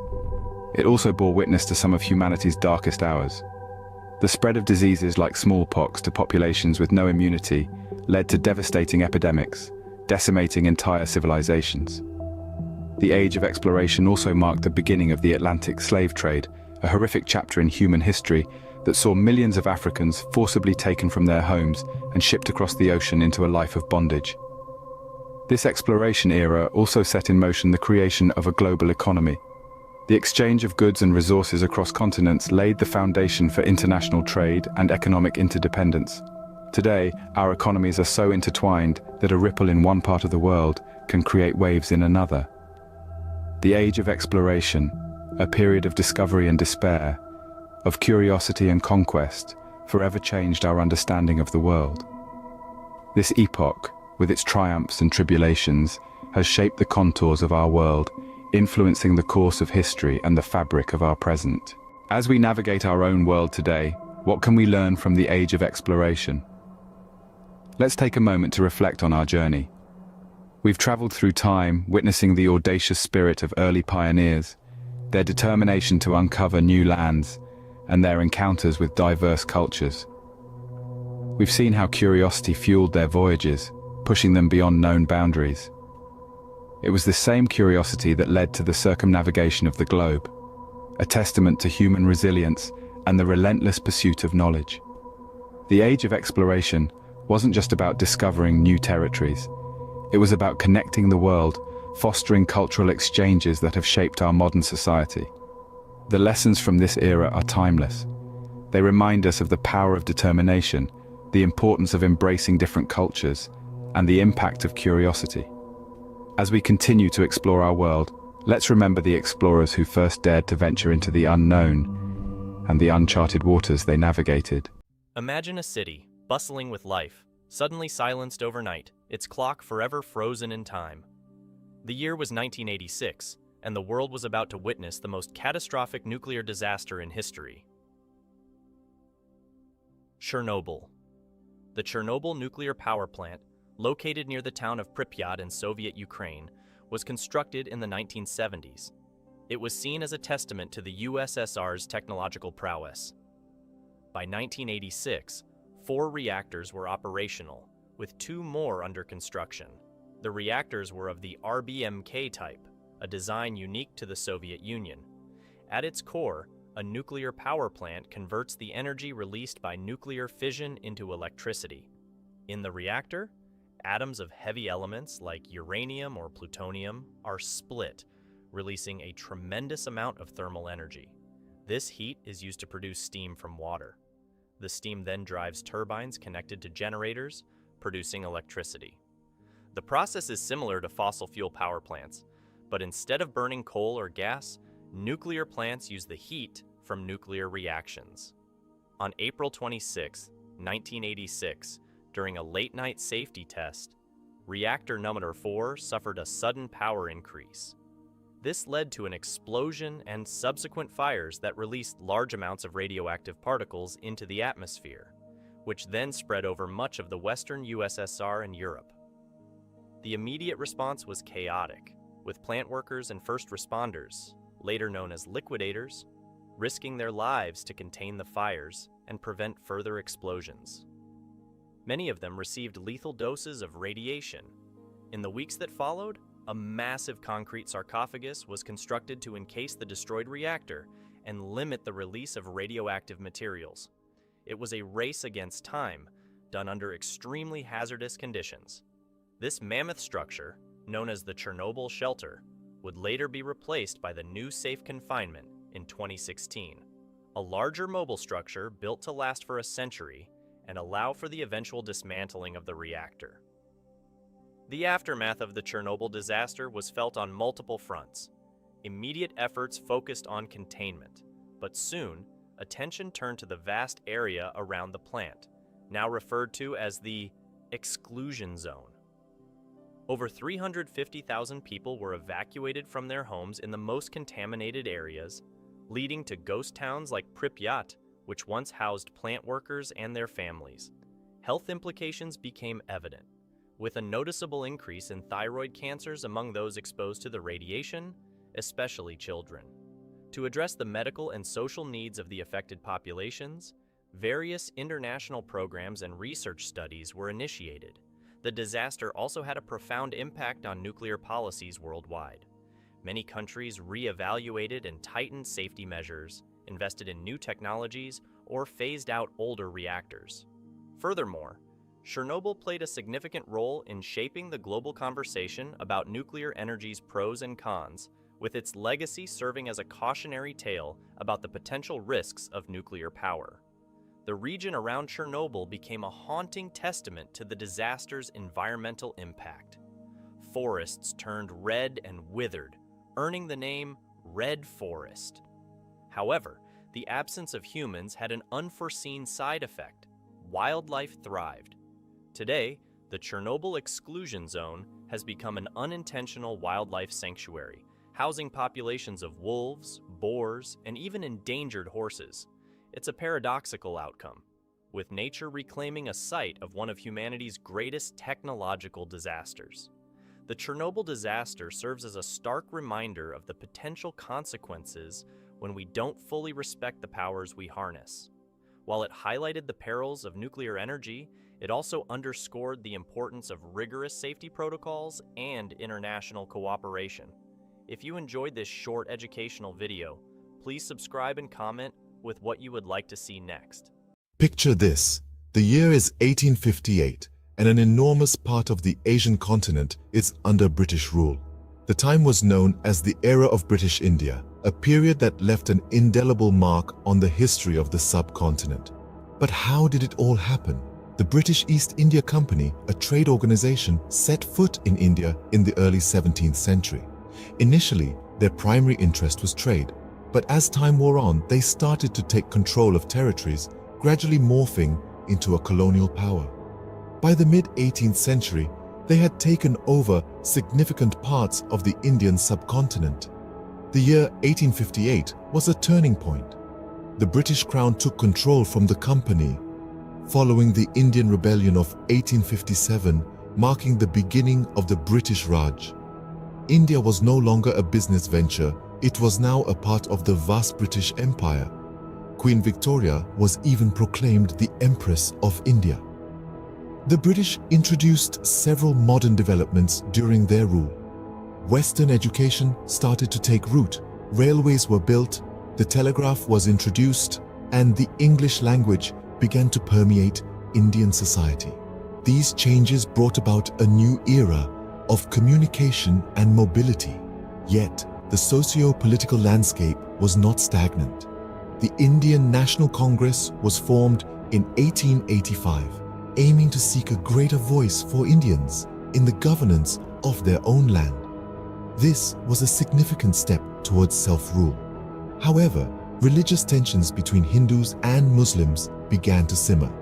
The Muslim League was established in 1906, seeking separate electorates for Muslims, hinting at the religious divide that was to come. The early 20th century saw a rise in nationalistic fervor, with increasing demands for independence from British rule. Yet, the path to freedom was not straightforward. The seeds of division along religious lines were sown, and the dream of a united India was starting to blur. As we journey forward, the undercurrents of division were slowly but surely starting to show their signs. The stage was set for one of the most significant events of the 20th century, the partition of India. As the clock struck midnight on August 15, 1947, a new era dawned with the birth of two new nations. Imagine the heart-wrenching scene of a family being torn apart, forced to abandon their ancestral home. A woman, let's call her Meena, her eyes reflecting the flames that consumed her once cherished abode, clutching her two children as they embark on a journey to an unknown land. Meena was one of the millions displaced, her life uprooted overnight. Then there was Raj, a young man brimming with dreams. As the partition unfolded, his dreams were replaced with a grim reality. He watched as his best friend, who belonged to a different religion, was suddenly deemed an enemy. The harmony they once shared was replaced by a deep-seated division that tore through the very fabric of their friendship. And yet, amidst the chaos, there were glimmers of hope and resilience. Consider the story of Fatima, a young girl who, despite being separated from her family, found solace in a makeshift school in a refugee camp. The school, run by volunteers, became her sanctuary. It was there she discovered her love for poetry, using it as an escape from her harsh reality. Or take the tale of Harpreet, a Sikh man who risked his life to escort a Muslim family to safety. In a time of intense communal violence, Harpreet chose humanity over hatred, proving that compassion can triumph even in the darkest of times. These narratives are but a fraction of the countless stories etched in the hearts and minds of those who lived through the partition. They reflect the emotional turmoil, the raw human experiences, the displacement, the loss, and yet the incredible resilience. The partition was not just a political event, but a deeply personal one that affected millions. It left an indelible mark on the collective consciousness of two nations, the echoes of which can still be heard today. These stories, these moments in time, are not just historical facts, but they are a testament to the human spirit's resilience and courage. The echoes of the past continue to resound in the present, shaping the lives of millions in both India and Pakistan. In the aftermath of the partition, the two nations have walked different paths, yet they share a common historical narrative. The partition, a pivotal event in their shared history, is still felt today, shaping the socio-economic conditions, political relations, and communal harmony in both countries. The impact on socio-economic conditions has been profound. The partition led to massive population exchanges, with Hindus and Sikhs migrating to India, while Muslims moved to Pakistan. This migration resulted in significant changes in the demographic composition and economic structures of both nations. Today, both countries continue to grapple with the economic challenges and opportunities brought about by this shift. Politically, the partition has influenced the relations between the two nations.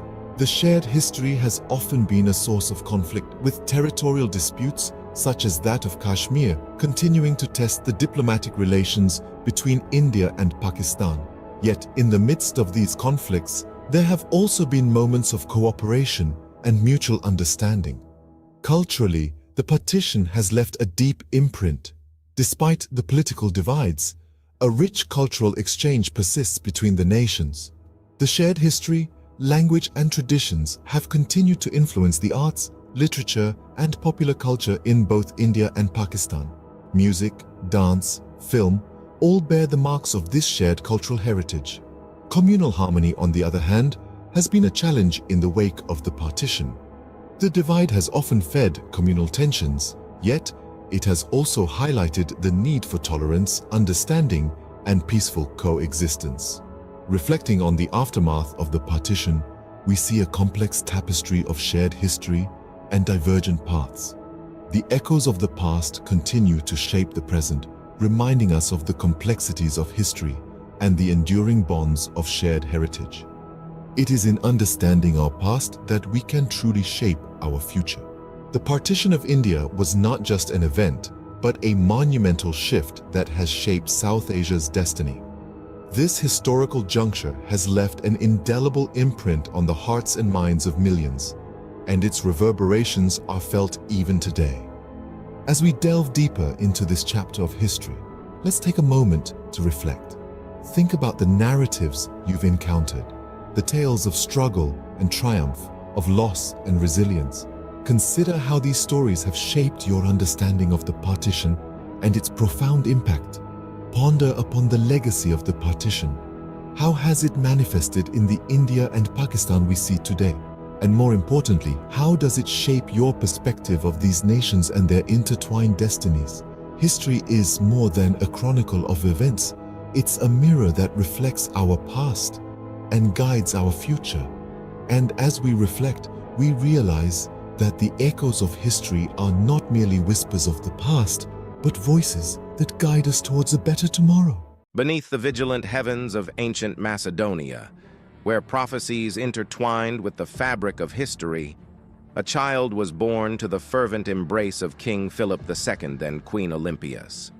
In the hallowed chambers of Pella, echoed the first cries of Alexander, a name foreordained to resound through the epical corridors of time.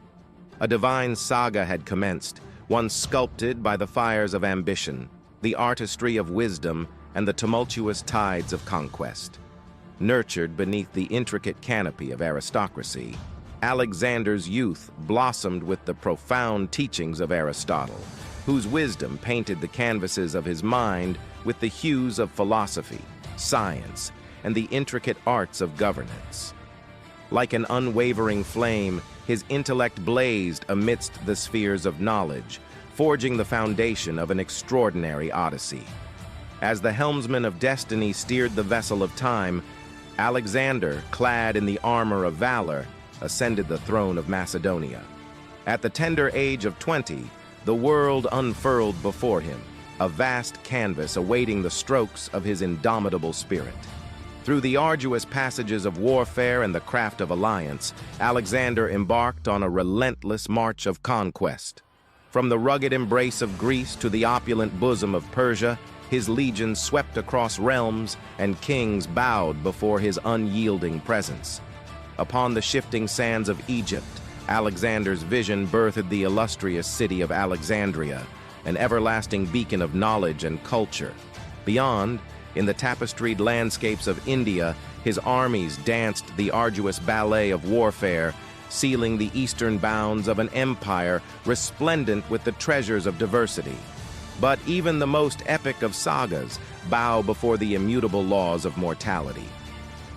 In the shadowed embrace of Babylon, where the Euphrates whispers ancient tales, Alexander met the unseen adversary that even his mighty sword could not vanquish. The curtains of the earthly theater began to close upon his monumental tale, leaving behind an empire carved across the continents, a melting pot of cultures and tales woven into the eternal fabric of history.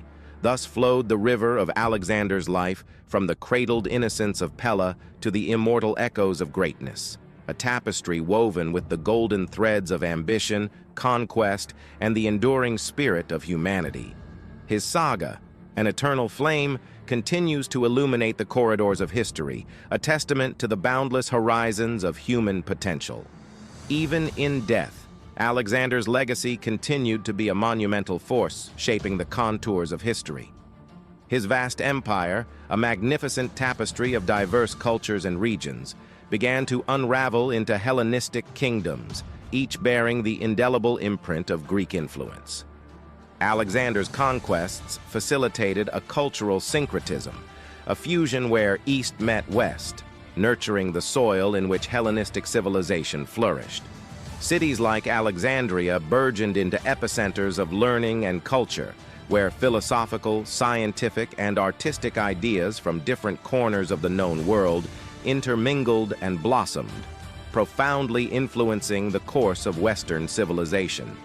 Furthermore, Alexander's influence permeated the fabric of global commerce and exploration.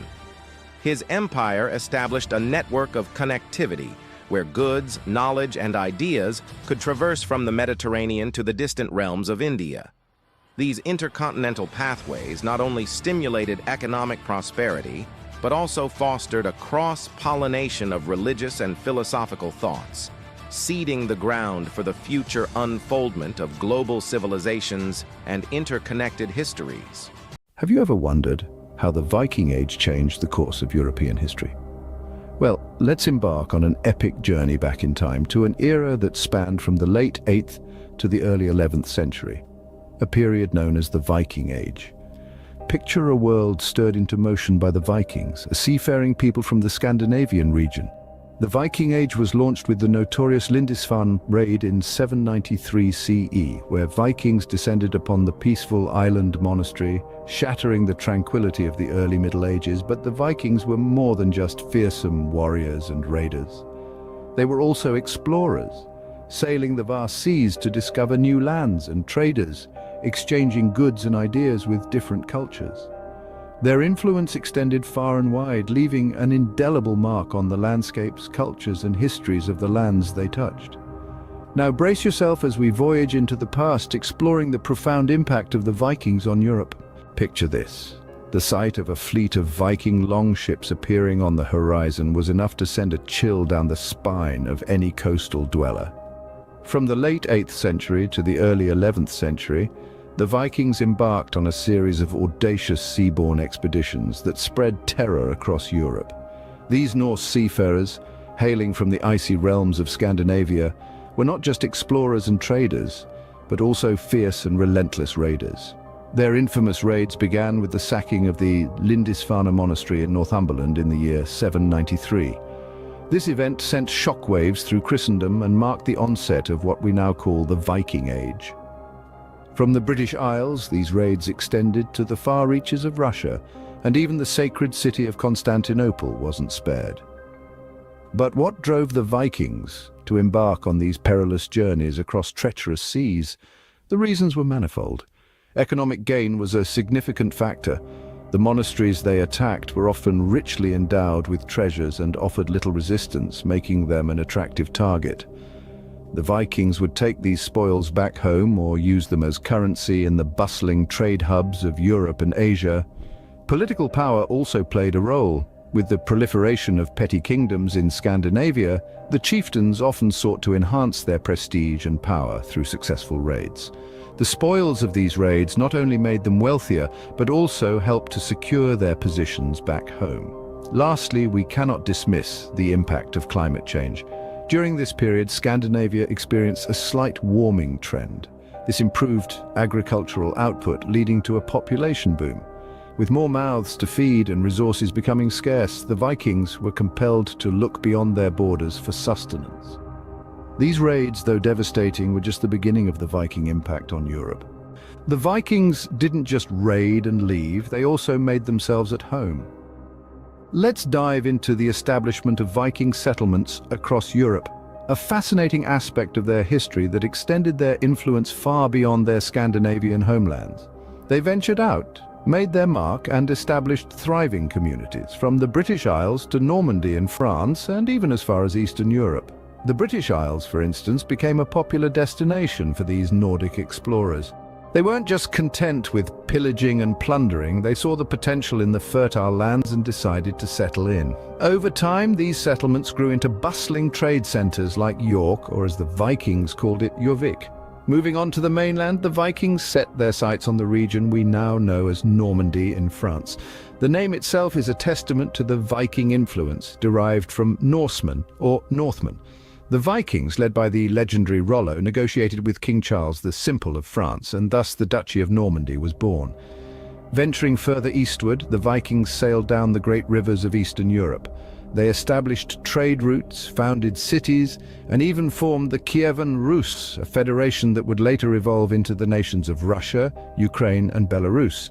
But it wasn't just about the physical settlements, it was about the lasting impact these settlers had on the local cultures and languages. Viking words seeped into the English language. Words like egg, knife, and window are all of Norse origin. In Normandy, the Vikings influenced the local architecture, with the wooden stave churches being a prime example. In a way, the Vikings were the ultimate immigrants, integrating themselves into the local cultures and leaving an indelible mark that still resonates today. They were more than just fearsome warriors, they were explorers, traders, and settlers, shaping the course of history wherever they landed.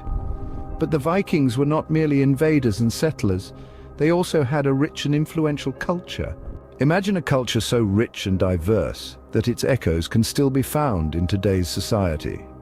Welcome to the fascinating world of the Vikings, the seafaring warriors from the north who were not just raiders and explorers, but also poets, merchants, and artisans.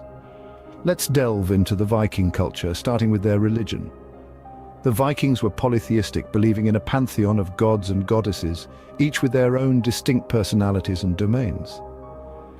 This belief system played a significant role in their daily lives and was a source of inspiration for their intricate art and literature. Speaking of art, the Vikings were renowned for their artistic prowess. Their art, often rich with symbolism, was expressed in a variety of forms, including intricate jewelry, beautifully decorated weapons, and ornate stone carvings. These works of art tell us a story of a people who took great pride in their craftsmanship and had an eye for detail. In the realm of literature, the Vikings left behind a rich legacy of sagas and poems. These sagas, filled with tales of heroism, adventure, and sometimes romance, provide a unique window into the world of the Vikings. They also underscore the importance of storytelling in Viking society and how it was used to pass down their history and traditions from one generation to the next. Beyond art and literature, the Viking social structure was complex and hierarchical. At the top were the jarls, the wealthy nobles, followed by the carls, the free peasants, and at the bottom were the thralls, or slaves. Despite this hierarchy, Viking society was surprisingly progressive for its time, with women enjoying certain rights and freedoms not seen in other parts of Europe. The influence of Viking culture on the lands they settled in is undeniable. From their art and literature to their social structure and religious beliefs, the Vikings left a lasting imprint wherever they went. They assimilated the best of what they encountered and in turn enriched the cultures they interacted with. And this vibrant culture played a crucial role in shaping modern Europe. In the next scene, we'll explore the enduring legacy of the Vikings. Stay tuned. So, how does the Viking Age still resonate in today's Europe? A question that leads us to the indelible mark left by the Vikings on the European landscape. The Viking Age, spanning from the late 8th to the mid-11th century, was not just a period of raids and invasions, it was an era that substantially shaped the course of European history. The Viking legacy is imprinted in the very geography of Europe. From the north of Scotland to the coastlines of France, place names bear the Viking hallmark. For instance, in England, any place ending in by or thorpe is of Viking origin. So next time you find yourself in Grimsby or Scunthorpe, remember you're standing on what was once Viking territory. Language, too, carries remnants of this seafaring civilization. English, in particular, owes a debt to the Norse tongue. Words like egg, skirt, and window are all borrowed from the Vikings. Even everyday phrases such as "get out of bed on the wrong side" are Viking in origin, but the Viking influence extends beyond place names and language. It permeates the very fabric of societal structures and legal systems. The Vikings' thing, an open-air assembly where free men could voice their opinions and settle disputes, is an early form of the democratic systems we see in many European nations today. The Vikings' egalitarian attitudes towards women, their intricate art styles, their advanced shipbuilding techniques, and their exploratory spirit all contribute to the modern European identity. They were not just ruthless raiders, but also skilled traders, innovative craftsmen and explorers who dared to venture into unknown territories. The Viking Age was a time of expansion, exploration and cultural exchange, and the ripples of this era are still felt in Europe today. The Vikings left a legacy that extends far beyond their traditional image of horned helmet warriors. They shaped the languages we speak, the places we live, and the societies we are part of. Indeed, the Viking Age was not just a period of raids and invasions, but a significant era that shaped the course of European history. So we've journeyed through the Viking Age, but what does it all mean for us today? It's not just about appreciating the past, it's a gateway to understanding our present. The Viking Age, a period of raids and settlements, has intricately woven its threads into the tapestry of modern Europe. From the names of towns and cities to our very language, Viking influences are embedded in our everyday life. Think about it, the Vikings were not just fearsome warriors, they were explorers, traders, settlers, and even artists. They established routes of commerce, created settlements that flourished into cities, and introduced new cultures and ideas. They helped shape the Europe we know today. History is not just a record of the past, it's a mirror reflecting our present. By understanding the Vikings, we gain insight into the foundations of our own societies. As we've seen, the Vikings left an indelible mark on Europe, and their legacy still resonates with us today. So next time you think of the Vikings, remember they were not just raiders, but also settlers, traders, and cultural influencers. Have you ever wondered how the Roman Empire, one of the most powerful entities in history, came to be? To understand that, we must take a journey back in time to the earliest days of Rome. Picture a city steeped in myth and legend, founded by two brothers, Romulus and Remus. They were the supposed sons of Mars, the god of war, and their story is one of intrigue and fraternal rivalry that culminated in the founding of a city that would change the course of history. The early days of Rome were marked by a monarchy. 7 kings ruled Rome, one after the other, until the 7th, King Tarquin the Proud, was overthrown. Why? Well, his arrogance and tyranny didn't sit well with the people. This was a pivotal moment for Rome, for it was then that the Roman Republic was born. The Republic was a radical departure from the monarchy. Power was no longer concentrated in the hands of a single ruler. Instead, it was shared among the patricians, the aristocrats of Rome who formed a senate. This senate was the hub of political power, making decisions that would shape the fate of Rome. But it wasn't smooth sailing from the outset. The plebeians, or commoners, felt left out, leading to a power struggle that resulted in the creation of the tribune of the plebs, giving the common people a voice in the governance of Rome. This phase of Rome's history was marked by expansion, as Rome's influence began to spread beyond its city walls. The Roman legions, known for their discipline and organization, played a crucial role in this expansion, conquering territories and establishing Roman rule. Thus began the rise of Rome, a city destined to become an empire. Over time, the Republic would evolve, paving the way for the era of the Roman Empire, a period of unprecedented power and influence that we'll delve into in the next scene. But for now, let's take a moment to appreciate the remarkable journey of this city, from a humble beginning to the verge of becoming an empire. How did Rome transition from a republic to an empire, you ask? Well, it's a tale brimming with power, strategy, and a bit of treachery. The Roman Republic was a democracy of sorts, where elected officials represented the people.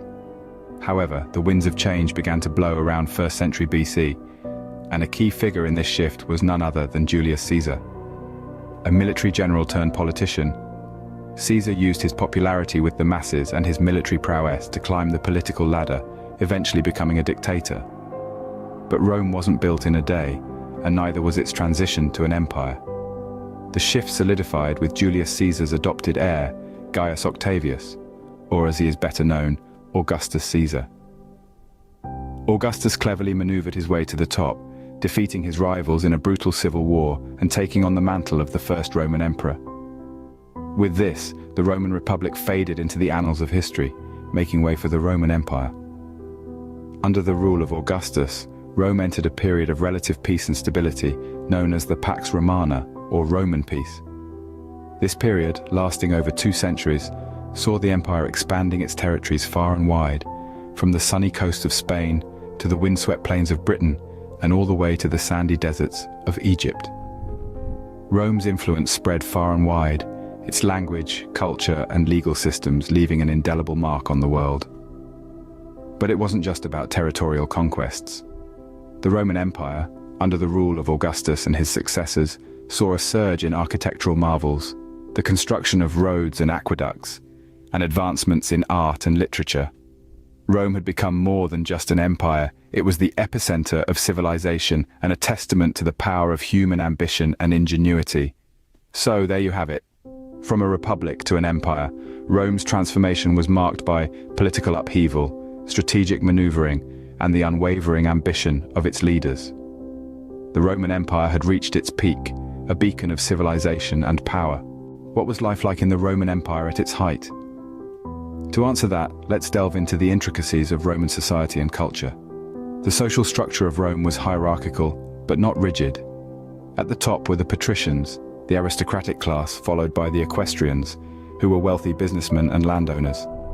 Then came the plebeians, the common people, and at the bottom, the slaves. Despite this stratification, social mobility was possible, especially for those who displayed exceptional military prowess or political acumen. Religion was a cornerstone of Roman society. The Romans were polytheistic, worshipping a pantheon of gods and goddesses, each presiding over different aspects of life. The emperor himself was often elevated to the status of a deity, which further solidified his authority. Roman achievements in various fields were nothing short of remarkable. In architecture, the Romans introduced the concept of the arch and the dome, which allowed them to build grand structures like the Colosseum, a marvel of engineering that could hold up to 50,000 spectators. This iconic amphitheater was more than just a venue for gladiatorial contests. It was a symbol of the might and grandeur of the Roman Empire. In engineering, the Romans were pioneers in building roads and aqueducts, bringing water from distant sources right into the cities. Their legal system was also advanced for its time, with laws that protected the rights of citizens and provided a framework for governance that is still influential today. Roman culture was a melting pot of influences from the various civilizations they conquered. Literature, philosophy, art, and even cuisine were all shaped by this cultural exchange, creating a rich tapestry that was uniquely Roman. To sum it up, life in the Roman Empire was a blend of grandeur and simplicity, of power and struggle, of innovation and tradition. It was a society that was as complex and multifaceted as the empire it represented. The Roman Empire was not just about conquests, it was a vibrant, complex society. But what happens when an empire becomes too vast, too complex to manage? The Roman Empire at its zenith was a colossal entity, stretching from the deserts of Africa to the frosty regions of Britain. But as it expanded, the empire began to grapple with issues that would ultimately lead to its downfall. One of the key problems was political instability. The power structures within the empire were becoming increasingly volatile, with emperors often meeting untimely and violent ends. Ambitious individuals vied for power, leading to internal strife and unrest. This instability at the top trickled down, causing widespread discontent and chaos. Economic troubles also started to plague the empire. The cost of maintaining such a vast territory with its elaborate infrastructure and military was astronomical. The empire was bleeding wealth. To make matters worse, the constant warfare and conquests had depleted the empire's resources, causing inflation and economic stagnation. The citizens, burdened by heavy taxation, grew resentful and disillusioned. Then there was the issue of military overspending. The Roman army was the backbone of the empire. It was responsible for both protecting the empire's extensive borders and for carrying out its ambitious expansionist policies. But the cost of maintaining such a massive military force was exorbitant. The empire was spending more than it could afford, and its coffers were running dry. The problems were so complex and deep-rooted that the empire was eventually split into East and West in an attempt to make it more manageable. The Eastern Roman Empire, with its capital at Constantinople, and the Western Roman Empire, with its capital at Rome, were meant to function as two halves of a whole. But this division only served to highlight the cracks in the foundation of the empire. The cracks in the mighty Roman Empire were beginning to show, and as we will discover in the next scene, these cracks would only widen with time, leading to the eventual fall of one of history's most powerful empires. How does an empire, so powerful and influential, crumble? This is a question that continues to intrigue historians and scholars to this day. As we delve into the final days of the Western Roman Empire, we find a series of events that led to its inevitable downfall. The city of Rome, once the bustling heart of the empire, experienced multiple sackings. The Visigoths, under their leader Alaric, first sacked Rome in the late summer of 410. This event sent shockwaves throughout the known world, for the invincible city had fallen. Following this, the Vandals, led by King Genseric, sacked Rome in 455. The city, at the heart of the empire, was no longer the symbol of Roman invincibility. In 476, a significant event marked the end of the Western Roman Empire. The last Roman emperor, a young boy named Romulus Augustus, was forced to abdicate his throne by the Germanic king Odoacer. This moment is often considered the official end of the Western Roman Empire. But what led to these events? There are numerous theories, each with its own merits. Perhaps the most prevalent one is the invasion by barbarian tribes. The Roman Empire had always faced threats from these tribes, but over time, these threats intensified. The Huns, Visigoths, and Vandals, among others, were pushing at the boundaries of the empire, seeking to exploit its wealth and power. Other theories suggest that internal issues, such as political corruption, economic instability, and social decay, played a significant role in the empire's fall. The empire's vast size made it difficult to govern, leading to inefficiency and corruption. The economy was heavily reliant on slave labor, which was unsustainable in the long run. Moreover, the moral fabric of Roman society was deteriorating, with traditional Roman values being replaced by decadence and complacency. And so, the mighty Roman Empire, after centuries of dominance, finally fell. The fall of Rome serves as a stark reminder of the transient nature of power and the inevitable rise and fall of civilizations. From its humble beginnings to its spectacular fall, the Roman Empire has left an indelible mark on history. We've journeyed through its rise, the pinnacle of its power, the richness of its society and culture, and the factors that signaled its decline. We've witnessed its inevitable fall, a poignant reminder of the transient nature of power. The Roman Empire may have fallen, but its legacy continues to influence our world today, a testament to its grandeur and the indomitable spirit of its people. Have you ever wondered how the world as we know it was shaped by a 4,000-mile-long route? A route that changed the course of human history and laid the foundation for the globalized world we live in today. This isn't a tale of modern highways or digital networks, but a story that takes us back over 2,000 years to the dawn of the Silk Road. It was during the reign of the Han Dynasty in China, around 130 BC, when the Silk Road began to take shape. But the Silk Road was never a single linear path. It was a complex and ever-shifting network of terrestrial and maritime routes, like veins running through a body, connecting the East and the West. The name Silk Road might give the impression that it was all about silk, but that's just the tip of the iceberg. It was a conduit for all sorts of goods, spices, textiles, precious stones, metals, and many more. From the vibrant markets of China to the grand bazaars of Persia, from the bustling streets of India to the majestic cities of Rome, the Silk Road was the central artery of trade and cultural exchange. But why was it so significant? It was more than just a series of trade routes. It was a catalyst for change, a pathway for ideas, technologies, and religions. It was through the Silk Road that papermaking spread from China to the West, that Buddhism found its way to China, that the magnetic compass navigated its way from China to Europe. The Silk Road was a melting pot of cultures, a stage where East met West, and a bridge that brought distant civilizations closer together. So, the Silk Road, a simple trade network, kickstarted a global transformation. But how? Let the journey unfold. More than a trade route, the Silk Road was a highway of ideas. But what were these ideas? The Silk Road was not just a physical pathway for trade, but a conduit for the exchange of culture, religion, philosophy, and science. It was a grand highway that connected different civilizations, each with their own unique ideas and innovations. Let's first consider the spread of religion. Buddhism, for instance, originated in India, but thanks to the Silk Road, it found its way to China, where it flourished and became one of the country's major religions. Buddhist missionaries would travel along the Silk Road, carrying with them the teachings of the Buddha. They built monasteries and temples along the way, allowing the philosophy to take root in new lands.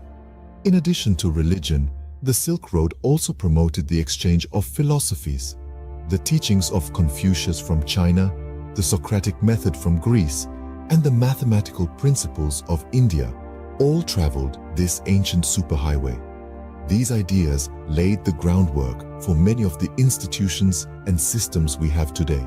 From our educational systems to our governmental structures, languages too were shared and spread along the Silk Road.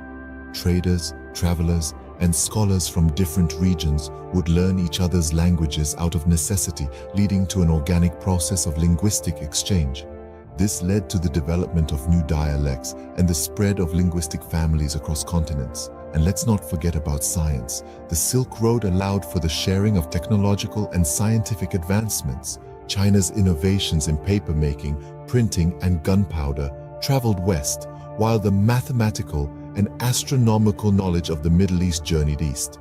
The Silk Road then was a great melting pot where ideas were as valuable as the goods that were traded. It was a place where cultures met, mingled, and influenced each other in profound ways. The Silk Road was more than just silks and spices. It was a melting pot of ideas shaping the world as we know it. The Silk Road reached its golden age under the Tang dynasty. But what made this era so special? Let's dive into the vibrant history and unravel the golden threads of this transformative period. The Tang dynasty, ruling from the 7th to the 10th century, was a time of immense cultural, economic, and political growth in China. The empire's expansionist foreign policy and strategic alliances led to a surge in trade and diplomatic relations, effectively setting the stage for the Silk Road's golden age. This was not just a simple trade route, it was a pulsating artery of exchange, a highway of ideas and a melting pot of cultures. It connected the East and West, fostering a vibrant exchange of goods, ideas, and cultures. The Silk Road was more than just silk. It was a bustling marketplace that saw the exchange of a kaleidoscope of goods like spices, gold, ivory, and even horses. The Tang dynasty also saw the introduction of paper money, a revolutionary concept at the time. This not only facilitated trade, but also marked a significant step towards modern economic systems.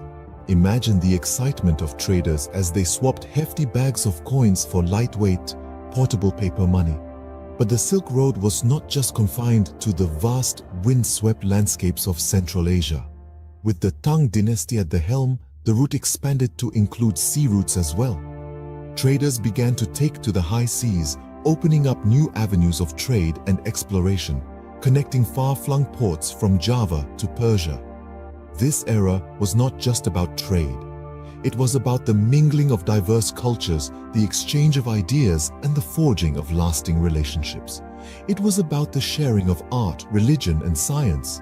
It was about shaping the world as we know it today. The golden age of the Silk Road left an indelible mark on world history, marking the start of globalization. So, as we journey further into this captivating narrative, remember, each thread of silk tells a story, and each story is a part of our shared human history. All good things come to an end, and so did the Silk Road. But what led to its decline? Well, the downfall of the Silk Road was a result of multiple factors, each playing a significant role in closing this chapter of history. One of the main reasons was the collapse of the Mongol Empire in the 14th century. With the empire's fall, the political stability it had provided along the Silk Road vanished. This resulted in increased risks for merchants due to political instability and violence, making the trade route less attractive and safe for commerce. Another key factor in the decline of the Silk Road was the rise of the Ottoman Empire in the 15th century. The Ottomans were not as tolerant of foreign traders as the Mongols had been.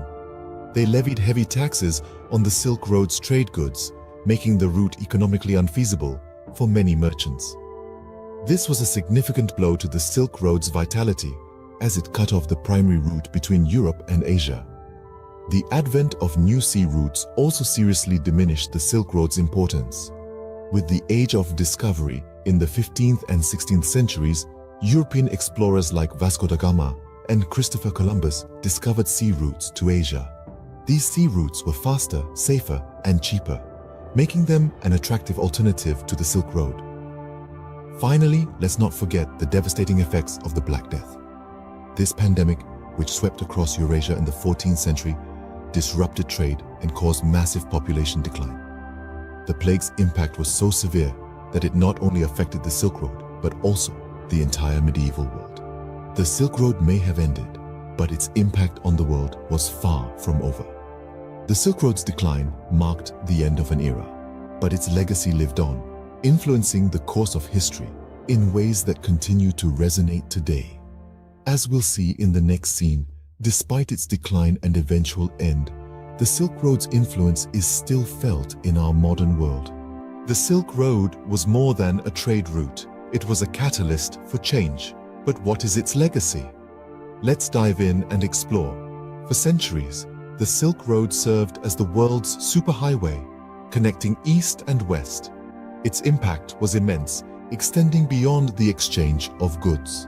The Silk Road facilitated the spread of ideas, religions, and even diseases, shaping the world as we know it today. The Silk Road was a conduit for the spread of goods, certainly, but not just silk. Precious metals, spices, and other commodities traveled along this route, creating a global exchange of goods that had never been seen before. This network of trade routes was the precursor to the global marketplace we're familiar with today, laying the groundwork for modern trade and economics. But it wasn't just tangible goods that made their way along the Silk Road. Ideas, too, were an important cargo. The exchange of philosophies, scientific knowledge, and religious beliefs enriched societies and spurred advancements in many fields. Concepts of mathematics, astronomy, and medicine traveled along with traders, facilitating the global spread of knowledge. In a darker twist, the Silk Road also played a role in the spread of diseases. The infamous Black Death or bubonic plague is believed to have traveled along these routes, decimating populations and changing the course of history. This was a stark reminder of the interconnectedness of our world and the potential consequences of such connections. In essence, the Silk Road was a catalyst for globalization centuries before the term itself was coined. It brought people together, fostering cultural exchange and mutual understanding. It changed the way societies developed, interacted, and understood each other. So, what is the legacy of the Silk Road? It's the world we live in today, a world that's interconnected, where ideas and goods flow freely across borders. A world where cultural exchange is a part of everyday life, and where the seeds of globalization first took root. The Silk Road may be gone, but its legacy lives on in the interconnected world we live in today. The Silk Road may be a thing of the past, but its spirit lives on. How so? Let's turn our gaze to our modern world. Yes, the Silk Road's physical trails may have faded into the dust of history, but its essence, the spirit of trade and cultural exchange, thrives in our interconnected world. Consider China's Belt and Road Initiative, a grand project that spans continents, connecting Asia, Europe, and Africa. It's a modern-day incarnation of the Silk Road, stretching across 65 countries and reaching nearly half of the world's population. But it's not just about trade routes and economic ties. It's about the transfer of ideas, just as the Silk Road was. The Belt and Road Initiative encourages cultural exchange and mutual understanding on a global scale. It's about sharing our stories, our traditions, our innovations, and learning from each other in the process. And it's not just China rekindling the spirit of the Silk Road. The concept of cultural exchange is more alive today than it has ever been. In our digital age, we can connect with people from every corner of the globe at the click of a button. We are sharing ideas, stories, and knowledge at a pace unimaginable to the traders of the Silk Road. This virtual Silk Road, powered by technology, has transformed our world into a global village. We've seen the rise of global trends, the spread of innovations, and the sharing of diverse cultures and traditions. We're witnessing the Silk Road spirit in action every day. Yet, just as the Silk Road had its challenges, so too does our modern world. Issues of sustainability, inequality, and cultural preservation are as relevant today as they were centuries ago. We must navigate these challenges with wisdom gleaned from the past and a vision for a better future. The Silk Road, a network of trade routes from centuries ago, continues to shape our world in surprising ways. It's a testament to the enduring power of cultural exchange and a reminder that we are all part of a larger, interconnected story. We've journeyed along the Silk Road, but what have we learned? Let's retrace our steps. From its humble beginnings, the Silk Road emerged as a beacon of exchange and interaction, an intricate network of trade routes. It wasn't just about the silk, as its name might suggest. It was a highway of ideas, a conduit for the exchange of goods, cultures, and philosophies, stretching across continents, from the heart of China to the Mediterranean Sea. In its golden age, the Silk Road was more than just a physical path. It was a symbol of interconnectedness, a vessel for the flow of knowledge, culture, and technology. It was the lifeblood of civilizations, fostering economic prosperity and cultural exchange. Ideas, technologies, and religions traversed these routes, paving the way for the world's first global age. But even golden ages come to an end.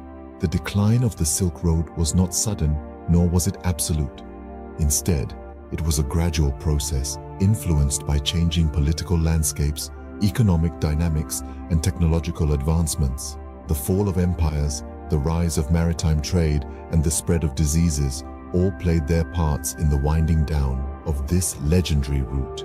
Yet, even in its decline, the Silk Road did not fade into obscurity. The legacy of the Silk Road continues to echo throughout history. Despite the end of its physical existence, the Silk Road's spirit of exchange and interaction lives on, embedded in the fabric of our global society. The Silk Road was more than a trade route. It was a catalyst for the world's first globalization, shaping the world as we know it today. Today, the Silk Road's spirit is not just a historical concept, but a living reality. The modern Silk Road, in the form of infrastructure projects and trade agreements, is a testament to the enduring influence of the Silk Road. It's a symbol of the ongoing desire for connection, collaboration, and mutual understanding between East and West. As we reflect on the Silk Road's journey, we realize that it's not just about the past. It's a story that continues to unfold, a narrative woven into the very fabric of our global society. It's a reminder of our interconnected past, present, and future. So, what have we learned from our journey along the Silk Road? We've learned that the Silk Road was not just a trade route. It was a melting pot of cultures, a highway of ideas, a catalyst for global transformation. We've learned that the Silk Road shaped the world, fostering exchange and interaction, paving the way for the world's first global age. The Silk Road, a simple trade network, was a catalyst for global transformation, shaping the world as we know it today. Its legacy lives on, reminding us of our interconnected past, present, and future.